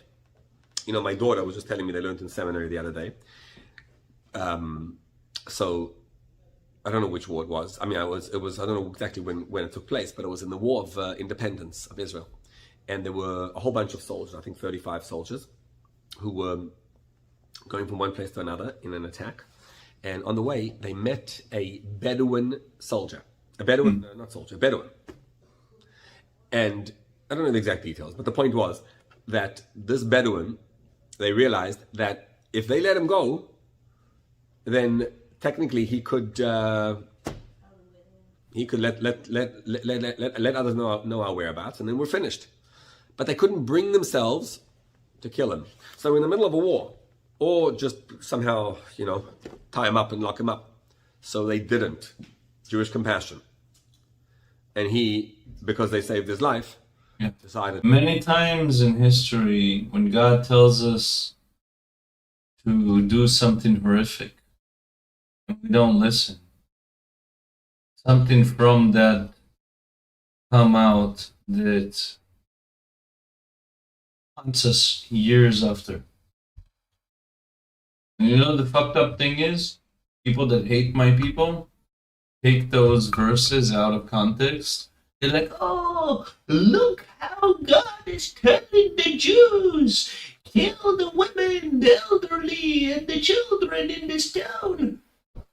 They forget to leave out the fact that we didn't do it. And what came of them?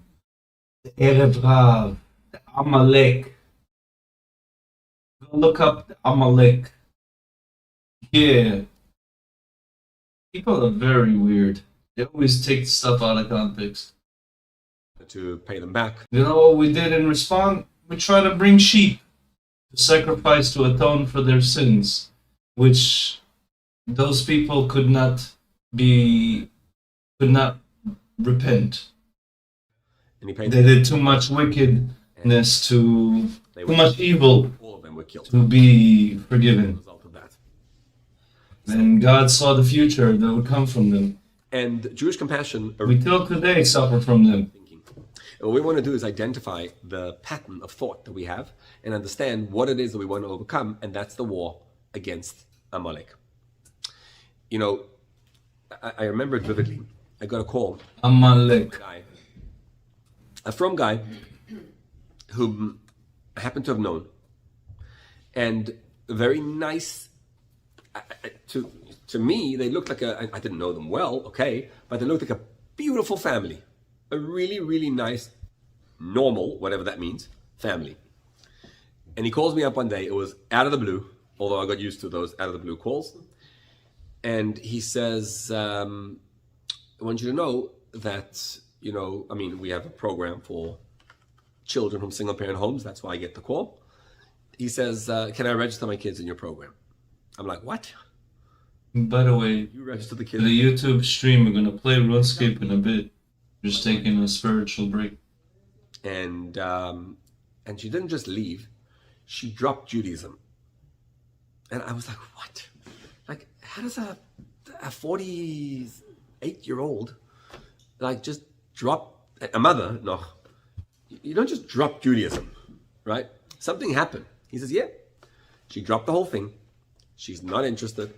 And not just that, but she's poisoning the kids against anything Jewish. And she's out. And he says, and it's a disaster, it's terrible, it's and yeah, you bet it's terrible. Anyway, I had chatted to him for a long time, understanding the whole problem, and something bothered me, like it didn't make sense. So I decided to be the hero and do a heroic move. Most times, by the way, heroic moves don't work. When you try to do a heroic move, True. When you become a hero? When you're not trying. Yeah. It's just like things just happen and then it works and nothing. So when it's natural. I give her a call. I remember the call because, my custom in general is when I speak to a woman, I try not to use her first name. I try to call her, Mrs. to put a distance. But something told me about this lady that this wasn't the time to do that. I think she would be actually turned off by that. Especially not if the Mrs. was the connection to her husband. That would be even worse. So it was a first name conversation. And I had a chat with her. And he was right. She had literally decided to drop everything in Judaism. And she dropped it all. And she told me, yeah, she's upset. Her big issue was transgender issues. That was a big thing. And she was worried about why Jews are so bigoted and from people and whatever. Interesting question. And this is the first time I was able to see the world and da-da-da-da-da. And she's going on and on and on and on.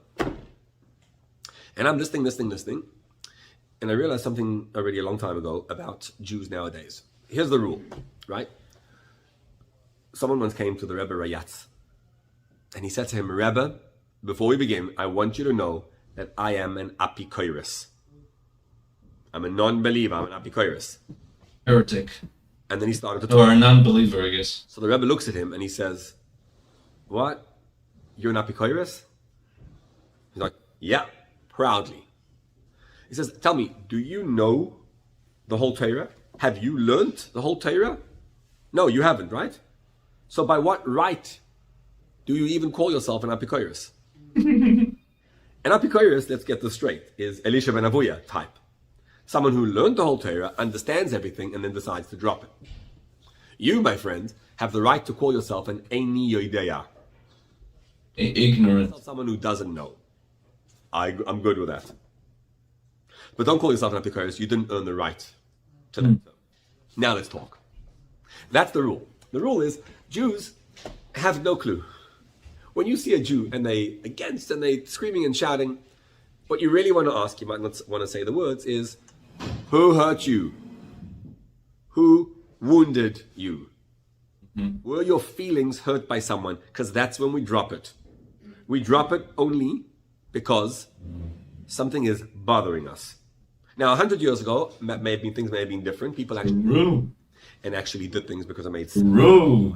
And so if someone told you Judaism doesn't make sense, you have to explain it logically. Today, it's not logic. It's all about emotions. Yeah. What this is our current day Amalek. Amalek. Let's understand what Amalek seeks to accomplish. Remember I told you about the Amalek? Now we're gonna learn about them from the professional. Oh yeah. And he seeks to do this practically, right? They want to annihilate us. We see that very clearly. They mean business, and it's today too. That's Amalek. And then there's the other part, which is what happens inside our heads. Because remember what happened when Amalek attacked the Jews. Amalek, unlike Pare is very different. Pare says, Lo yadati et Hashem. I don't know God. So what's the mission?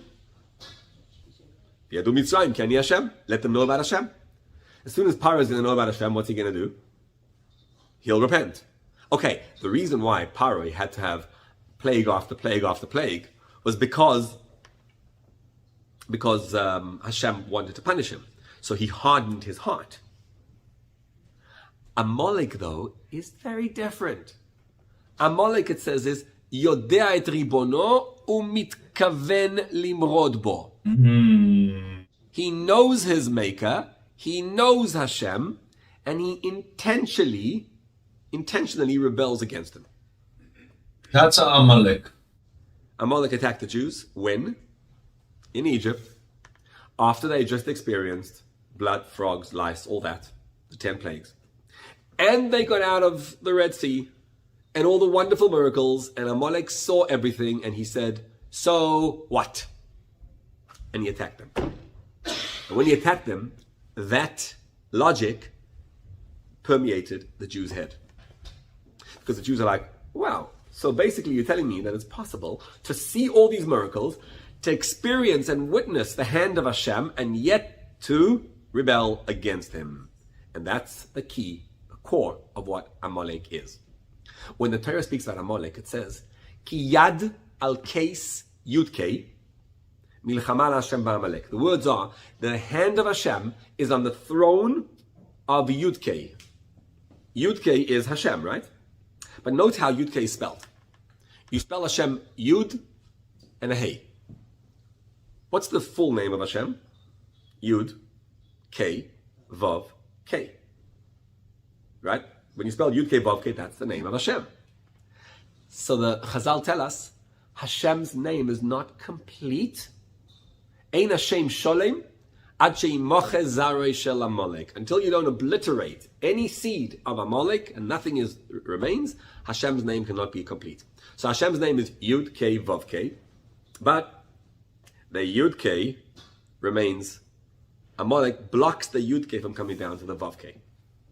Now we're going to delve into a bit of a Kabbalistic discussion right now about what this Yud K Vav K signifies. We won't go too Kabbalistic, we'll keep it to our feelings and emotions and in that space, and understand why. What does Amalek do? Amalek blocks the Yud K from penetrating the Vav K. So Yud K remains above, and Amalek won't allow the Yud K to come into the Vav K. Here's what happens. Did you notice the name of Hashem, Yud K Vav K? Yud K and Vav K is the same letters, correct? What's the difference between Yud K and Vav K? Difference is the Yud and the Vav, one's short and one's long. But a Vav is a long Yud. So basically, Yud K, it's the same thing. You're saying Yud K and then Vav K. Yud K Vav K is the name of Hashem by which every one of us is known. The Yud and the Hey represent your intellect, and the Vav and the Hey represent your emotions, followed by your thought, speech, and action. Now, because we're created in the image of Hashem, each one of us has Yud K Vav K built into our psyche, built into our system. Let's start with the end. Let's start with a Vav K. Right? A Vav, the shape of the Vav. This is so interesting. God damn. The gematria, the numerical value of Vav is 6. Why 6? Because you have 6 emotions. And what do emotions do? They draw down an abstract into the practical. That's what emotions are. So if you go through the emotions, every one of us, every human being, certainly every Jew, must nurture basic emotions. If you don't nurture these emotions, they'll affect you in some way or another.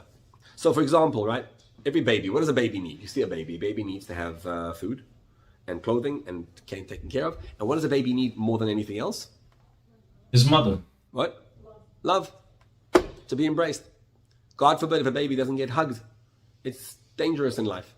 A baby needs to have a feeling of love. What else does a baby need? What other feelings? Fear? Does a baby need fear? Of course he needs fear. If you don't have fear, then careful. You'll grow up and just walk off a cliff, or you'll touch the fire. You have to have a lot of fear of doing things that are wrong.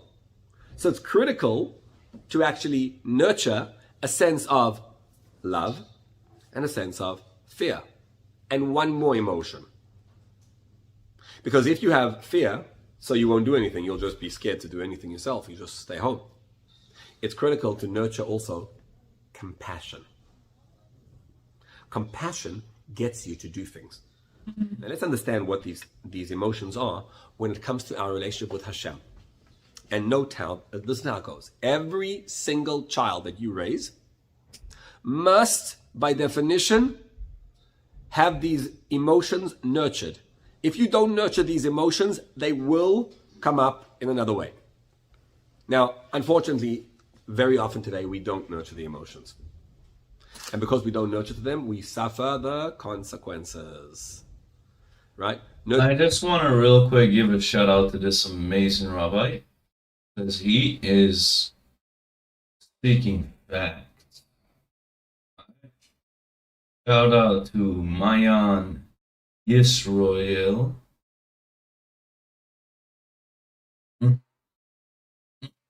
I'll drop the link in chat. If anyone wants to see this, the emotions, or send it to someone. Every one of us needs to have love. If you don't give a person the love that they need, the love of Hashem I'm talking about, they will find love in other ways. It's called drop it in YouTube as well. And if you don't nurture fear of Hashem, it'll express itself in anxiety.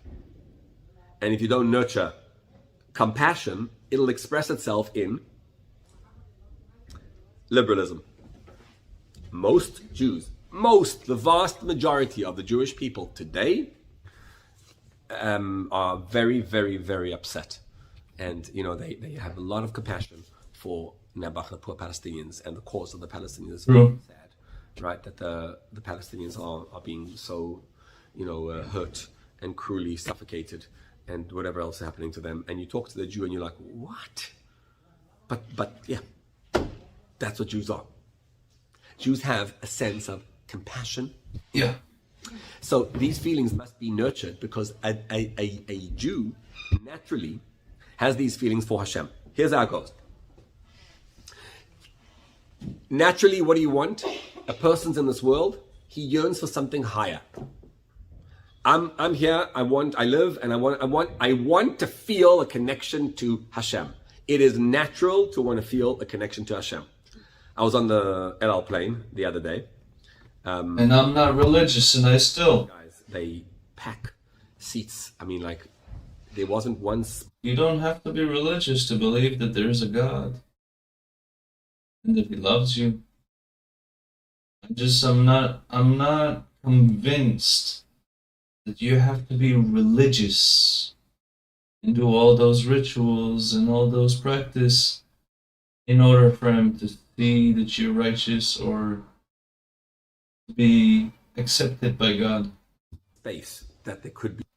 There's so much bad people in the world, so much evil, to such an extent.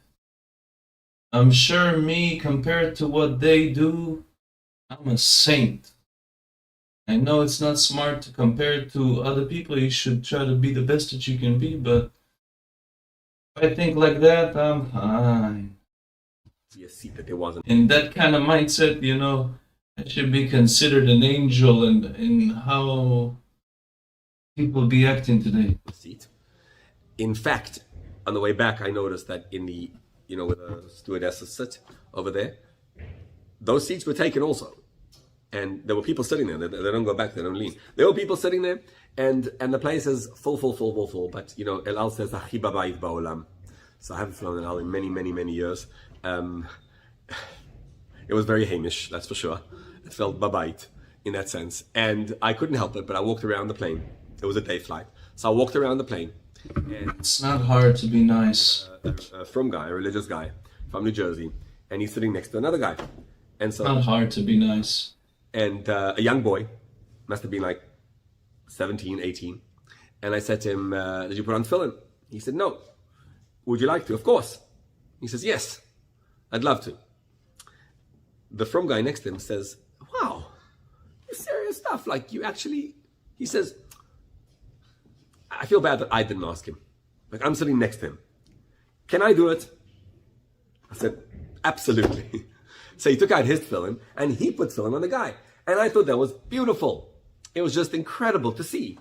Because it's like the Jewish soul, right? Okay, it's on the way to Israel, yes, it's a lot going on. But the Jewish soul feels aroused and awakened. Jews naturally want Hashem. All of us. And when you nurture it, you get this beautiful result. That's love. Love of Hashem. And Jews feel a natural awe of disappointing Hashem. It's like when you think about what Hashem is, right? By Matan Torah, when Hashem gave us a Torah, what does it say? Vayara'am vayanu'u. The people were shaken. And they were, vayamdu merachok, they stood from a distance. When a Jew thinks of what Hashem is, he feels awe, respect for Hashem. But that makes him want to turn back and not get close to Hashem. And so what you want to do is basically connect them both together. And the way you do that is through compassion. Now pay attention to what this emotion of compassion is. It's very, very important. Compassion means, right? Ask yourself a question. Sometimes, you know, I was talking to a guy and he told me, he says, I want to be rich. That was his issue. It always blows my mind how wise these rabbis are. I want to be rich. Wow. And I asked him, why do you want to be rich? So he says, because I want to have a comfortable life. And if I have a comfortable life, I'll feel good. I can listen to them every day. Yeah. I said, and why do you want to be comfortable? For hours. He says, well, I really want to be able to give a lot of tzedakah. So I want to be able to give a lot of charity, and I really do. I said, and why do you want to do that? Oh, that's in the video. Help people. I thought there was police outside. You're struggling right now, right? With what? You're struggling because you want to make a lot of money, and you feel almost like shame that you want to make a lot of money. But what's the real reason why you want it? The deeper reason is you just want to help people. All you want is something good. Inside every single desire that we have, It's good people, that's what they want. Good people want to be rich so they can help more people. the core of the desire is something beautiful and majestic. Fucking hurts to not be able to, help out people that are struggling. To be poor and to be generous is a tricky combination. It's a godly spark. It's very tricky. If you want to arouse, try this with your children. You feel guilt always because you can't help. If you sit there with the child, sometimes when they're upset and anxious and worried, and you sit there with them and you understand what is the issue, and ask them, just talk to them, you will always discover a holy, godly spark inside them. And then what you want to do is, wow, that's so beautiful. That's called having compassion for the spark. So we need to work on these three emotions. These three emotions are the core emotions of what Jews are about. Love of Hashem, fear, and compassion. And those three are part of the psyche of what we are. Now, why are there six? We talk about six emotions. Because those three emotions are abstract. They're theoretical. When they enter the domain... We'll continue to listen, but I'm getting on the game. We have for you too. three pillars the world stands. What are the three pillars? Torah, Avodah, and Gemilas Chasadim. Can you see what those are? Gemilas Chasadim is doing chesed. That's on the right side. Chesed is, it's a natural piece of a Jew. He has to do tzedakah. If a Jew doesn't give chesed, doesn't give charity, he feels literally like he feels unhappy. He must give tzedakah. He must do the chesed. So when you're doing chesed, who are you doing the chesed for? For yourself. Someone told me once a beautiful, beautiful line. He said, I think I once mentioned it, but it's a great line. He said, it says, if somebody says, I'm going to give a selah, which is an amount of money, to tzedakah, in order that my son should live. So harei zeh tzadik gomer. Follow? I'm not giving tzedakah for real. So you're going over to someone and you're saying to them, the guy comes and he tells you a sob story that, this is happening, my wife, my this, my whatever, and and all things are going wrong, and he's crying and crying and crying. And you tell him, I'm giving you tzedakah, but I want you to know I'm not giving it for you. What am I giving it for? For me. What does it mean for me? Because I want my son to live. And I know that if you give tzedakah, your son lives. So what's it in? Harei zeh tzadik gomer. So I once heard a word, you know why you're a tzadik gomer? Because it's the best thing you could do for someone else. You tell him, listen my friend, I just want you to know, I'm not giving this tzedakah for you. You're not a nebach. I'm giving it for me. I'm a nebach. I need to give the tzedakah. Mm-hmm. That's Jewish thinking. So if someone says, I'm giving you the tzedakah for my son to live, that's a tzaddik gomer. That's a real tzaddik. I heard a beautiful story on Shabbos in the Old City.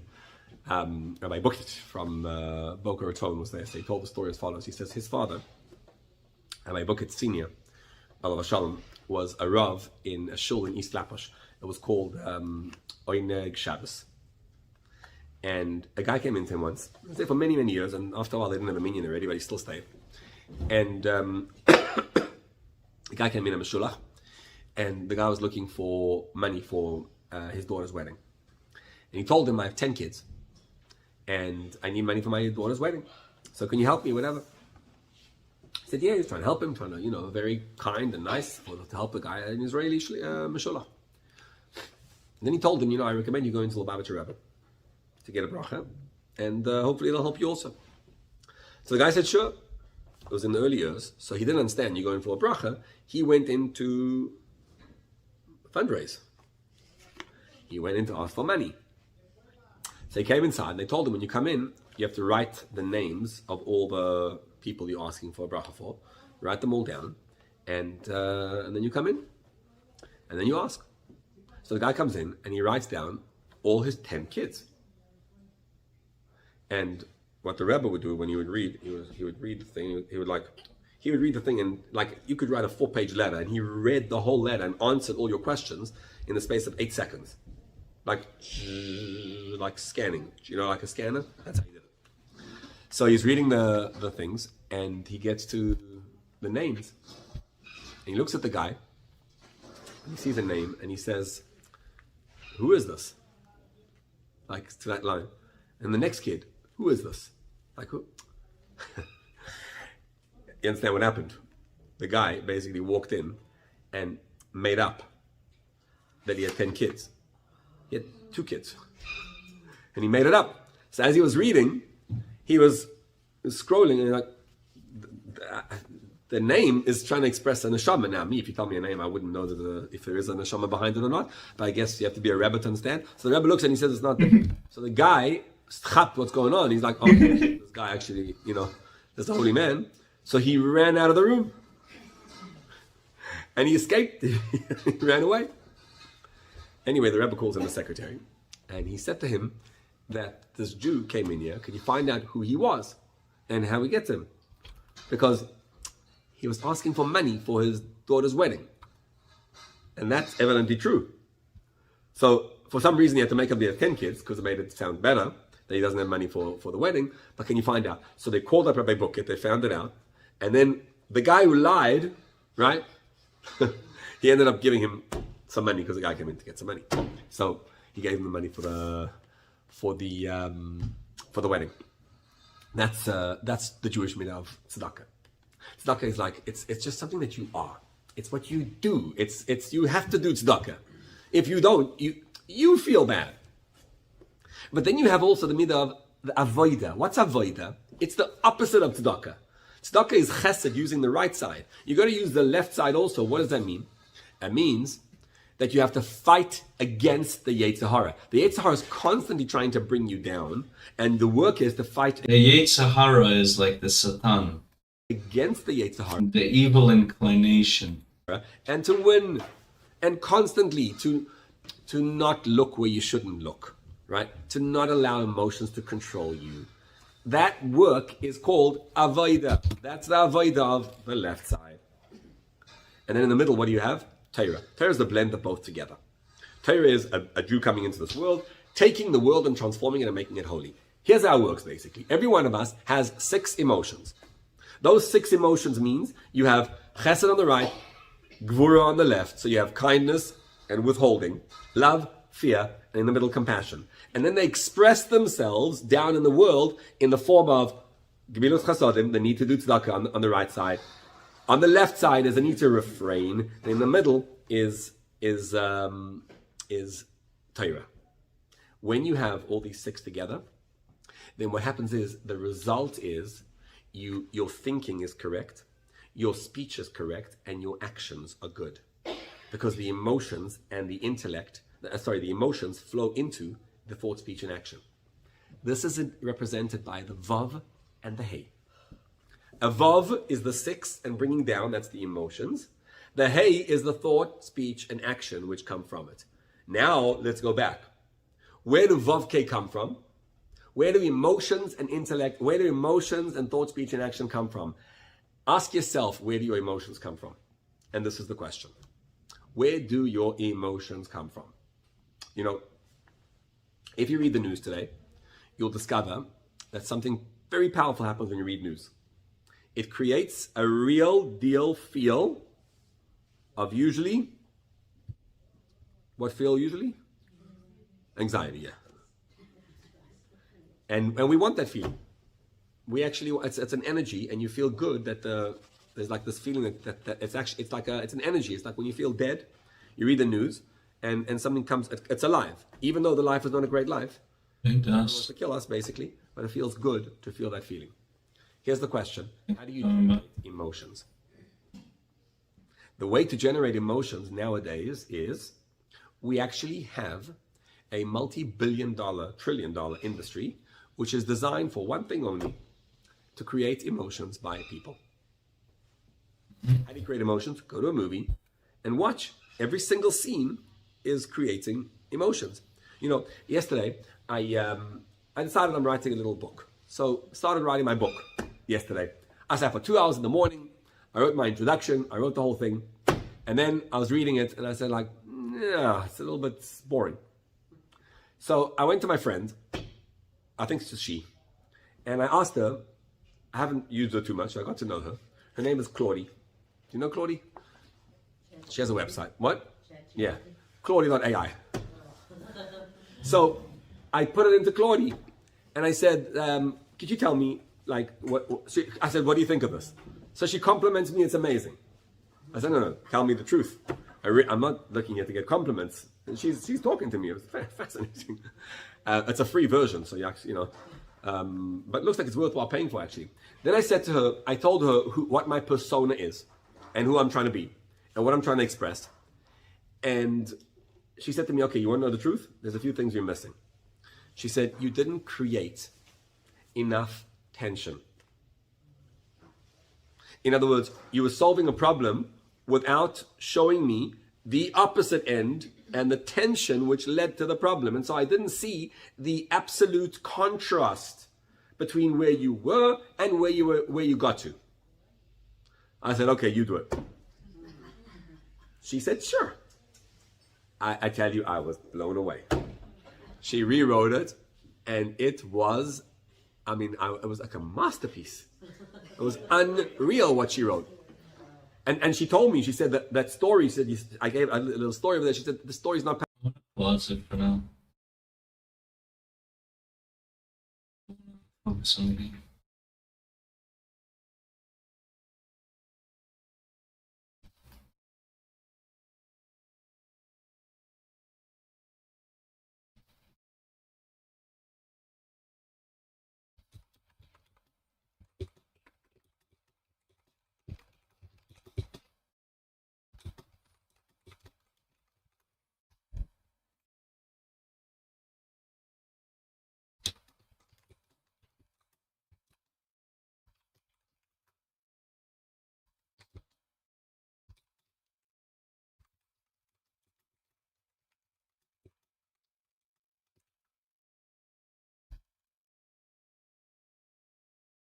Range 50 magic,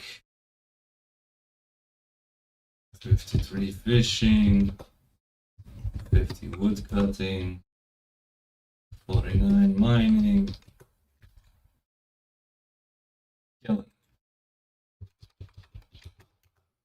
Killing it.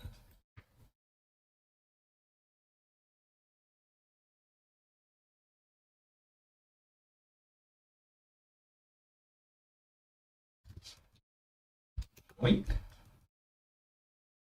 Oink. Yoink. Yoink.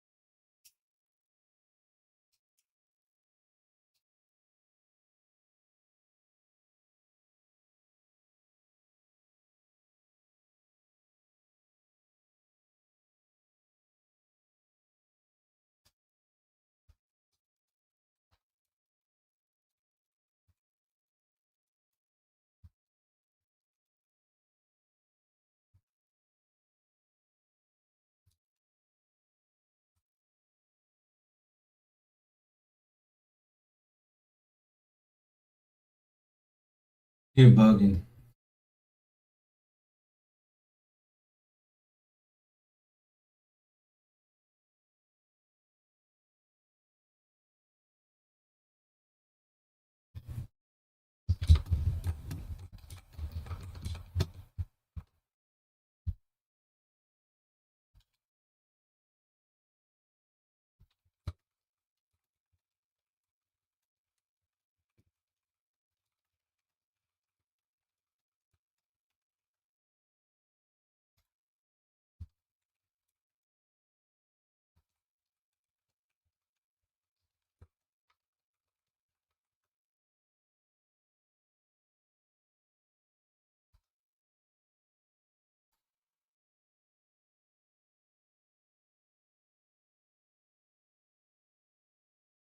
It's a way to do it, not with saying hateful things.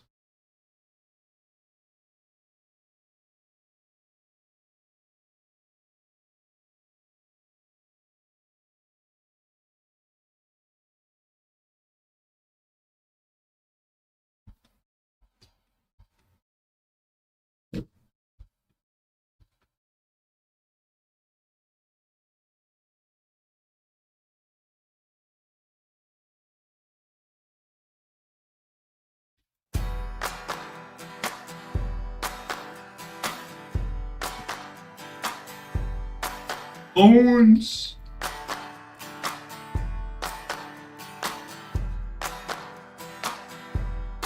Long are the days when you're turning away from the reasons you strove. Long is the way when you're aching to say, but your teeth bite your tongue. Loud is the wind in your ears when you spin as you look for the sun. Loud are the skies as you thunder your cries when your prayers are sung. Hard as the floor as the waves found the shore of your womb. Roll up your sleeve, it's hard to believe, but it's yours. Love it, I leave it. Love it, I leave it. Love it, I leave it. Love it, I leave it. You got to believe it. My, oh my, it hurts sometimes. Oh my, it hurts sometimes. I think I'm rolling out of town before I'm gonna lose my mind. My, oh my, it hurts sometimes. Oh my, it hurts sometimes. I think I'm rolling out of town before I'm gonna lose my mind.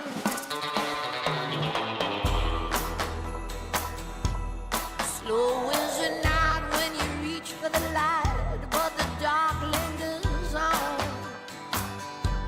Slow is the bite of the words that you write when it's finally gone. How can you swim when the water is streaming in you? Roll up your sleeve, now love it, I leave it, it's yours. Love it, I leave Hey, that's fucking getting up there. Love it, I leave it. Love it, I leave it. You got to believe it. My, oh my, it hurts sometimes. Oh my, it hurts sometimes. I think I'm rolling out of town before I'm gonna lose my mind. My, oh my, it hurts sometimes. Oh my, it hurts sometimes. I think I'm rolling out of town before I'm gonna lose my mind. My, it hurts sometimes. Oh my, it hurts sometimes. I think I'm rolling out of town before I'm gonna lose my mind. My, it hurts sometimes. Oh my, it hurts sometimes. I think I'm rolling out of town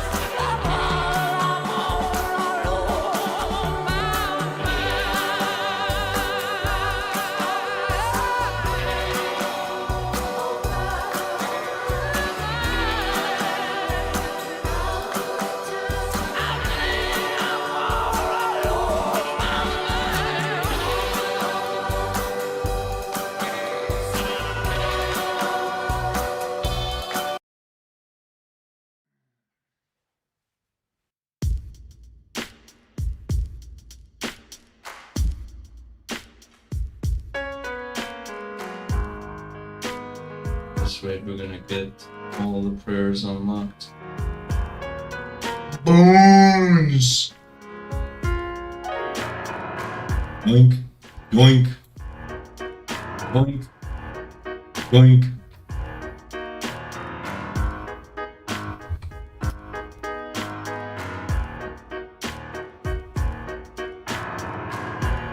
now the days Got the loot. turning to dust, and now 100 kisses I'll drive in a rust. Now 100 doctors, no matter her. Now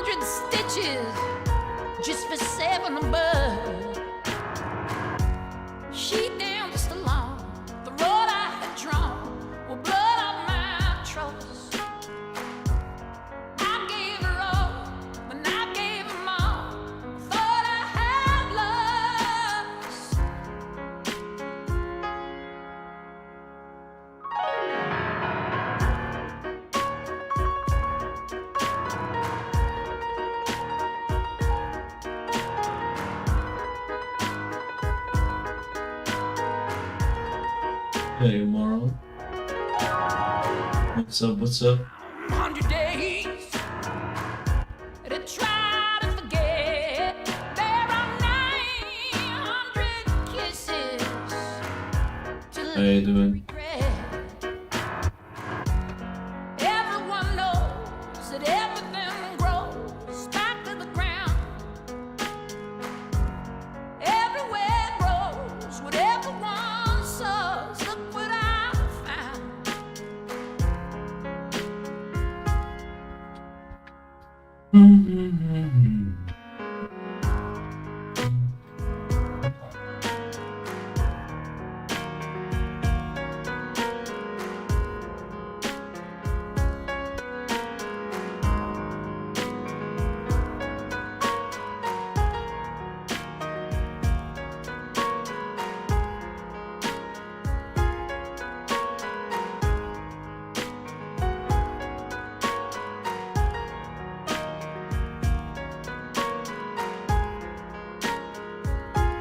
So last night I realized that RuneScape Classic didn't shut down. I don't know why.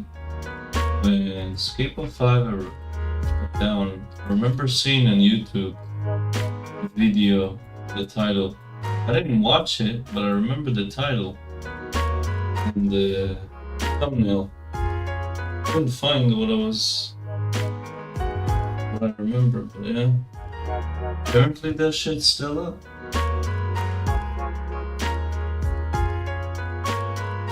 No more. Honestly, didn't know. Hear me calling. I was convinced it was closed. See me crawling.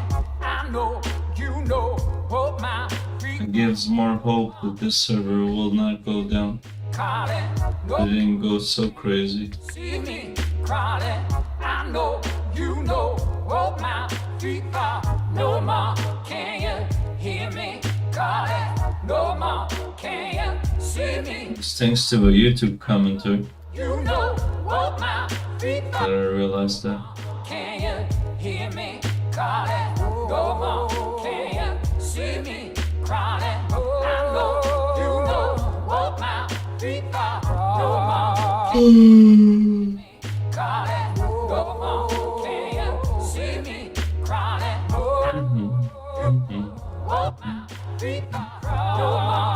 Can you hear me calling? No more.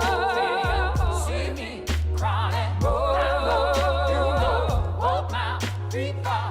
When the rain comes, hear me. You be my shadow. See me. I'll be yours. You know what my rain comes. Hear me. Yeah. You be my shadow. See me. Thank you for your time. Have a great day.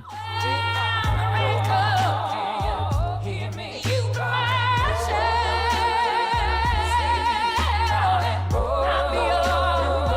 What my rain comes. Hear me. You be my shadow. See me. I'll be yours. When the rain comes, you be my shadow. I'll be yours. When rain comes,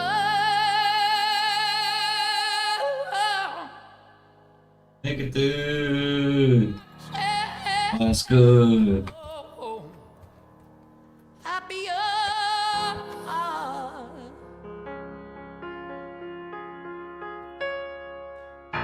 But the goats are in here. Cheers.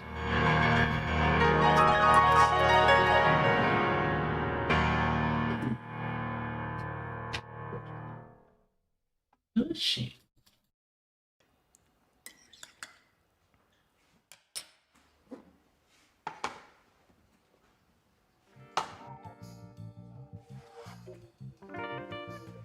Must say we're having a great fucking day today. Thank you everyone that's tuning in today. We didn't even get a host, that's what's up. We didn't even get a host tonight, did we? Let me just double check. No way we were able to get to 19.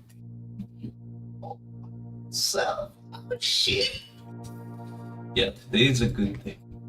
Thank you, everyone. All thanks to all of you, of course. You all cared enough to come by here. Could have been anywhere. They chose right here.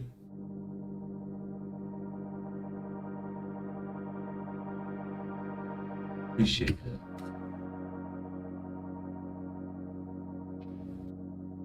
Huh?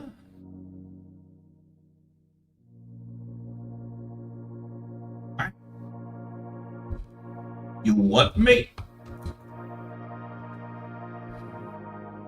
That's what happens when someone accidentally PMs you. You just tell them, you what, mate? I know that's a exit. Oh, okay. Alright, well, if anyone wants to make mind runes, message NIJNTJE now for 7x minds. Whatever that means. Whatever that means. Do I know? No. Probably 7 mind runes each trip for all I know. Nah, it's probably 7 per essence, right? That's not bad. Let me ask the ultimate question.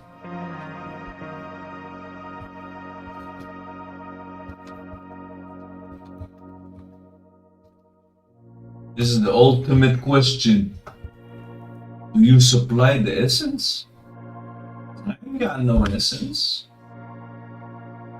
Then just wrong motherfucker. I ain't got none. Do I look like an essence miner to you? Do I look like a bot? I guess so. If you look at my character model, I kind of forgot to fucking change anything, but no. Ain't no bot. Look at this butt skin over here.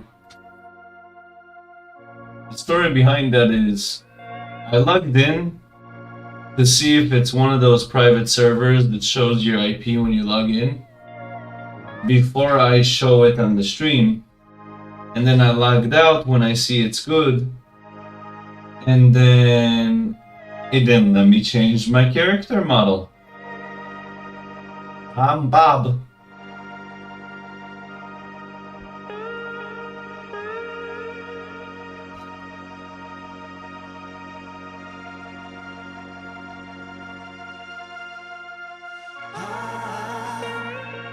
Hey yo, this music is kinda dope. What we got over here? Let me drop that right there for y'all. In case anyone interested. That's the music.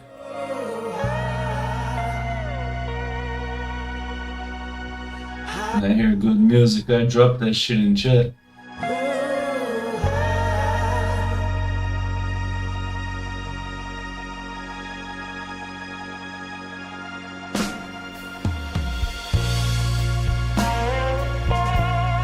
Turn up?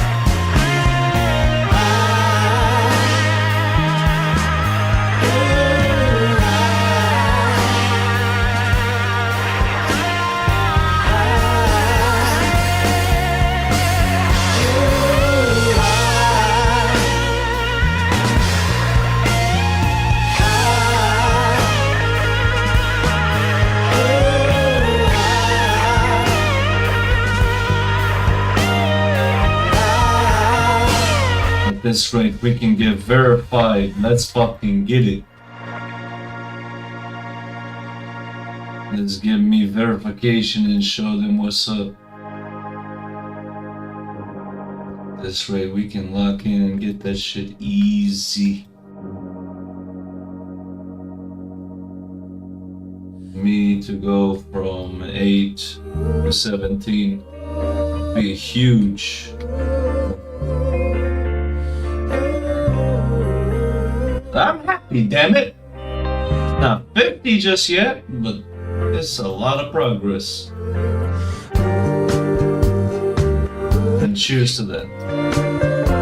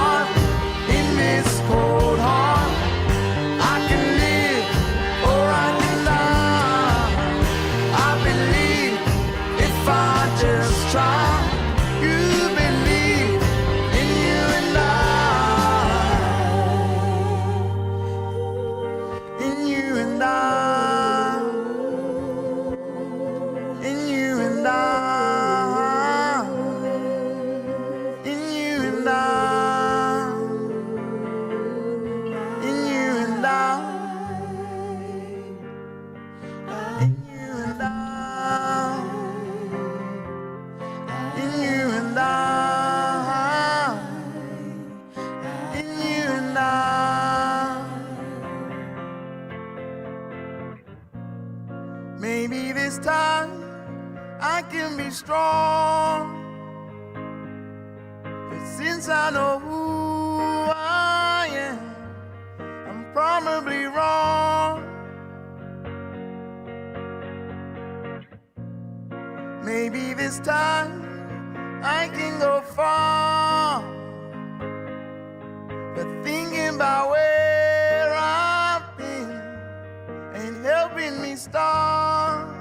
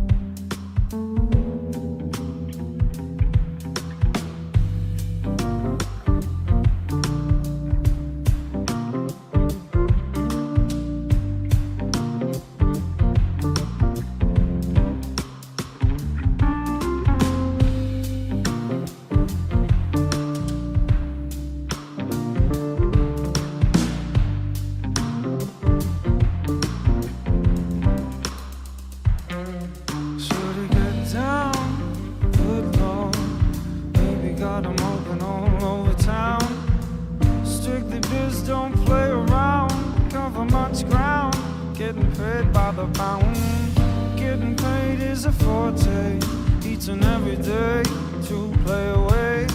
I can't get her out of my mind, yo. I think about the girl all the time, yo.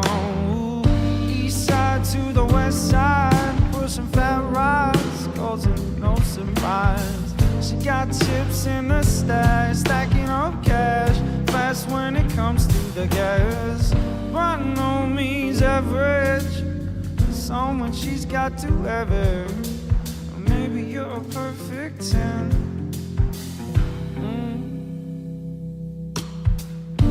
I like the way you work it, no, I gotta back it up.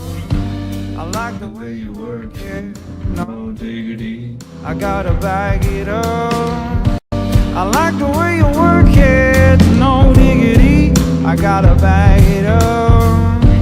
I like the way you work it, See, got class and style, street knowledge by the mile. Oh baby, never act wild, she's very low key on the profile. Something the tears are known. Let me tell you how it goes. Curves the word, spins the verb, and love is a curse. So freak what you heard. Oh way, oh way, oh. Oh way, oh way, oh way, oh. Oh way, oh way, oh way, oh. Man, that girl look good. Oh way, oh way, oh way, oh. I like the way you work it, no diggity, I gotta bag it up. I like the way you work it, no diggity, I gotta bag it up. I like the way you work it, no diggity, I gotta bag it up. I like the way you work it, I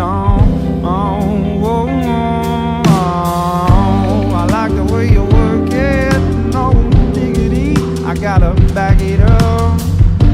I like the way you work it, no diggity, I gotta bag it up. I like the way you work it, no diggity, I gotta bag it up. I like the way you work it,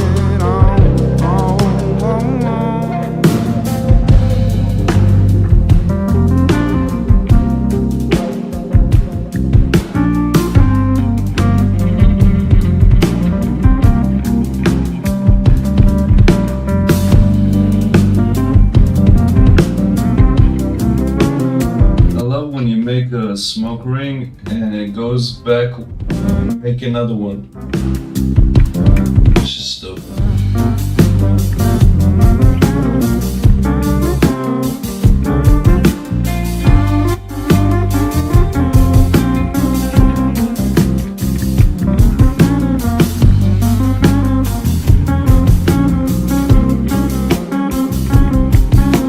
Like the trail from the ring makes a ring.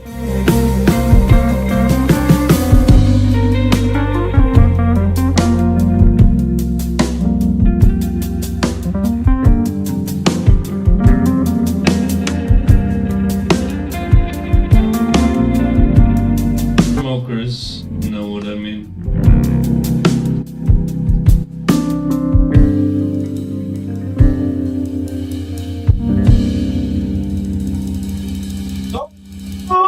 We're rich, bitch. I'm gonna bank just cause. Fucking years. Bad news blues. Okay, I'll refold. Yeet.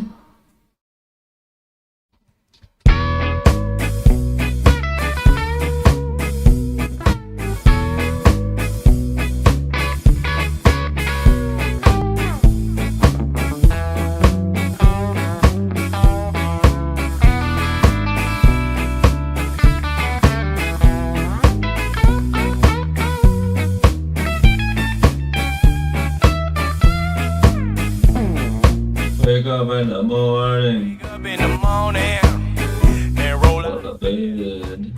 Head down to the kitchen and get myself fit.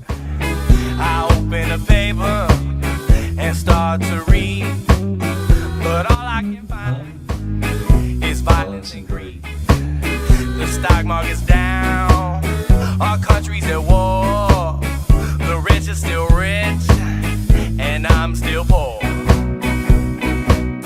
All of the articles just give me the blues. Nothing in the newspaper except for bad news, bad news. I got the bad news blues. I got the bad news blues. I got the bad news blues. Well, I guess that newspaper just ain't for me. So I put it down, turn on the TV. The morning news is on CBS, and as I watch it, I get more depressed. Cause the senator lied, and gas increasing cost, and a young girl died, and my ball team lost. All of the programming just gives me the blues. Nothing on the television except for bad news, bad news. I got the bad news blues. I got the bad news blues. I got the bad news blues. So I turn off the tube and I hop online, start surfing the web, and what do I find? Religious crazies who say the end is near, and conspiracy theories that fill me with fear. Less money for school, more money for jail, and my girlfriend dumped me through an email. All of the websites just give me the blues. There's nothing on the internet except for bad news, bad news. I got the bad news blues. I got the bad news blues. Got the bad news blues. Well, the World Wide Web just ain't my scene. So I go to the store, buy a magazine. The cover is nice, it look real flashy, but when I start reading, the content is trashy, full of worthless stories about movie stars who gained some weight or drove drunk in their car. All of the articles just give me the blues. Nothing in the magazine except for bad news, bad news. I got the bad news blues. I got the bad news blues. I got the bad news blues. Checking the market for prices.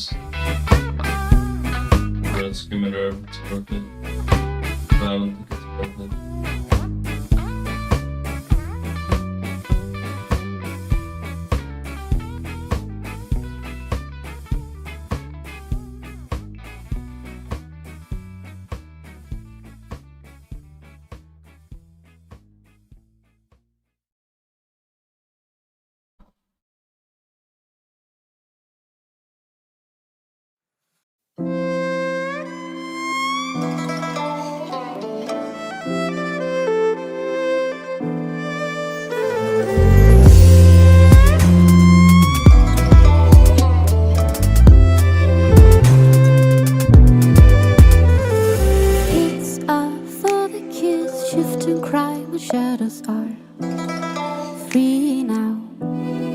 feel the ground.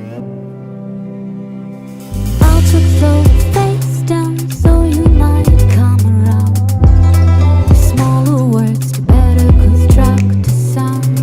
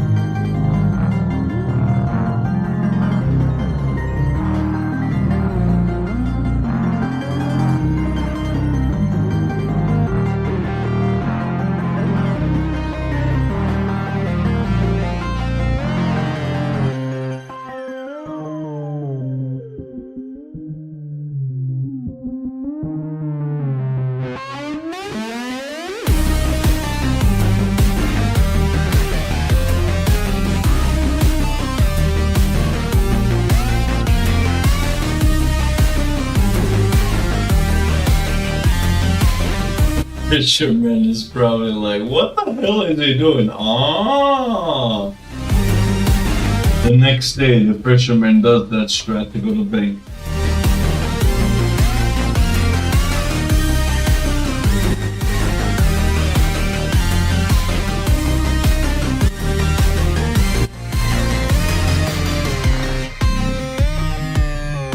I don't think it makes you go any faster, but it feels that way, so fuck it. Can I have one working ladder, for fuck's sake? I bought a ladder yesterday. You never enjoy it, because we got the world #1 bucket ladder thief. Yeah. He does it so well, he doesn't even notice. Joking.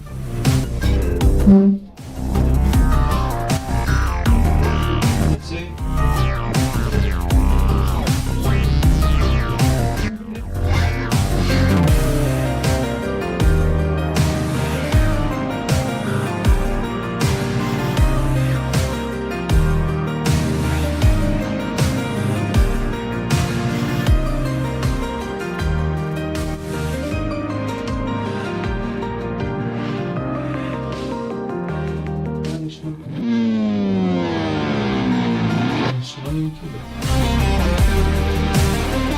Больше money.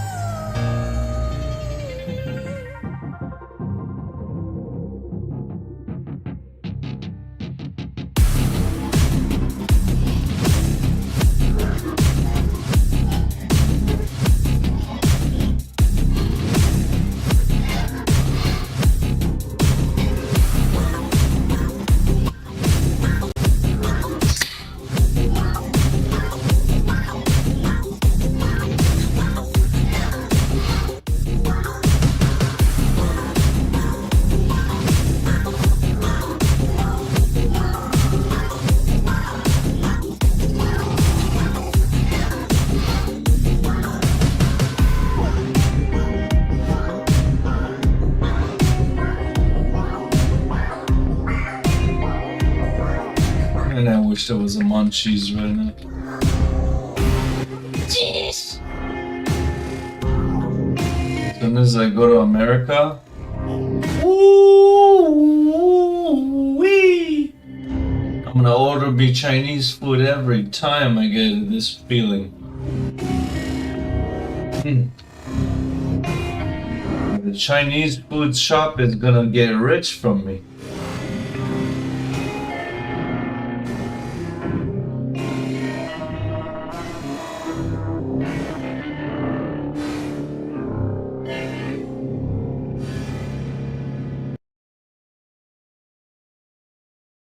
Crazy how much money in my past I've already spent on Chinese food alone.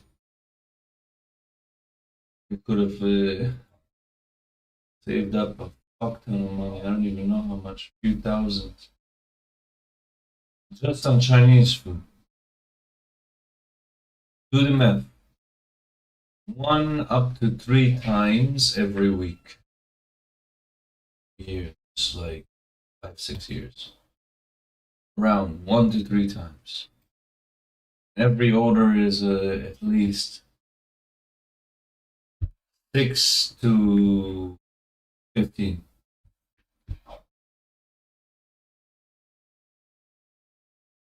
Sometimes more, but like on average.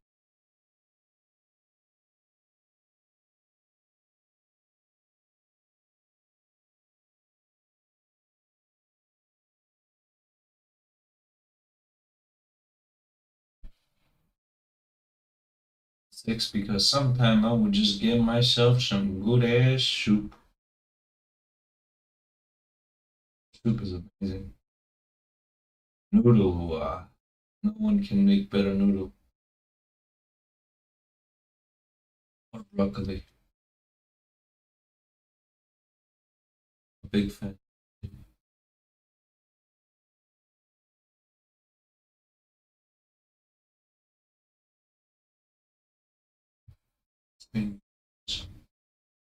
Chinese. No, actually, if it wasn't for my dad or my mom freezing Chinese food and bringing it in the luggage, then I would have not had it. But that's how much I love Chinese food. I had it brought from America to Israel twice, maybe 3 times already. That's how much I love it. When you buy Chinese food in America, send it over to your country, to your son, because he loves your Chinese, and not just any Chinese food. My parents went exactly to where I used to order, because they're the shit. Hell yeah. Even still remember the name. Golden Palace, I think. Good ass Chinese food.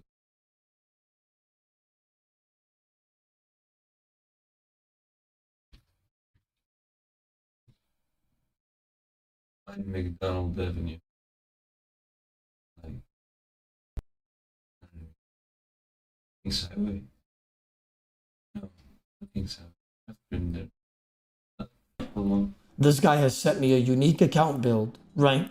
And I'm here to try to utilize it, try to get kills with it. It's so long, I forgot how the streets. Check. I'm gonna showcase the stats right now and show you guys why I'm on it. It's a Kings Highway is later. 72 HP, 50 Kings Highway. 20 defense, 83 range account. Now you guys are probably wondering, oh, It's so long. this account's some Zog shit.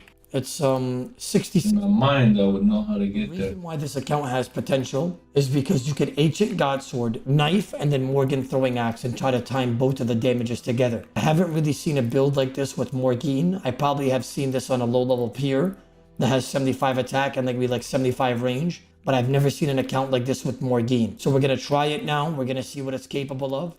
And most of all, have a nice day. Here we go. We're going to try out this account. This is my first time trying the account. So I don't know if this account is going to be good or bad. I don't even know if this is meta or cheddar yet just by looking at the stats. I never tried it, so I don't want to speak too soon. So here we go. Good luck, dude.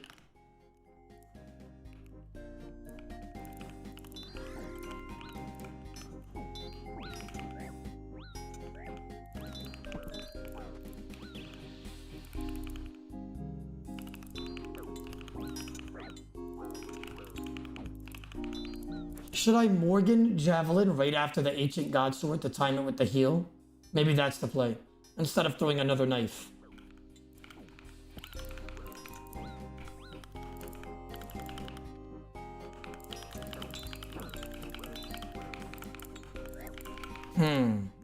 You know what I really hate about the burn? Is that you could tick eat it. That's the only thing I really hate about the burn that I think that they should actually patch, because it's just not... What's the word I'm looking for? It's not... I think I know what they can do. They should make it so whenever you do the ancient spec, it has a chance of instantly doing the damage, but it also has the chance of delaying it for that time, or even half the time. You know, the timer of how long it takes for the damage to come is randomized every time. And then you have the chance of the damage just hitting them instantly. Viable. That would fix it. If you... Because they have so much time. I just got one shot. I feel kind of naked. What happened? Now I really hate about Yeah, it wasn't. that. I think that they should actually patch because it's just not. What's the word I'm looking for?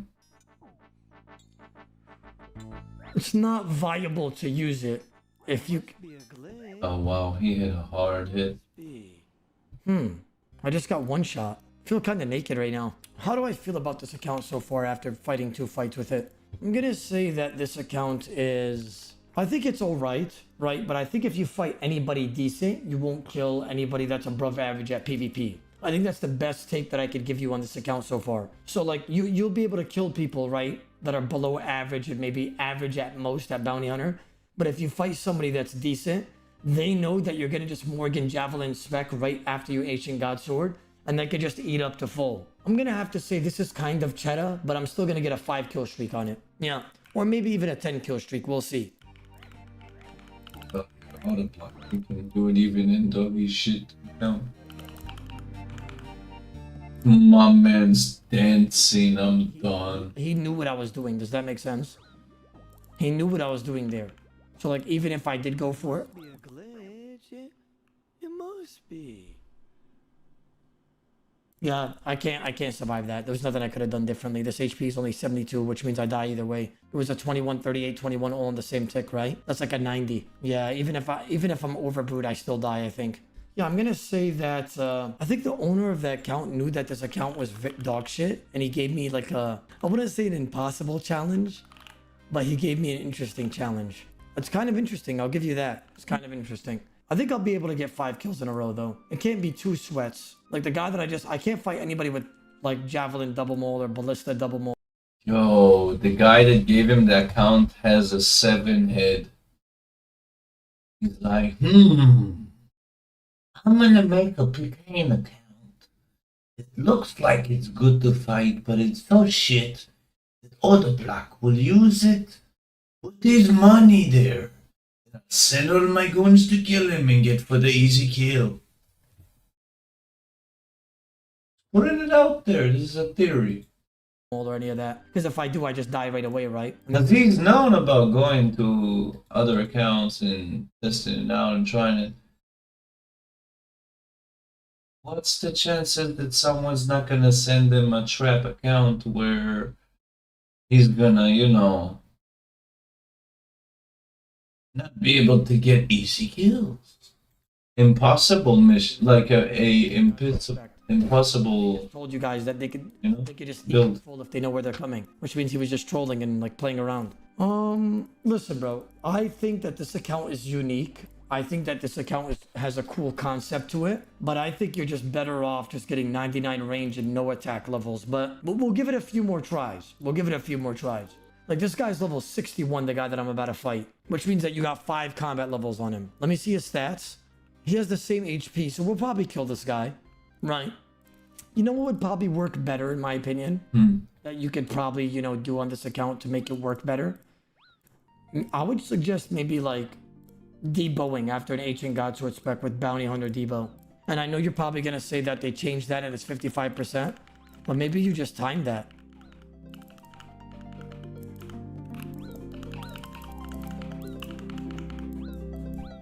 Want to see the stats on this? Better way to utilize the 25 damage. Let me see the Dark Bolt. Let me try to time it. Let's see if I could salvage this account's KO potential. So now I have Light Barrier on. I go in the fight with 95%. Here we go.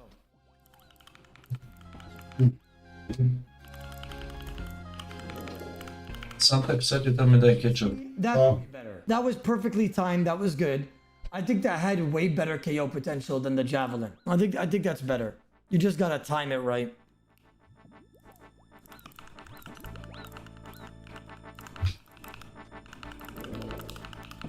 See, like that's clean. That's really clean. You know what I mean? See. Like that's way distracted. Perfectly timed. That was good. I think that had way better KO potential than the Javelin. I think that's better. You just gotta time it right.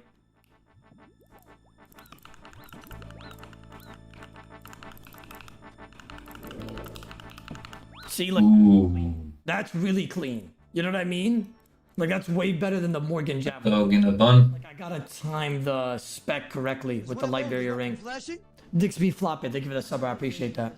6.7 mil that guy was risking, surprisingly. I think the way you get the value out of this account is to wear a light barrier ring, have your spec at like 95%, get to like 70% of the way to the next tick. Spec, you're gonna have 45%. By the time you depot, it's gonna be 55%, and that's the way you utilize 105% total. And I think that's the best way to utilize this account, would be Ancient Godsword and Debo. That's it.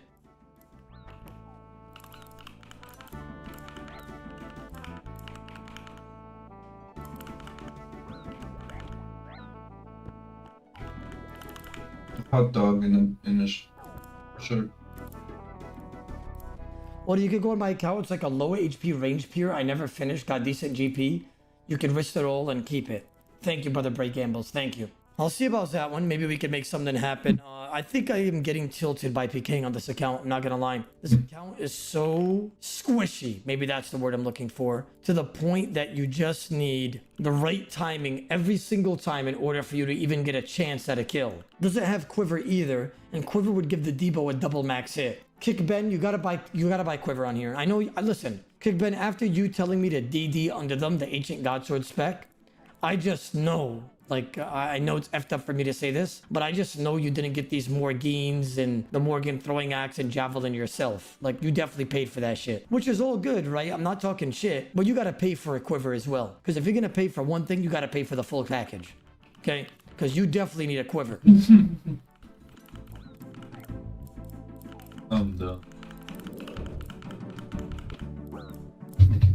Like, I'm not mad at you, you know what I mean? I just think that you should definitely get a Quiver and do the combo that I'm doing right now. It's gonna be your best KO potential out of anything else. This is a Athladal Infernal Peer, level 71. And he has an 85 strength with Infernal and 44 prayer. One Athladal and one double ball, you just die. Like that, like your account is so out of meta. Look how strong this guy is, and he's in your build. 85 strength, one Athladal to an Abi Mole, you get chanced every single time. Like, I'm sorry, brother, but your account is so out of meta. Like, it's really bad. It's made to die.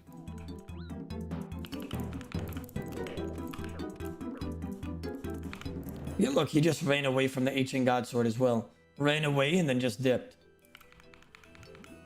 Imagine running away from his build. Do it now. Step 2 tiles back. Debo, and he's probably dead. See what I mean? You gotta do 2 tiles back as well to make a stack all on the same tick. But this guy is bad. That's the reason why he died. Right? I don't think that this account could kill anybody above average or even average at PKing. Hello, Sentinel. How you doing? What's this guy's stats? Wow. He's 90 strength, 50 attack. I'm dead. He could Gmaul smack double maul me and I'll get chanced every time.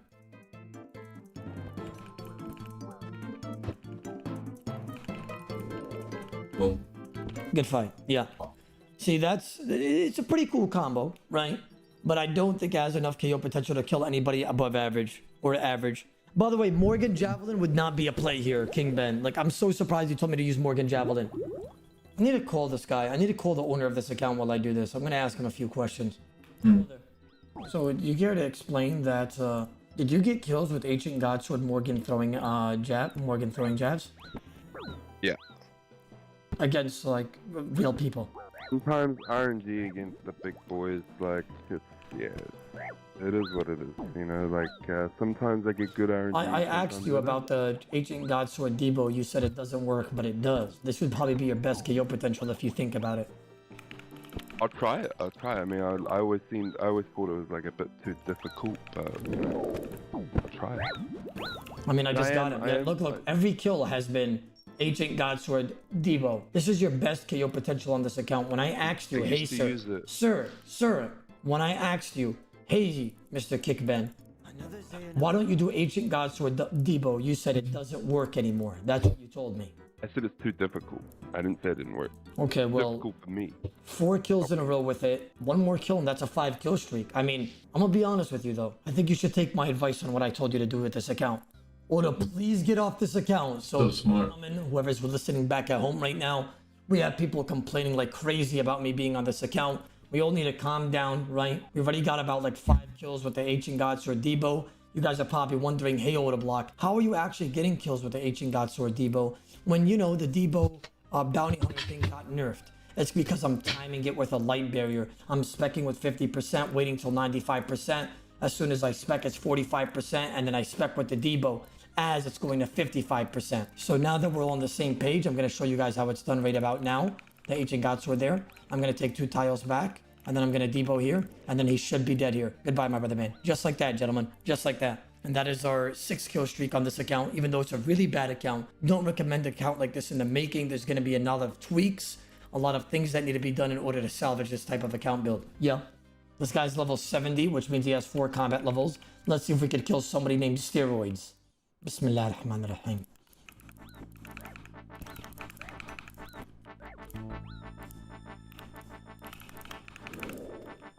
Ooh, that was clean. That was mad clean. I'm not gonna lie. I was excited on that one. That was mad clean. Like the 2-step in, the 2-step out, and then the Debo 1 tick.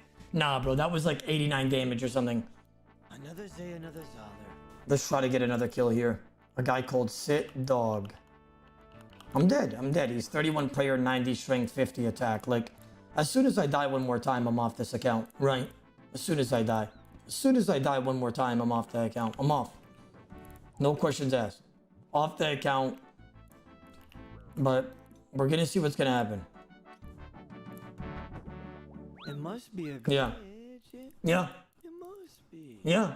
There it is. There it is. I mean, a 35 maul is half my HP. He didn't even max and I almost died. I mean, I did pop block myself because I misclicked, but I would say that with these stats and the HP level and everything, you have to go for a spec pretty fast before they spec you because your HP is so low. You have to spec on somebody before you do your fight because you need to be 95% and then about to be 100% as soon as you spec with the Ancient Godsword. And then that little time span that when the 25 procs like 4 ticks later, you have to Debo and that 10% is going to regain, and that's the only way to get really good kills on this account. More Javelin, in my opinion, wouldn't work out. It's too slow. The burn is just too slow with the Ancient Godsword heal. But even with that combo that I did, that I was timing and I was getting together, I will proudly say that this account is not good. I wouldn't recommend anybody to use it. It's a cool concept. I would say it's a little bit fun, but it just doesn't have much KO potential in my opinion. Thank you for letting me use your account.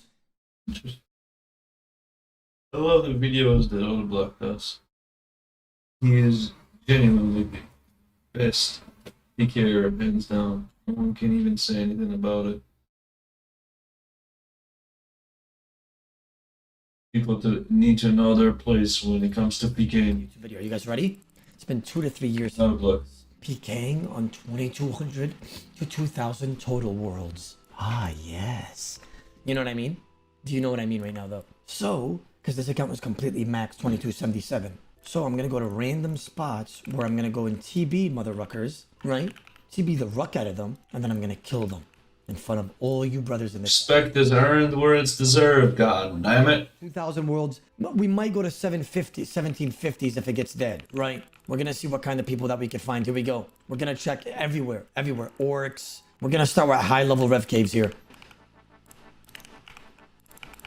I found one of them. I just double splashed. Storm the block, storm the block. I'm in world 396. Anybody that has a 2200 account, I'm in 396. Do not let this guy escape. I'll give you guys the loot. Whoever helps the most. Do not let this guy escape. Do not let this guy escape. If he goes to multi, you guys all gotta kill him. He's running away. He saw. Good job. You guys came and he's getting scared now. Good job. He's not going to multi anymore.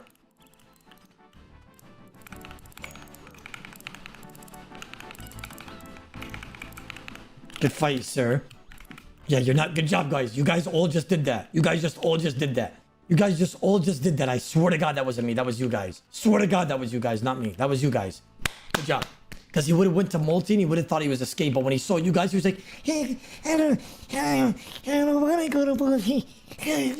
You know what I mean? Because he was afraid of you. He wasn't afraid of me, Chai. He was afraid of you guys. Because he knew the kind of power we held if we fought in numbers. That was my first kill in world 396 in the 2000 total level world. But the question is right now, Was the loot worth it? You guys are probably asking yourself, Soda, you worked so hard for that loot. Was it worth it, oh? Well, we're about to find out, brother. We're about to find out right now. Let's see the goodies.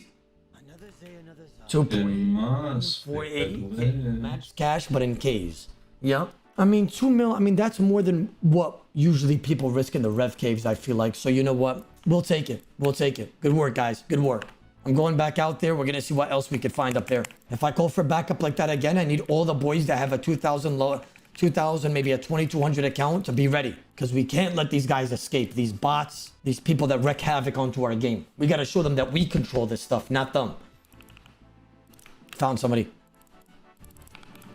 He might have escaped. I don't know if he got gapped or not. We're about to find out. Inshallah, he didn't. He didn't get gapped. That's so good. I need a big bow for here to kill him. Nice.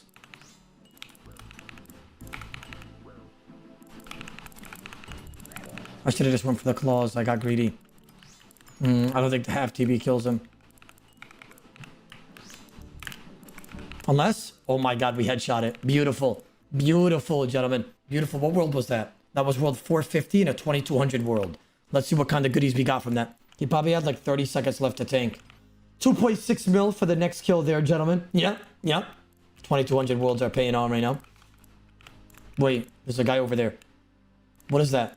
On world 450, that's a 2200 world as well. I got him, gentlemen. He thought he was safe in his Slayer task in a 2200 world. No, you're not, pal. Eat these D-claws. Do protect melee on the halberd, it's fine. Yeah, there it is. Go for the bow for there.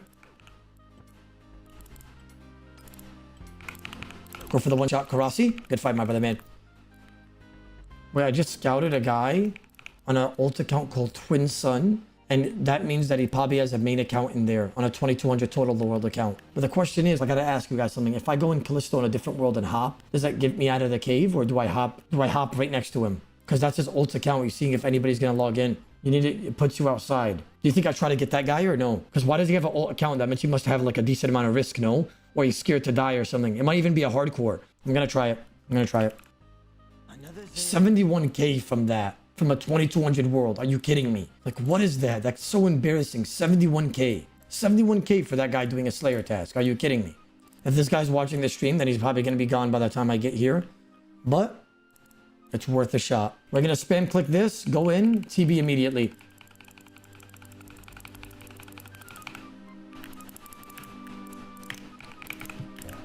Oh my god, he's fast.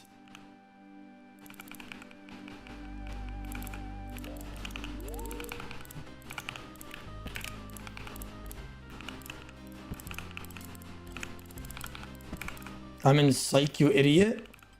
It's Oda, dumb. I don't care.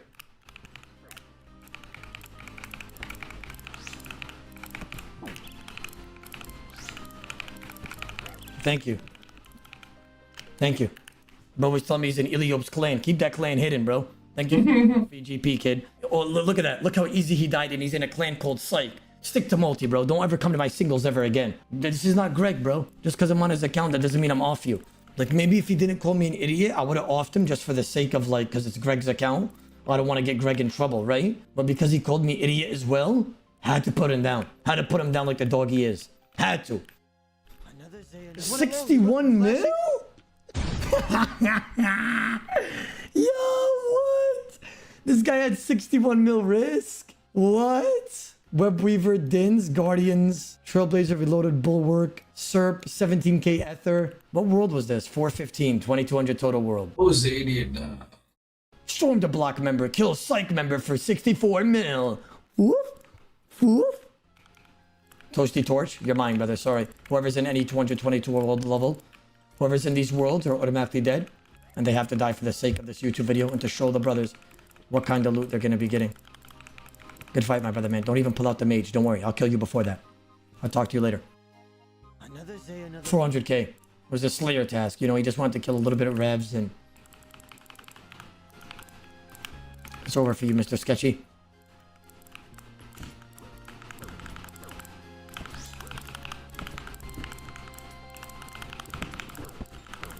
Had to, like, show off my nails first and then declaw the ruck out of him. Wait, what is that one? We have another guy right here. Give me another 40 and he could die. Nice. Claws. Halibert, please. Freaking beautiful, gentlemen. 2 kills, 1 envy. That's beautiful. That is ruckin' beautiful, gentlemen. We got 2 keys in the total level world. Let's see what these both are. Could be something decent. Some decent Zasher. You know what I mean? Oh, one of them was 15 mil. The guy that we killed with the heli hit was 15 mil. Whoa, these total worlds would be printing cash, no?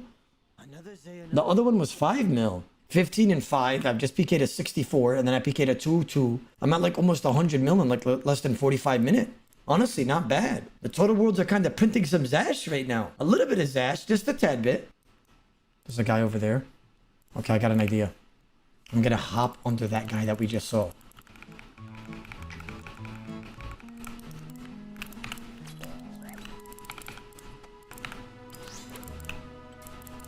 There's one at long. There's one. I'm flashing.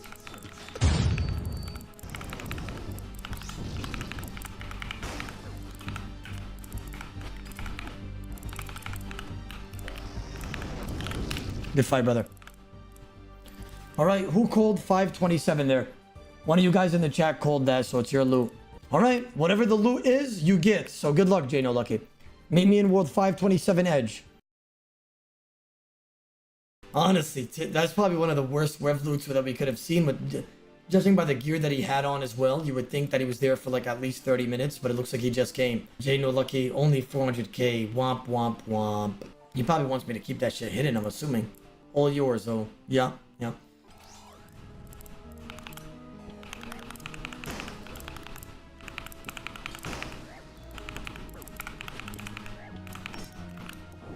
Whoever scouted that guy, you'll automatically get the lootation.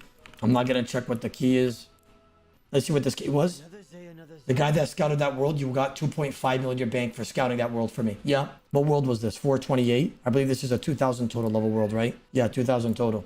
Or to use the purging staff, Baldy. I might have to. I might have to. There's one at long. I just splashed. Come on! You piece of shit, Jagex.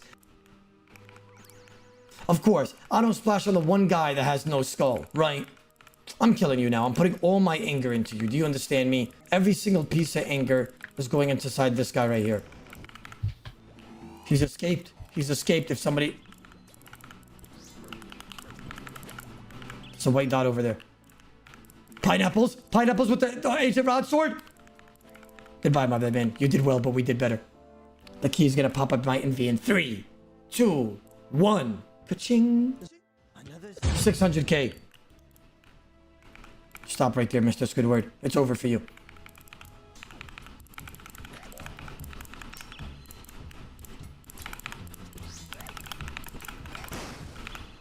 Smited? I wonder what I smited.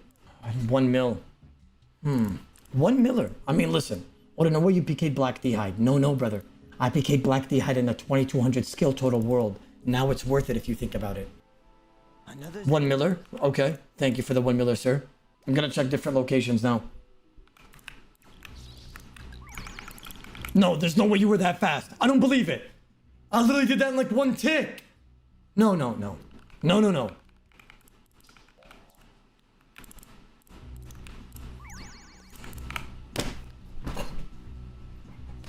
Like, bro, what the hell? Look what he said. He said...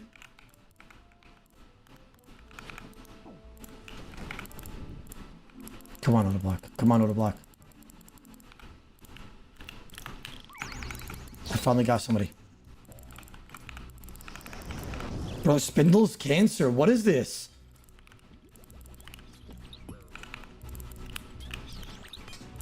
I'm breaking a stamina next time I go to Spindle. I'm breaking a stamina the next time I come here. 604k. Okay. Who's that? What is that? Oh, a PKer here? Sorry, brother, but I'm gonna have to kill you. Hope you understand.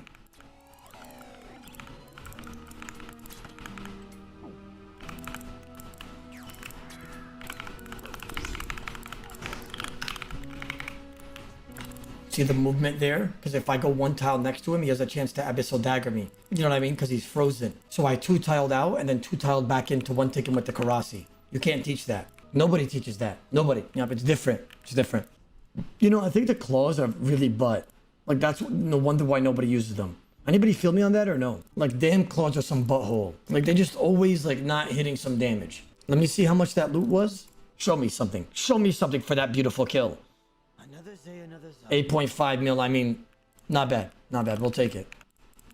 Hobba, I am not risking you. I am not taking you out of the game. No way this guy's back already. Is this guy just gonna keep re-gearing up with 8 mil risk? I mean, I guess I'll fight you again. But I'm never gonna give you a chance, you know what I mean? Really? I mean, yeah, you're attacking me again when I don't want to fight you. Are you stupid?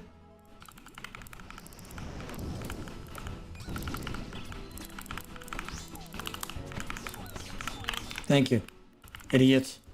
I don't know why he came back and like did that. Like, brother, I don't want to fight you. I already killed you once. Why are you coming back on the same world? What world is this again? 428, 2000 skill total. Another free 8 mil though, I'll take it. Another 8.5 mil, thank you, sir. That guy is just attacking me over and over again when I told you I'm not going to give you a chance this time. I'm just going to keep distance and attack you. You had your chance, but now you're attention seeking, attacking me over and over again. Thanks for the 17 mil. Thank you. We appreciate your donation in this live stream. Thank you. Okay, let's see this guy. Nathan, he's skulled. It looks like I'm going to have to KO him because I halved him. There's one at long, there's one. I'm flashing. There's one at long, there's one. I'm flashing. There's one at long. I got him. Beautiful. 43 surge into a 71 Karasi.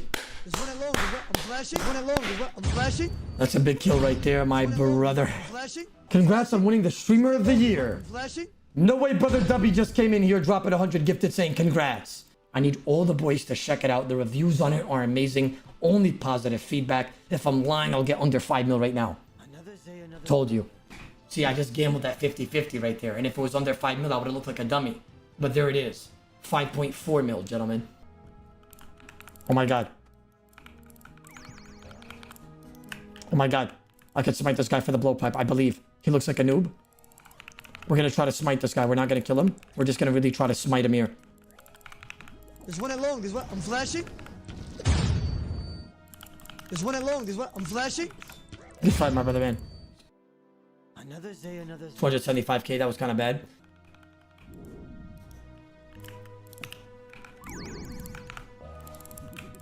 I'm gonna finish this kill, and then I'm gonna loot his shit. Nathan got an Ancient Emblem. I'm hella looting that, bro. TY Emblem, bro. This is what you get when you PK in a high-level world. People just fear you. You know what I mean? Thank you for the emblem, Rook.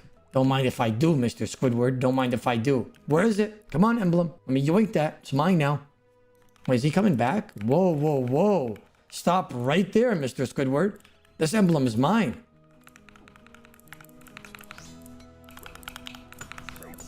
And your kill is mine as well. Next time, don't get greedy again, little rookie. Gosh, what was that about, trying to come back for that emblem? Now you lost like another 5 mil on top. The hell was that about? You guys seen that? The hell was that? Bro thought he was just gonna come in here with free clearance. You don't get clearance to come here. No. I need to get this emblem. Where is it? Oh, there it is. An ancient emblem, 2 rune plate legs. There it is. Good fight, brother. Good fight. Like, let's see what he lost. Like, was that... Like, how much is this emblem? This is the 500k emblem. So he came all the way back for a 500k emblem. What did he lose trying to be greedy, knowing I was there, trying to loot back a 500k Let's see. emblem? Let's see. Wow, he lost 7 times that amount that he was trying to be greedy for. It's shameless. 7 times that amount. You risked it all just to get a 500k item. Let me try to kill this one fast.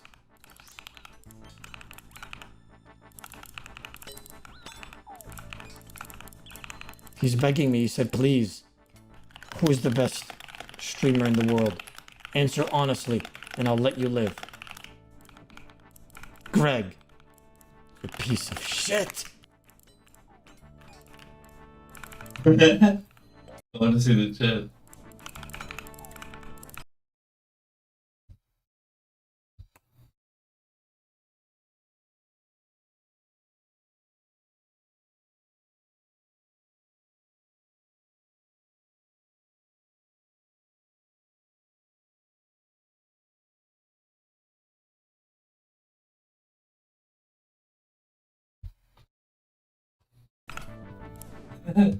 Sorry, Smashma. You got it wrong. You had to answer one question. You would have got it right. I said, who's the best streamer in the world? And you said Greg. And then you said, who are you? And I had to say Mr. Mammal. So now, anyone who thinks about the guy that ruined his day at Rev Caves, he's gonna go to Mr. Mammal stream and look at that guy. 1 million. Wow. The reason why I didn't want to die is because he gathered so much supplies from the Revs. And then it just got shut down by me. It sucks. It really does suck. There's probably people in my chat, like PVMers, that are like, it's like people like you. You know what I mean? Like mad salty that I just killed that guy. Because they could resonate with him. They probably PVM and do the same thing, and they're sad that they could, you know, that there's people like me out there ready to pounce on their soul. And it sucks. It's okay. Don't be mad at me, though. It's just the name of the game. What is that?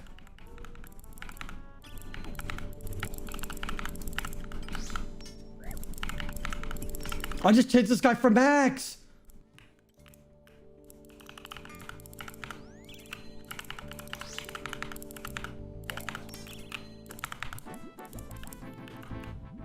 GG. He might be logging off here. Bro, I chanced him like sick. Like, I don't even... That would have been bank loot. Damn, you're a crazy AHKer, huh? AHKer? I'm literally streaming. You sound dumb now. Rematch?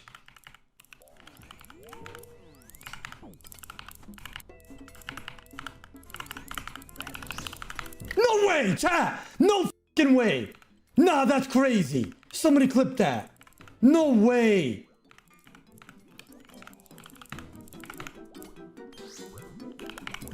Dead. Oh my god. Oh my god. Oh my god. There's no way. I need to go back in the VOD and go see what he just logged off. That's it. He's never gonna fight me again. I just hit. Bro, there's no way the Karasi failed us like that. There's no way. I could hit a 75 Karasi in this gear.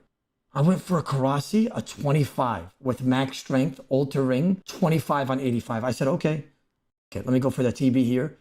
Put my tank gear on, 8 to England at 97. Went out, clicked the Bofa, put my ult.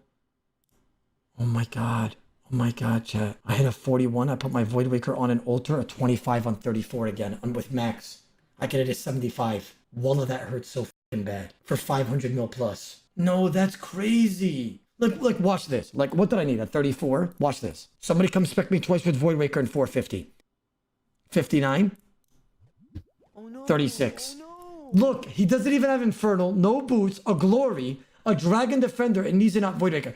I'm in max! I could hit 75s, and I hit a double 25. I don't know why I get punished. I swear to God, I don't know why I get punished. I swear. That guy's never gonna fight me again. I just don't get it. I just don't get it. Like, I just would have PK'd half a bill. Oh my God, I don't even want to repeat it. Like, I'm done repeating it, bro. I'm done. I don't even want to think about what just happened. Florida, have you fought Zik Lover today? I have.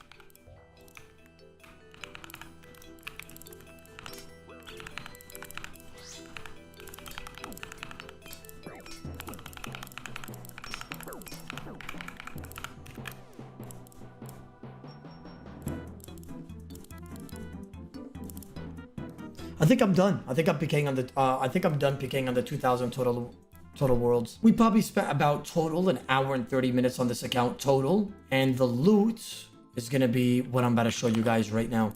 The loot is Another day, another dollar. This is the total loot of everything on the account in the last hour. PKing on the 2,000 world and 2,200 world total worlds. 122 mil. Honestly, that's not bad for the hour. Like just killing PVMers, not PKers. If I got that PKer, we would have been up an extra 500 mil. It would have been 600 mil plus. Can't believe it, a 25 on 34. That's cringe.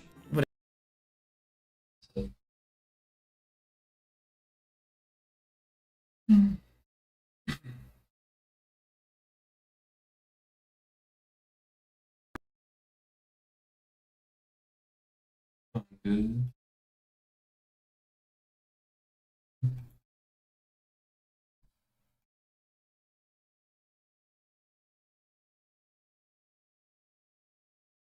Hey, how's it going? Welcome to episode 2 of 2004scape.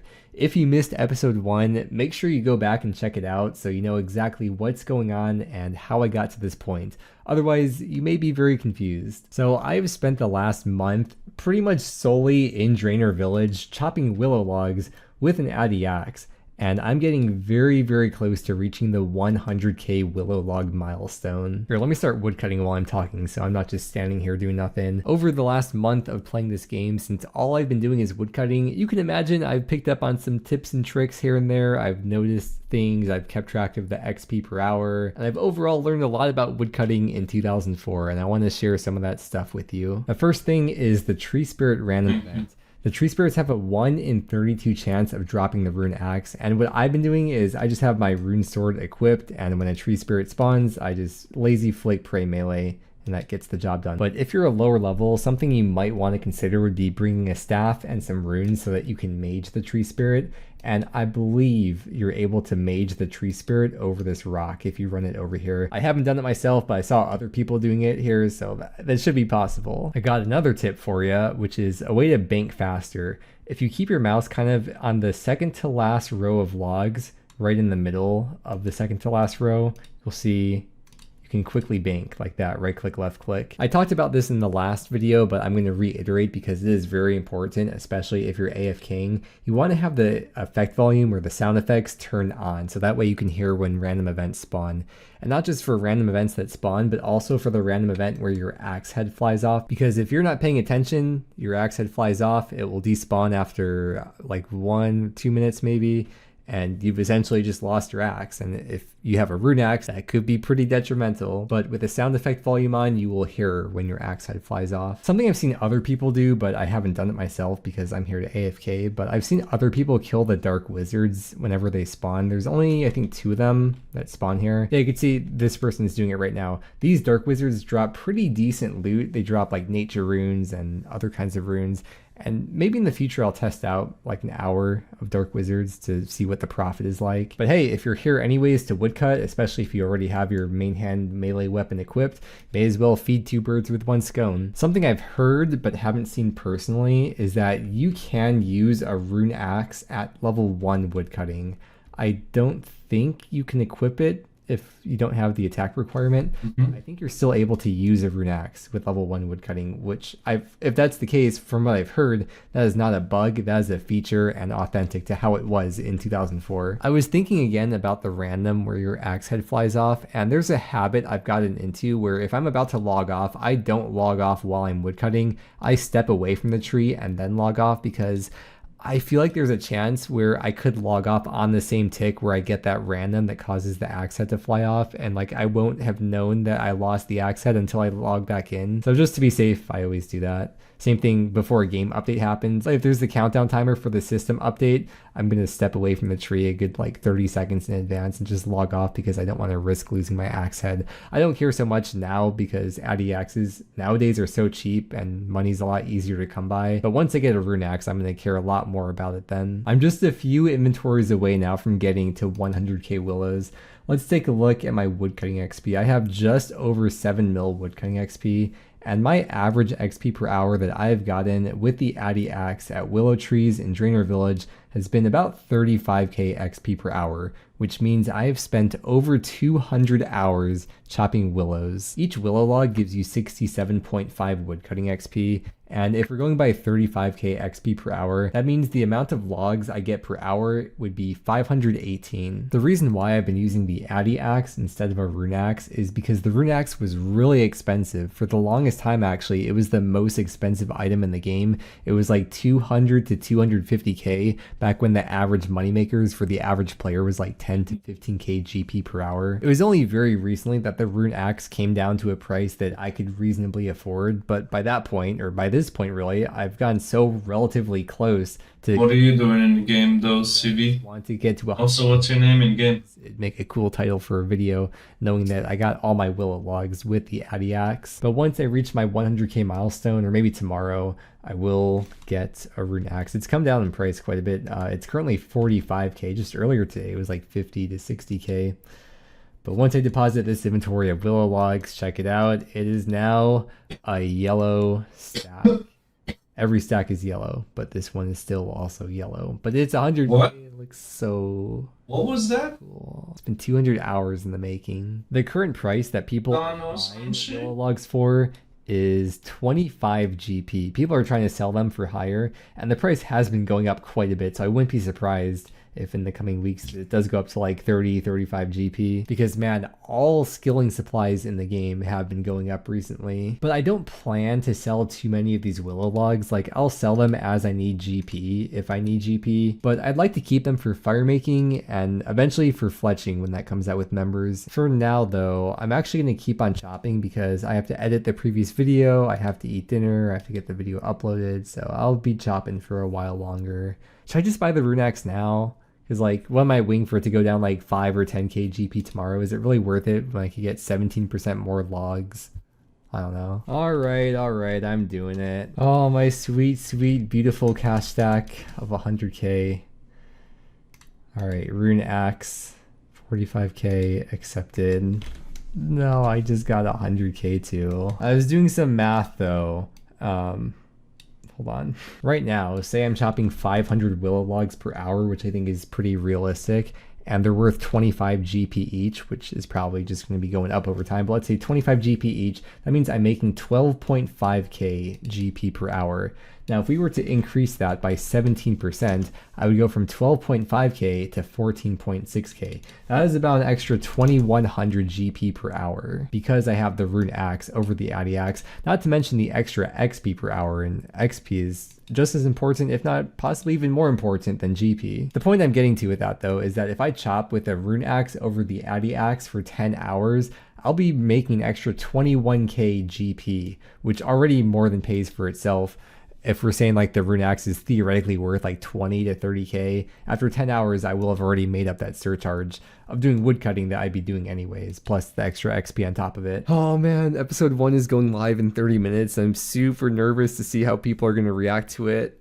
Today is also a big day because it's going to be my first time training a skill that's not woodcutting. I do want to do fire making in just a bit, but first, let's take one final look at the high scores because hopefully this will be my worst overall rank that I'm going to have ever again going forward, or at least for a while since I'm about to start actively playing the game again.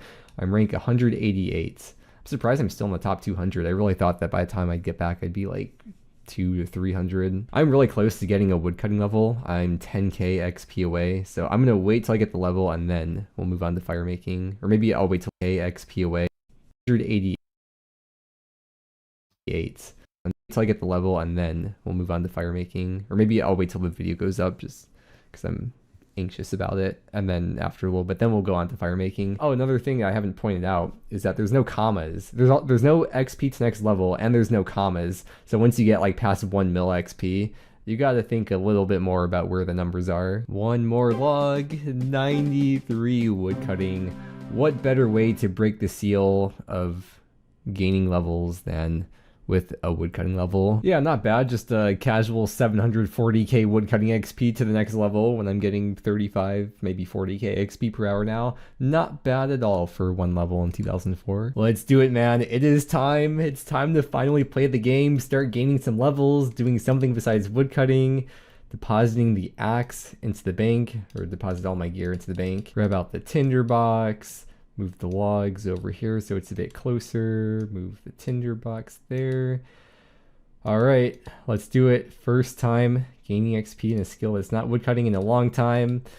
Currently 64 fire making. Let's see the levels start rolling in. Gotta turn the effects off. Effect sounds. Okay, I mean, technically I have gained other levels besides woodcutting because of prayer. Over the last month, when I first started doing woodcutting, I started at exactly level 40 prayer, and I've made it all the way up to level 45 just from genie lamps. I've gone a little bit beyond 100k willows. I'm at 102k, but it's gonna be very sad to see that stat go back below 100k. Dude, this is so cool to me that I can just play for 30 minutes and get a level. I don't have to spend days and days watching the XP slowly inch closer. Wow though, wow. 65 fire making, 777 total level. It's only up from here. I'll probably spend a while today doing fire making because this is meant to be like a woodcutting video and fire making is very adjacent to woodcutting, so I'm gonna spend a while fire making. That, and because fire making is very fast level, so it's gonna be super satisfying to get a lot of quick, relatively quick levels. With fire making, I think you can burn 1500 logs per hour if you're not standing around talking like I'm doing. If you're actually paying attention, it's like 1500 logs per hour. And with willow logs being 90 fire making XP each, that means theoretically fire making willow logs would be 135k XP per hour. And if Waze is my in-game name. Ah, I remember you. Yeah.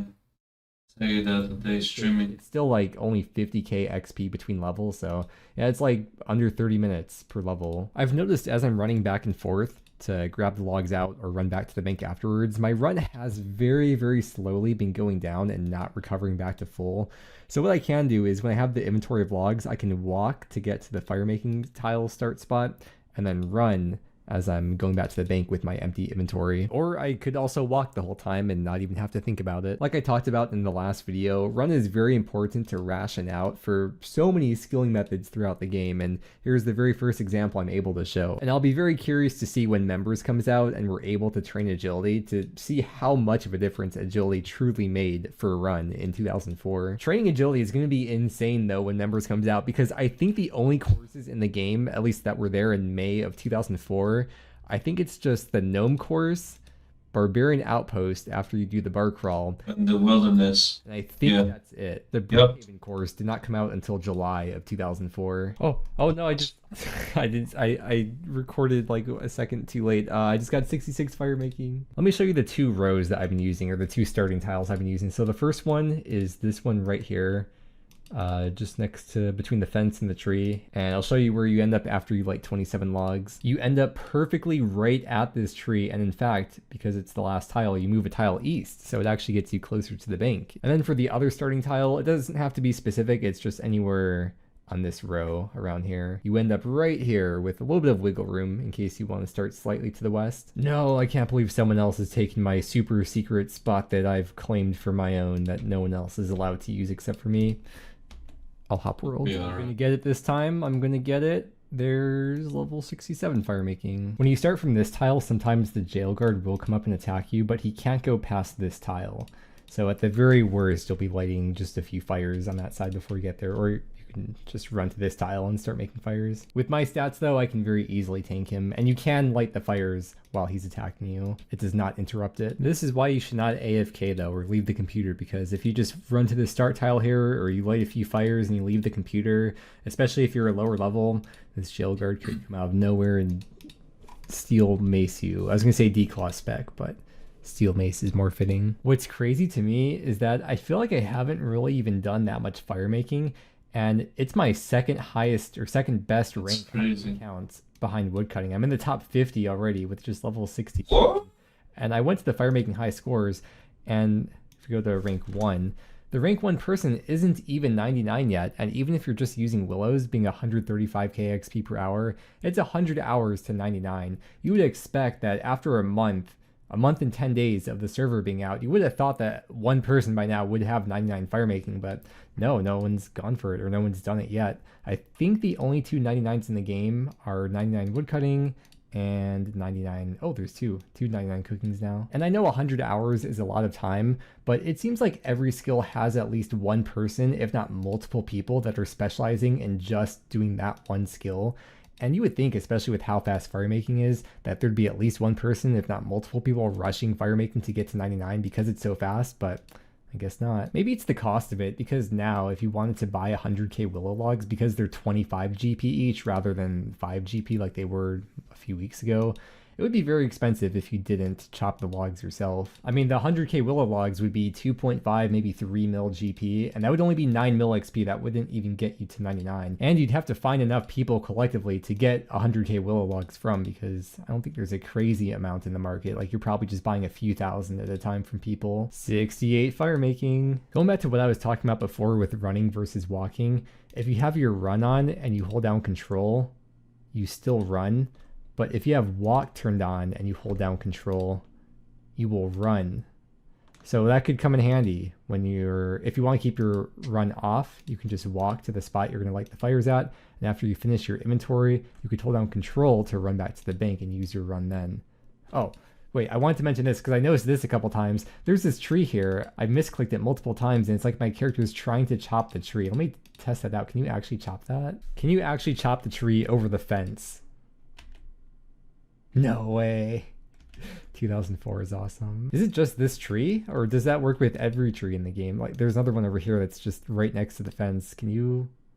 No way it works. No, it happened. The stack of willow logs is now below 100k. But I am still going to be going back to woodcutting to AFK probably every single day because I like to AFK while I eat dinner. And you don't want to ever actually go away from your keyboard. You don't want to leave the computer when you're playing this game unless you don't have anything valuable on you. But right now, with only having free to play unlocked, woodcutting is really the only low intensity activity in the game. There is fishing, like you can fly fish in Barbarian Village, but it's a long walk to the bank. It's probably not worth walking to the bank. Then you have to drop them, or you could also cook them, but if you cook them, you have to cook them one at a time. There's no make all or make X option. So until Members comes out in 20 or 19 days from now, I'll probably be doing at least an hour or two of woodcutting every single night because it's really the only low intensity activity in the game. But once the Members content comes into the game, I'm going to stop woodcutting with my AFK time and I'm going to have a new AFK. Added crown icons, which will appear next to a moderator's name in the chat log when they speak. A lot of this stuff isn't really documented online or it's hard to find. There's not a wiki that you just search through all the answers for. I am just going to use the lamp though because I would prefer to have extra inventory space for fire making. This is a very important level because it ends in a 0. Fun fact about RuneScape in 2004 is that there were no mod crowns back then. There was no silver, or at least in this iteration, May of 2004, there were no gold or silver crowns to specify if someone was a JMod or a PMod when they typed in game. I'm not trying to brag or anything, I got mods in my DMs. No, but I actually was so confused at first because I have my private chat set to friends. I was like, whoa, wait, who is this messaging me? Actually, this isn't even on the OSRS wiki. I had to go to the RS3 wiki to find this about player moderators. Apparently, according to this at least, player moderators or PMods weren't even in the game until June of 2004. There's an update we can click that goes along with it. June 14th, 2004. We are very pleased to announce today the introduction of in-game player moderators. To help you spot them in-game, they've added crown icons which will appear next to a moderator's name in the chat log when they speak, for both PMods and for staff members. Going back to this page though, this is so interesting. You can pause here and read this if you want to, but in 2001, there were 5 players that were added to be player moderators for RuneScape 1 at the time, and there was no way to know that they were moderators until they used the powers, because they had the same exact powers as the Jagex staff members had. They could teleport around the map and whatnot, but that team was disbanded in December 01. No, I just skipped through it again. The 71 fire making. We have the technology. We have the technology. I have the replay buffer up now so we can save this clip. Yes, yes. We have the technology. There's level 73. Another milestone that happens when you reach level 73 in a skill is you also hit 1 mil XP in that skill. It is dinner time for me, so I'm gonna go AFK woodcutting, but instead of chopping willows, I figured I should switch it up, and I want to try chopping yews because I have the rune axe now. My woodcutting is a pretty high level, and I've never tried chopping yews in 2004scape, so I at least want to test it out and see how it is. I don't know what the best spot would be to chop yews or what yews are closest to the bank. I know of Edgeville immediately. That's the first thing that came to mind. So I'm going to try it here. I see there's a couple people here already. I'll probably hop worlds to try and find an empty world, but the U-logs are coming in kind of, well, it's only been 2 logs so far, but they've come in pretty quickly. And yeah, turn the game sound effects back on. If we look at the price of U-logs, they're currently buying for about 200. And U longbows unstrung out for 384. So in preparation for members coming out, maybe the price of the U logs will be going up even more. Dude, these trees take a long time to respawn. I might just have to hop worlds now. Like, you might really need to get an empty world, or maybe find a 3 U tree spot or something, because it's taking a long time. I'm taking a look at the world map to find the spots for U trees, and I'm pretty sure all the U trees are marked with the tree icon. So the spots for yew trees besides Edgeville, looks like we have south of Falador, we have the Lumbridge Woods here, there's behind the Rock Palace, although there's no GE with the bank here for fast banking. It is a bit of a run. Behind the Lumberyard, pretty far away. It's been around 1 hour, or maybe close to an hour, because I did leave the computer a couple times to grab more food. But here's the amount of U-logs I got in this around 1 hour. I got 100, I had one in the bank already, so I got 166. It's probably at my level with the rune axe, maybe like 150 to 200 U-logs per hour. With the current prices, that means that I'd be making around 30 to 40k GP per hour, and the XP would be, it's 175 XP per U-log, so it'd be around 30k XP per hour. So it's like 3 times the GP per hour is chopping willows, but maybe like 20% less XP per hour. There is a lot of standing around though. Even when I'm just by myself, I'm waiting around a lot for the trees to respawn. And if there's even just one other person here, I mean, it's probably really not worth doing unless you have a world to yourself. I'm done woodcutting for tonight. Back to fire making. Well, little change of scenery. Doing some fire making in Edgeville here to get level 74. Wait, there's a space. Have all the level up messages for fire making had a space in it? I just noticed that now. I checked back in the clips and my last fire making level up also had the space in the chat box message. I'm looking at the XP to my next level and I'm getting to the point now where it's about 1 hour per fire making level rather than the 20 to 30 minutes it was 10 levels ago. I'm gonna go do my next fire making level in Varrock, but since I'm in Edgeville, I want to show you a couple of the differences that aren't in OSRS. The first thing you may notice is that there is no furnace here, and along with that, there's no door on the east side of the bank. In fact, in the beginning of OSRS, there wasn't even a furnace in Edgeville. It was added later on in 2015, which means even in 2007, or at least August of 2007, there was not a furnace in Edgeville. According to the RuneScape 3 wiki, the furnace was added to Edgeville in September of 2007.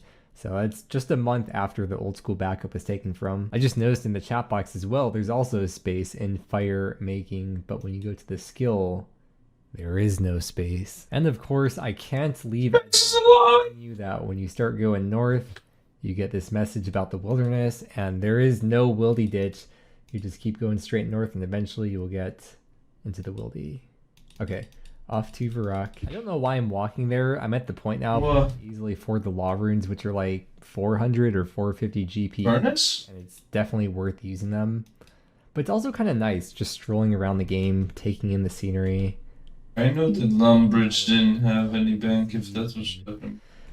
It's nice sometimes to just sit back and... He was talking about Edgeville Furnace. Whoa, wait, there's a random... I just got logged off, and I logged back in. And there's like random genies. It was so weird. It was like connection lost, and then I really wanted to make sure that I didn't accidentally skip through this level because I want to show this level up message when I get 75 fire making. When I click here to continue, you'll see there's a message. Members can now burn magic logs. This is very important to get this message because back in 2004, there were no skill guides when you click on the panels. So the only way you could find out that you unlocked something at a level is by actually getting the level. Or maybe by trying to do an activity that you can't do. I'm not sure, maybe it tells you the level that you need if you don't already have it. But other than that, I don't know if there are any other in-game ways to know what levels you unlock certain things at. But the great thing about the internet is that it makes communities get together and collectively put information together on websites such as Sal's Realm, RuneHQ, Tippet. I want to do an update where I'm at on the high scores, specifically for fire making. So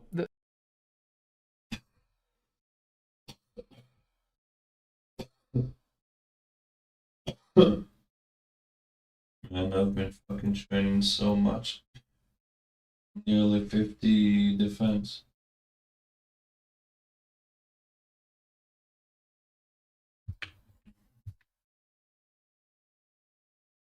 I want to take a break soon, baby. Watch some YouTube.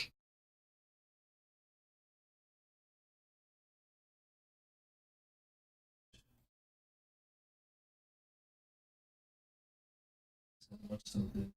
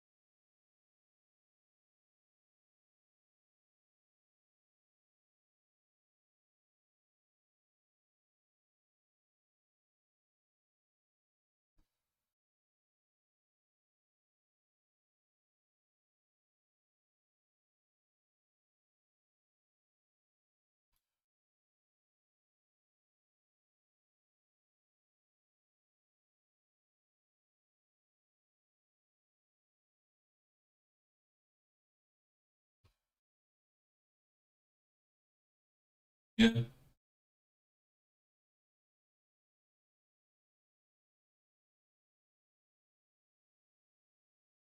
One bone at a time.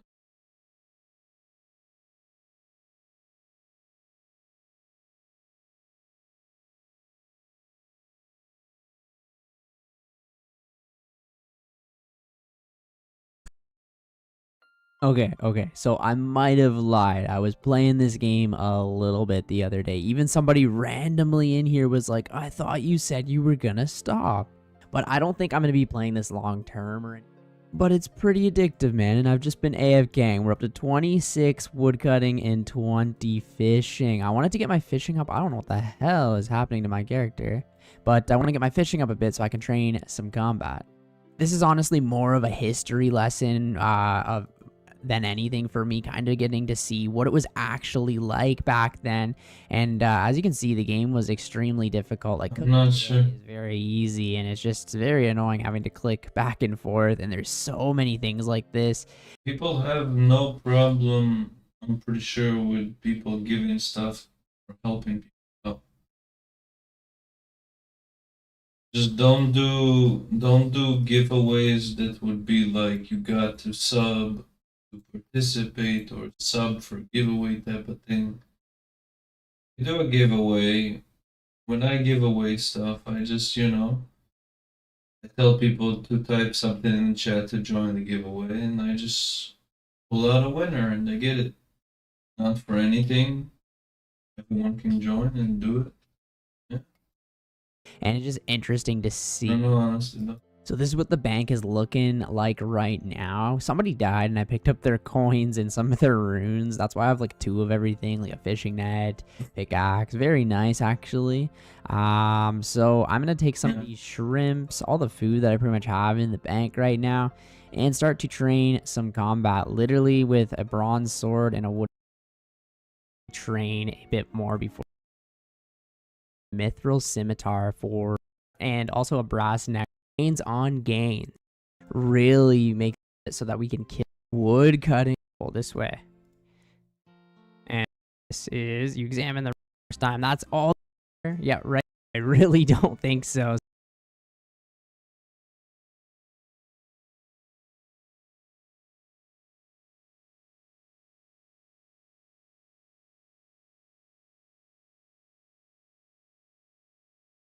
RuneScape just isn't the same game anymore in 2025. With the power creeps, updates that just don't quite fit, and a community of PKers using cheat clients to spoil the experience for everyone, it's been really tough for me to enjoy the game like I used to.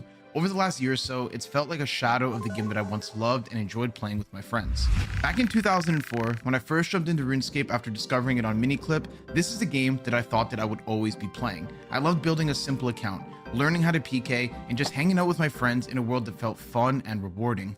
So when I saw that there was a remake of the original 2004 RuneScape that had been released just last month, I was immediately curious. At first, I was worried that there would be some kind of custom changes or boosted experience rates, but no, I was wrong. It's all there. The good, the bad, and the ugly, just like the original game. Even the quirks like not being able to click on skill menus or track your quest progression, it's all part of the unique experience. The slow grinds, walking for hours, and quite honestly, the terrible quality of life gameplay. After trying out the game for just a couple of hours, I found myself hooked on the nostalgia. It felt like something that RuneScape has been missing for 21 years. A community of people working together, a grind that feels slow but incredibly rewarding, and a PKing scene that feels not only real, but dangerous and still fair. I'm going to be diving into this remake to see what it's all about, and I want you guys to come along with me on this journey so we can find out if the magic of original RuneScape can still exist after all these years. So let's start off where it all began, on Tutorial Island. And here we are at the beginning of everything, the character customization screen. It looks so different from how it does on the main game right now. There's so many different options. Everything looks so basic and out of date. And honestly, I love it. I can't wait to start up my character, and this is probably how I'm going to look for a long time because making money on this game is difficult, so we're not going to be doing trips to the Makeover Mage and getting pigtails on a male character anytime soon. And we're going to abuse the free runes in Tutorial Island as well. I'm going to get 3 magic. Mage is so hard to train in 2004. Runes are very expensive. Rune crafting is very slow. And of course, this game is free to play only, so I'm going to do everything I can to get as much XP for free as possible. And we are done with Tutorial Island. Look at the way that Lumbridge used to look in 2004. It's absolutely beautiful with the cobblestone tile pathway, and even the wooden shield has a weird ring around it. That there got removed sometime in 2004 as well, but I just love the way that everything used to look back in the game was bare bones. All right, so the best way to probably make some money is just to go do some wood cutting or early skilling. We got to get some items in this bank, and honestly, even their bank space is limited, so I'm going to get a couple levels up, maybe do some mining, and then from there, we can start doing some quests and getting some fast experience. We just finished a couple inventories in the Dwarven Mine, so I got a bunch of clay and tin ore. I had to get 15 in here so that I could unlock iron because I need it for the Dorix quest. Once we do Dorix, we should be able to go ahead and start the Night Sword, and that's when the grind really begins. The last and final item that we need for Dorix quest is some clay. I figured I'd just do a quick inventory here. I'm going to need some clay later for Dragon Slayer anyway, and now we can go ahead and get our very first quest point. There we go, Dorix quest is completed, and we got 20 mining as well. Now we can go and start the Night Sword, and this here will give us some crazy smithing levels. That way we can start to make our own armor. This quest is a special type of nostalgia trip for me because back in the real 2004, when I was just a little kid, I never wanted to cash in the blue-red sword for the quest rewards because I didn't want to lose it, and I didn't know if I'd be able to get another one. But here we know that we can obviously get another one later, and I can't really afford to keep extra iron bars in the bank, so we're gonna have to cash it in once completing this quest, bang out those smithing levels, and get to work, because the end goal for this video is to get all the quests done, and hopefully if we get this done, it's going to make everything so much easier. And just like that, we got 29 smithing. I can now create a bunch of different items, and that's exactly what we're going to do. Unfortunately, this game doesn't have the Stronghold of Security where you can just go and get a free 10k and then buy whatever you want. You got to either make it here or make the money for it. So that's exactly what we're going to do. Let's go make some armor, and then we can get to training and try and earn some cash. Look at my set. I'm kitted out, and this is where everything truly starts. We're now at the cow field, and cow hides go for quite a bit of money. Crafting is a necessity on here. It's the only way to get jewelry and certain types of armor. So that's exactly what we're going to do. We're going to be funding the cowhide supply to the rest of the game. I'm going to be training up my melee combat stats here, and then on top of that, I'll be able to bury these bones for prayer experience. There's no gilded altars or anything like that. The only way to gain prayer experience in 2004 is literally by burying bones, and the best bones in the game right now are big bones. So even getting a regular bone is quite a decent amount of experience. You would have ectofungus before we would have altars. To make my training faster, I'm actually going to go and upgrade my weapon first. I have a bunch of leftover ore in the bank that I can turn into bronze bars in order to sell in the shop, and that's exactly what we're going to do. I'm going to take these on over to Horvik's shop and sell these bronze plate bodies at about 80 GP each. Once I sell these, I should be able to get around 1k cash, and that should be enough to buy myself a steel scimitar in the Alcarid shop. Our first weapon upgrade of the series, and we just got ourselves a steel scimitar. It feels so nice to get that little accomplishment under our belt, and I do see that mithril scimitar in the shop. I'm nowhere near being able to afford it yet, but after killing some more cows, and by the time I'm 20 attack, I'm going to come back and definitely pick one of those up too. Okay, while I'm in Alcarid,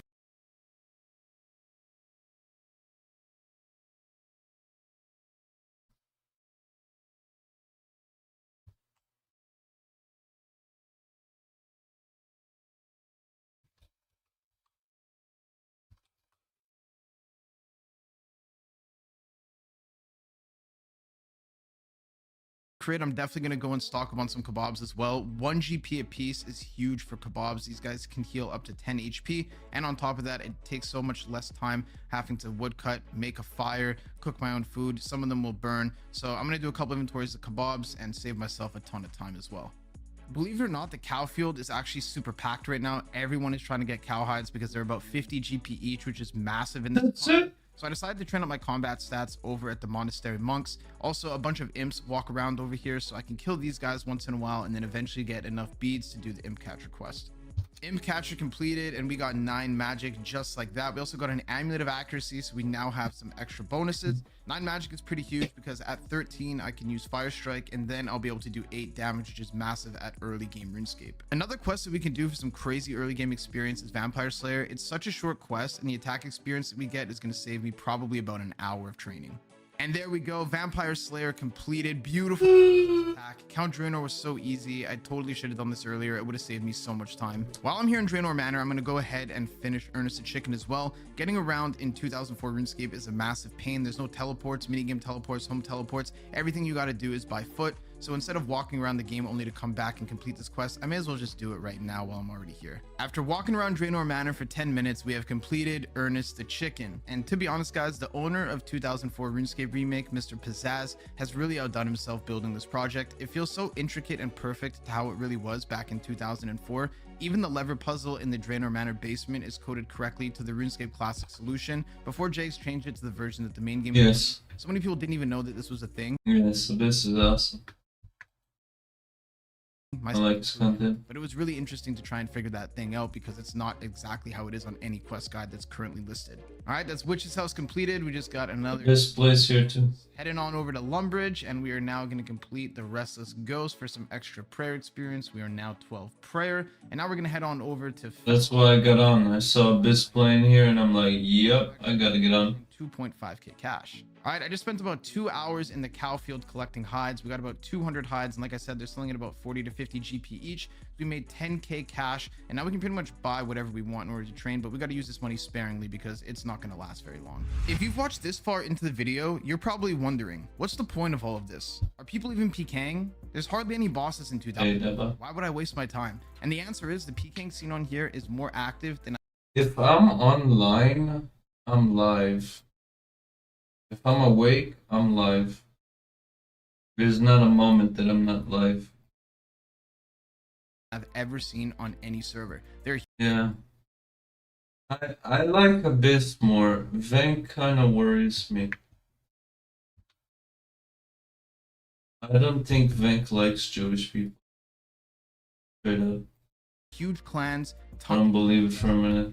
And the PvP scene He is believes a lot of every weekend propaganda about him. each other, and not only are these large scale battles fun and exciting, but they're also very profitable and rewarding. You can see at any point tons of people coming together, and it's actually a non-toxic environment. Clanning and PKing in RuneScape right now is at the worst it's ever been. Cheat clienters are everywhere. Every single person is toxic, and to be honest, the economy is just complete trash. The PKing ecosystem on the main game is absolutely repugnant, but on here it feels not only refreshing and fun, but it feels nostalgic and rewarding. That's why I plan on doing a bunch of PvP content on here, and hopefully this series lasts because I'm having a blast and there's so much action and so much stuff that we could be putting into these great YouTube videos. But before getting to that, I do find Venk entertaining and a good streamer, but great, so I decided to buy a bunch his there isn't a GE on this. the thing he was educated and taught about my people is so far from the truth and worrisome. Because the GP is really not doing But I'd rather stay away. Diplomacy has been completed. Once again, another little Easter egg in the 2004 version of RuneScape. You don't actually start Goblin Diplomacy in Goblin Village. You actually start it in Port Sarim in one of the bars, and that there was something that I had to figure out as well. It took me a bit of time, but we got it done, and after all, another quest off the list. Same thing with Prince Ali Rescue. This one here was a bit of a pain, but we managed to get it done as well. So many of these item requirements are really annoying without the GE. Walking all over the place to grab onions and make dyes is not fun, but we got it done, and we are one step closer to Dragon Slayer. That's Romeo and Juliet completed, Sheep Shearer completed, and the hardest quest of all, the Grand Master of free-to-play quests, Cook's Assistant, completed. The Rune Mysteries quest is now completed. Pirate's Treasure completed as well, and that's actually a decent reward. It's quite difficult to make money in this game, so getting a gem and some jewelry is always decent. Me and Vank worked together, and we finished Shield of Arav. You know who's really nice? Extra shield pieces. Maybe I'll be able to 25 buttholes. later in the game, and that should be pretty Extremely nice. find somebody who's buying to try and save time. One of the most Extremely respectful. in early game 2004 RuneScape is the steel plate body spawn. Which surprised me at first. With the intention I thought he wouldn't be. them late at night, but He's extremely nice. place and locking it down Wow. to try and get all of the reward money for Wow. That's the way the game should be. We are now fully quested and ready to do Dragon Slayer. This is going to be the most difficult quest to do. I don't have overheads, I don't have a lot of food, and I don't have the best stats, but I'm going to still give it a go anyway. I just have to get 10 crafting really quick. That way I can make an unfired bowl to try and get one of those map pieces. I called it earlier. I knew getting a couple extra Shield of Rav halves would be good money later in the game when someone was wanting to buy, and that's exactly what this guy did. I sold 3 of them for 1.5k. We just started Dragon Slayer, and this is going to be the toughest challenge so far in the series. I don't know how I'm going to be able to kill this thing without overheads and very low stats, but We'll figure it out. I'm sure there's a way to flinch it, and hopefully I just don't die in the meantime. Melzer's Maze was pretty easy. All I had to do is safe spot a couple monsters, but now is where we have to spend 10,000 GP to get our second map piece from Wormbrain. A huge blow to the account, but the experience and finishing every quest is going to be worth it in the end. And here we are for our... What is the broken shield for? We just have to go... What is the broken shield for? Anyone knows? That blue broken shield. Saw someone in the market trying to sell it for like 3K before.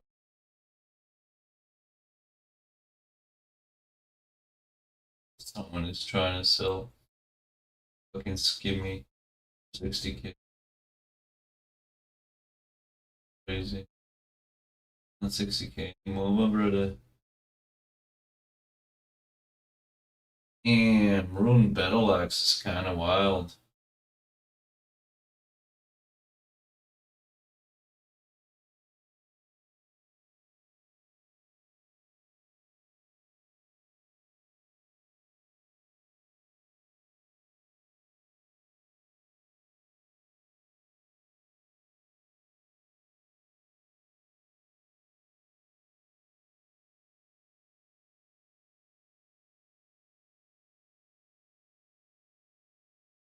$1K each.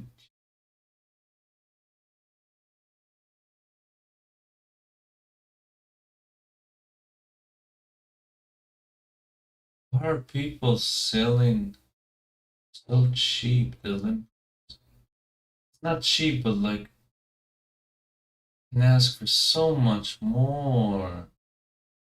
People are ruining the price of it. Stop selling limp roots for freaking 300, 400.